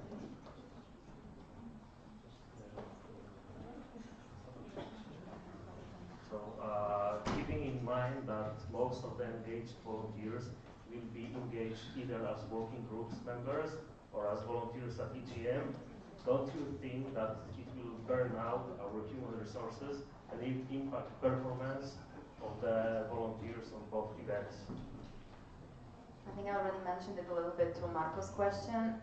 Again, I am aware how many volunteers we'll need for EGM, how big of an opportunity it is for us, but given that we've been talking about the national event for so many years and nothing has been done that much, I still believe we should try to do it next year, because every year we're losing just time if we don't organize it. So we truly believe we could find volunteers for both events, even though yes, it will be high workload, but we do have amazing, around 1,000 volunteers all around the network, and I do believe there will be people who are willing to organize EGM, and there will be people who will be willing to organize national event. Thank you.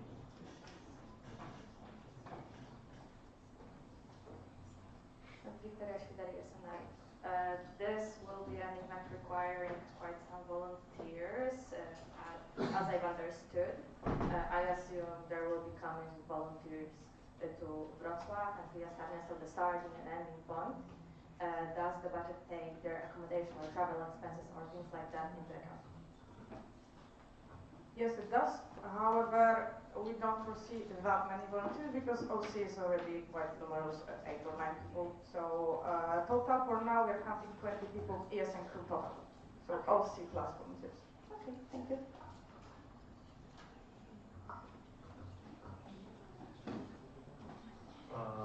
Was the treasurer consulted regarding lack of finance responsible OC member as well as on the financial breaking points? This is still not an approved idea, my whole board is aware of it, I'm not hiding anything from them, I talk about it, so they are aware. The budget, for example, was not yet consulted with Shimon, as it was not yet officially presented to you, it was not sent on the mailing, so we will still consult it, and the same with the OC structure, it will still be consulted before we send out the concept note for consultation. Thank you. I was partially covered by Anna, but my point is that you should remove the hygiene part, in my opinion, because this will reduce a lot of security, privacy, and organization workflow, and it can be useful to test the national events without having any risk. maybe train to reach the destination and also on such as keeping real in consideration because this can be a real problem for yes and Poland if you go with each hiking.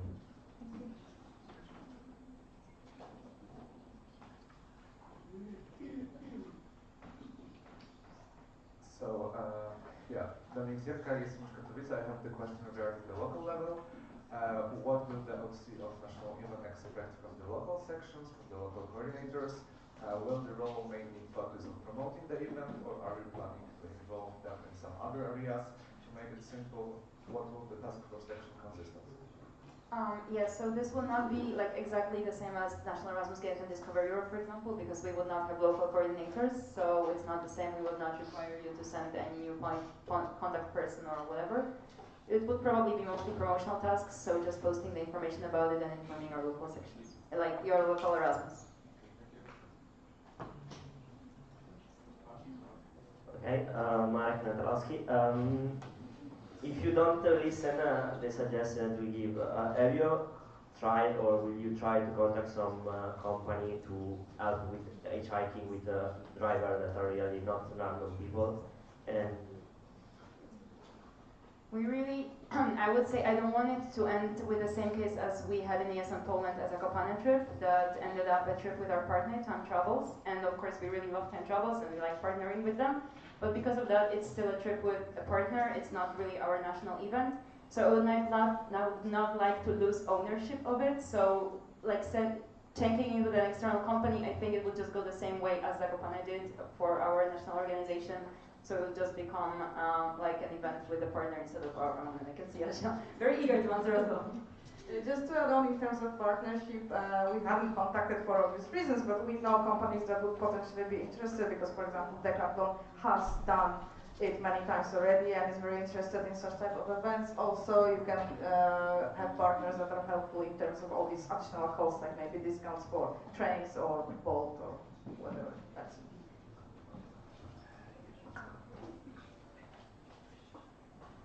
Hi, Julia Kuczyńska, ESN Math. I have a question about the app, the live tracking. Was the plan consulted with the IT specialist with such a large scale of event participants, many number of participants? Do we realistically have the infrastructure and technical capacity to support an application like this, like even the roll-off stuff with this? So again, we have not yet contacted the IT team that much about it, as it's still an idea that we're presenting to you. We're seeing what you think, we're gathering your feedback and so on. I do believe they would be helpful to help us, that's why we would contact them, but again, it would be the new IT team, not this year, so this will be for the next year. I will for sure consult with them and check, but also given their workload with our other projects that they were taking care of, I also didn't want to overburden them with my topics, and I've been bumping a lot about NEGS and this website already. But my question was like, is it physically possible for them, for like capacity of our infrastructure? Again, this will be for the next IT, not this one, but we believe so, but we're also researching options. So as Asia mentioned, there is already infrastructure that exists. Probably it will not have to be necessary to create something from scratch. But again, it's an initial idea, so thank you for the question, but we'll still be researching that.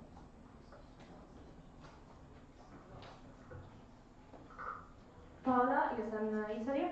So it was already asked how to deal with GDPR regulations on GPS location, but have you also thought about drivers' personal data, like photo and name, as you said, that have been to be taken by participants in order to fair play?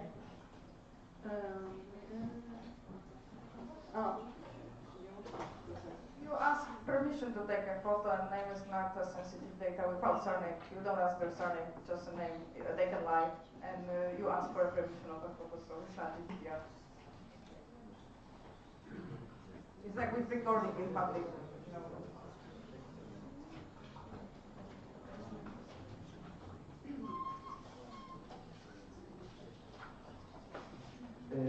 Hi, Mikołaj Kipczyk is in Gdańsk. I don't know if the topic was mentioned earlier, but okay. Do you have like in mind the local section, like and their big flag events, or also trips, sometimes the regular ones? and which the local events can lose promotion because of the national event and let's say dedication of other volunteers and Erasmus on the national event. So again, I have here like members of different sections that was consulted. Can you please reiterate your question? I don't understand. Okay, sorry again. Like, do you have in mind the local section and their flag events, or also flag trips? Sometimes the regular ones, which can lose some promotion because of the national event.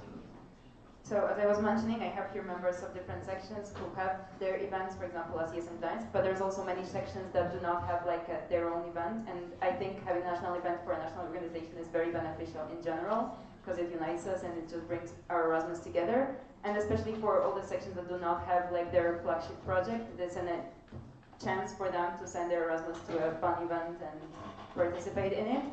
And again, we will not like overburden your promotion so much that you will not be able to promote your events. Of course, you will still do your things at the local level. We just ask you to, similarly to Discover Europe and National Erasmus Games, for example, promote just this trip as well.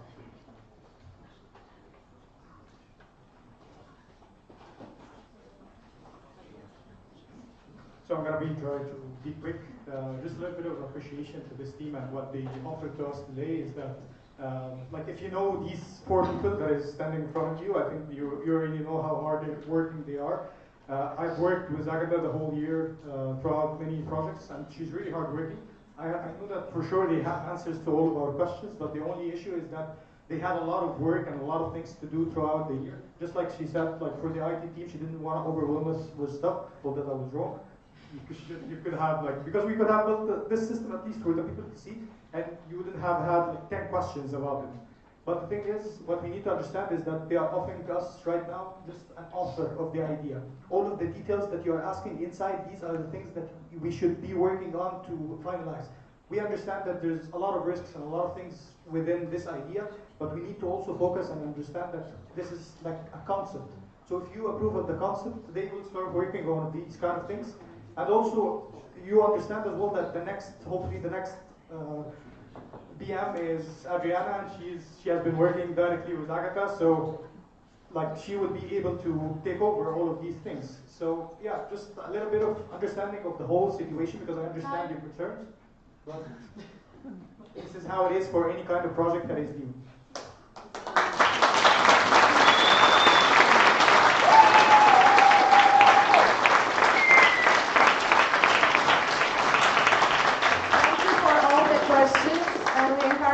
Contact us. We are waiting for more feedback. We want as much as we can.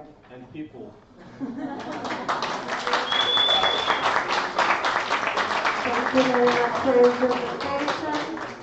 And now we would like to propose a change to the agenda, as the Q&A took much more time than we were expecting.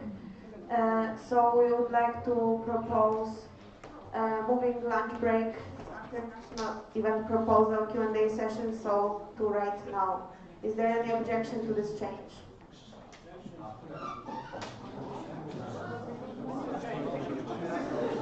I will ask once again, please, is there any objection to the proposal of the change that you can see here, so moving lunch break after national event proposal Q&A session, so for lunch break to be right now. Is there any objection? There's no objection, so the proposal was approved. Wait. Thank you. And now we will have the OC announcement. Okay, so hello everyone. So before we go for lunch, we'll have a group picture. So now it's time to take your flags, mascots. We'll go to all together. Wait. Still talking with OC announcements. So we take your things that you want to have on a picture. Then we go all together. As OC will guide you to the building next to us, the building where gala will take place. So we'll show you where you should go for gala. And in front of this building, we'll do a group picture. After the group picture, we are going all together back to this venue. We are reopening all the rooms because they will be closed for the group picture. And then you can take the lunch. First, people with badge, because you have barcodes and it's just simpler to scan it and give you lunch. And that's it. I would also remind you about the sugar cubes that you can write for the plenaries. For now, that's all. Let's go for group picture.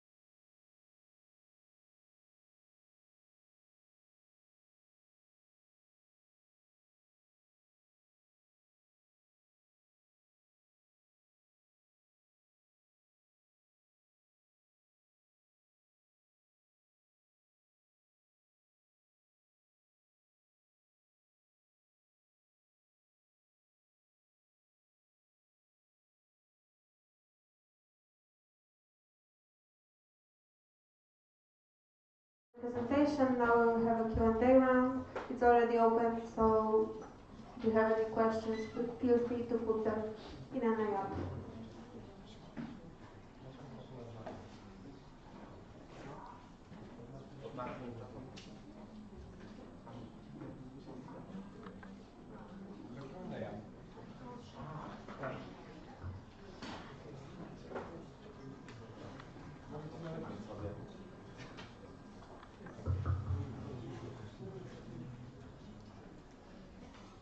Anyone signing up for the Q&A? Then I would like to propose closing the speakers list. Is there any objection?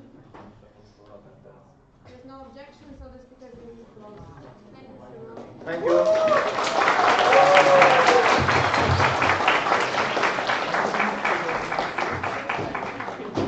And now I would like to invite the candidates for OC of NA December in St. Agehak.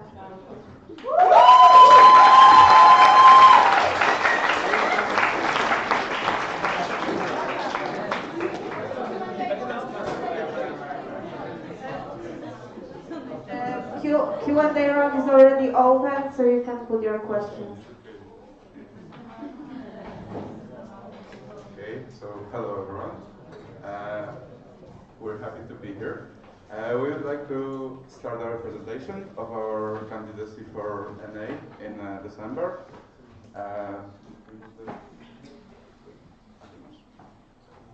Okay, so first introducing our OC.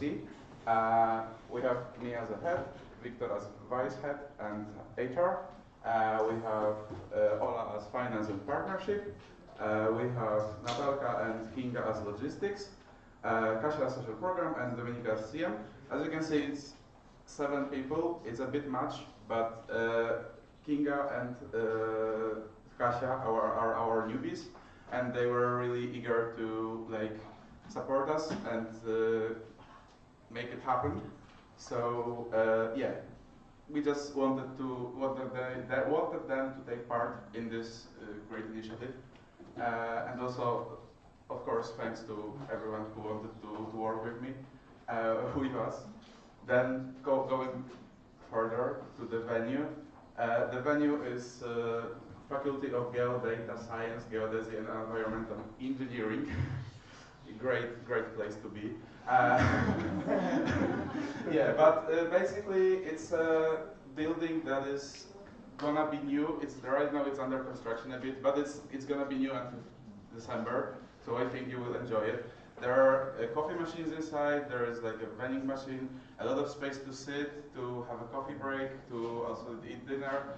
We'll also try to make a reservation for like a separate break room, so I think it's gonna be nice. As you can see, there is a pretty big place for all the plenaries, and then also for small sessions. This is not exactly the place we will be aiming for, because this is just a smaller lecture hall or whatever. But yeah, we'll just try to make reservations for like a normal classes, yeah, classrooms. Yeah.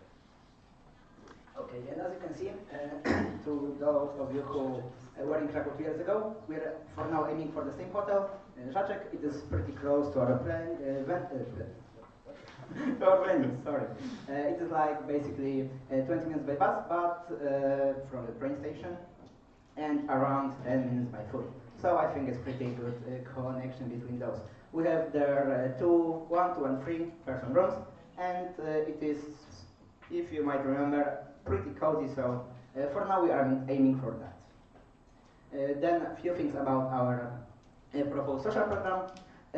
We, for example, planning to make some kind of pub quiz at Bratska, the place that you might be familiar from Kickstart. But also we are planning to make some parties at our new partner, Pastor Bielaka, where we have plenty of beer pong or some kind of party like that. We also have plans for the more calmer parties like board games, and also a few clubs that you can see over here. And here is the map of the most important things. Like you can see the train station in the right corner. and social program is on the main square. Accommodation and venue is pretty close, like I said, and also with this map need to have miasteczko on it, so you can also see that. Yeah, before I talk about fee, I wanted to say that the hostel is like still just the first place to pick. We are still searching for like a maybe not the better place, but we want to accommodate everyone who wants to come. And as you know, there are more and more people coming to the assemblies. So we are researching the options to accommodate as many of you as we can, and also give you the best experience, of course. So the fee we are proposing is 500 zlotys for the full package and 300 zlotys for a home race, yeah, for a local package. Yeah. Oh! Thank you for that. Yeah, so basically, you can see the budget on the app we sent it. Shimon also approved it, so I think it's gonna be fine. Yeah, and of course, coming back, in the local package, what is included there is the dinner and the supper, so the supper is included. It's just you're lacking accommodation and breakfast. Yeah, and basically, thank you for being here and letting us present ourselves, and hopefully see you in Krakow in December.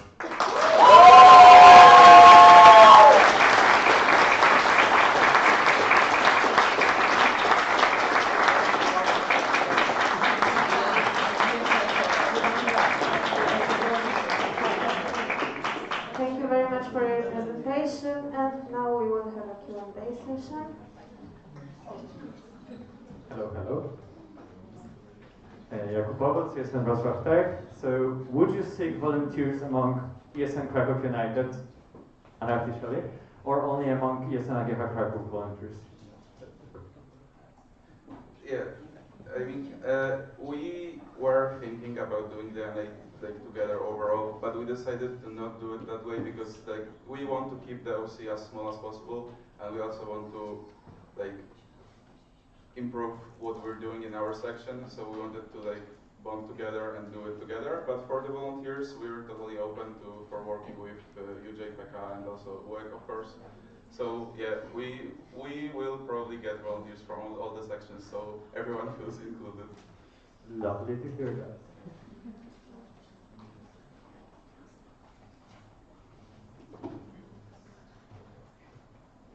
Okay, so do you maybe know, are there power outlets by the seats at Aula, or are we keeping extension cord Anaconda alive?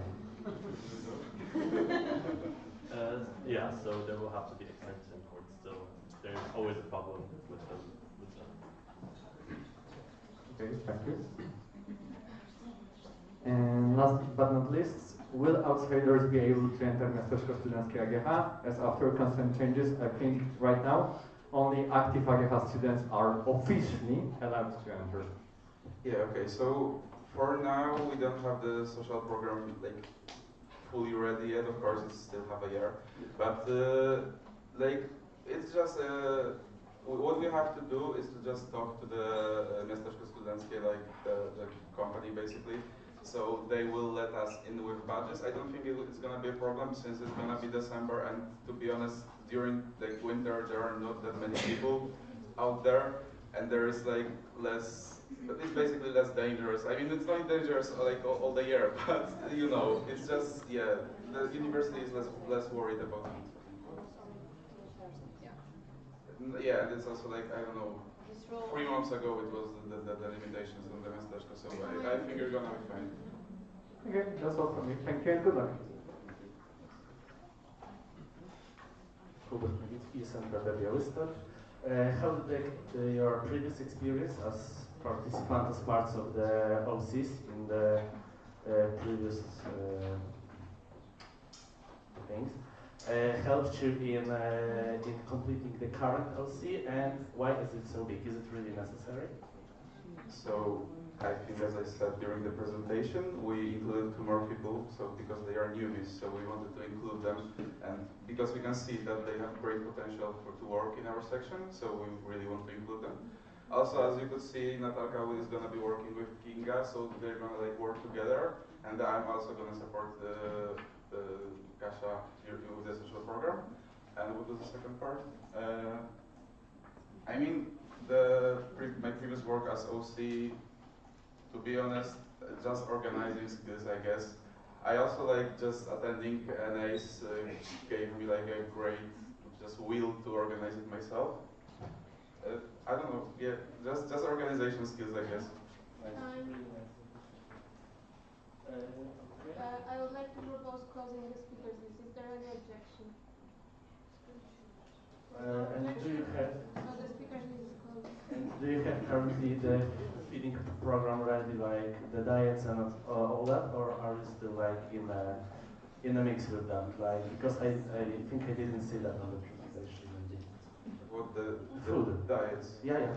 I mean, yeah, of course, like do you have places maybe in mind that you know that you will ask for the food?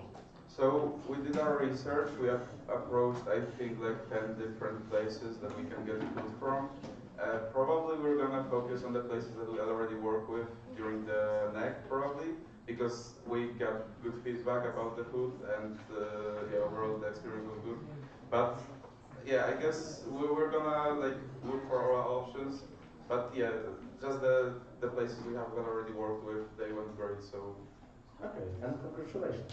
Thank you. Okay, so hi. It's more of an appreciation from me and Shimon. I just wanted to say congratulations on applying.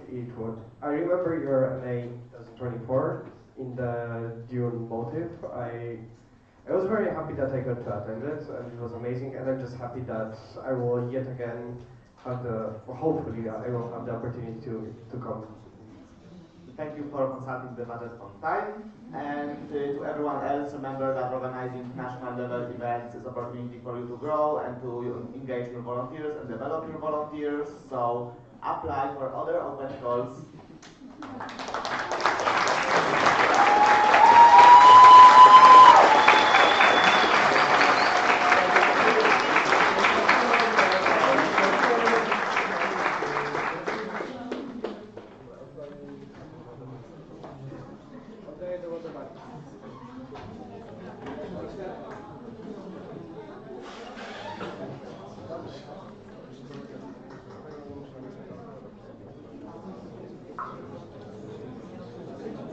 Okay, now we will have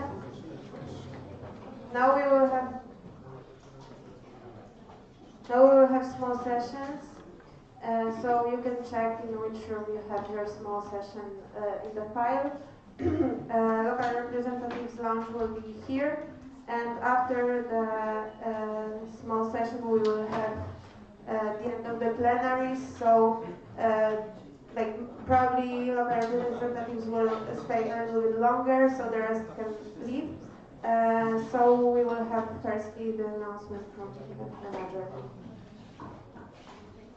Yeah, so as you know, today we have the gala, and I would like to remind you that the gala is still an official part. So we would like to remind you that if we ever see one of you being drunk during the gala or bringing alcohol to the gala, you will not enter the place. So no before gala. Oh, and you cannot be late for the gala, because you won't enter the place.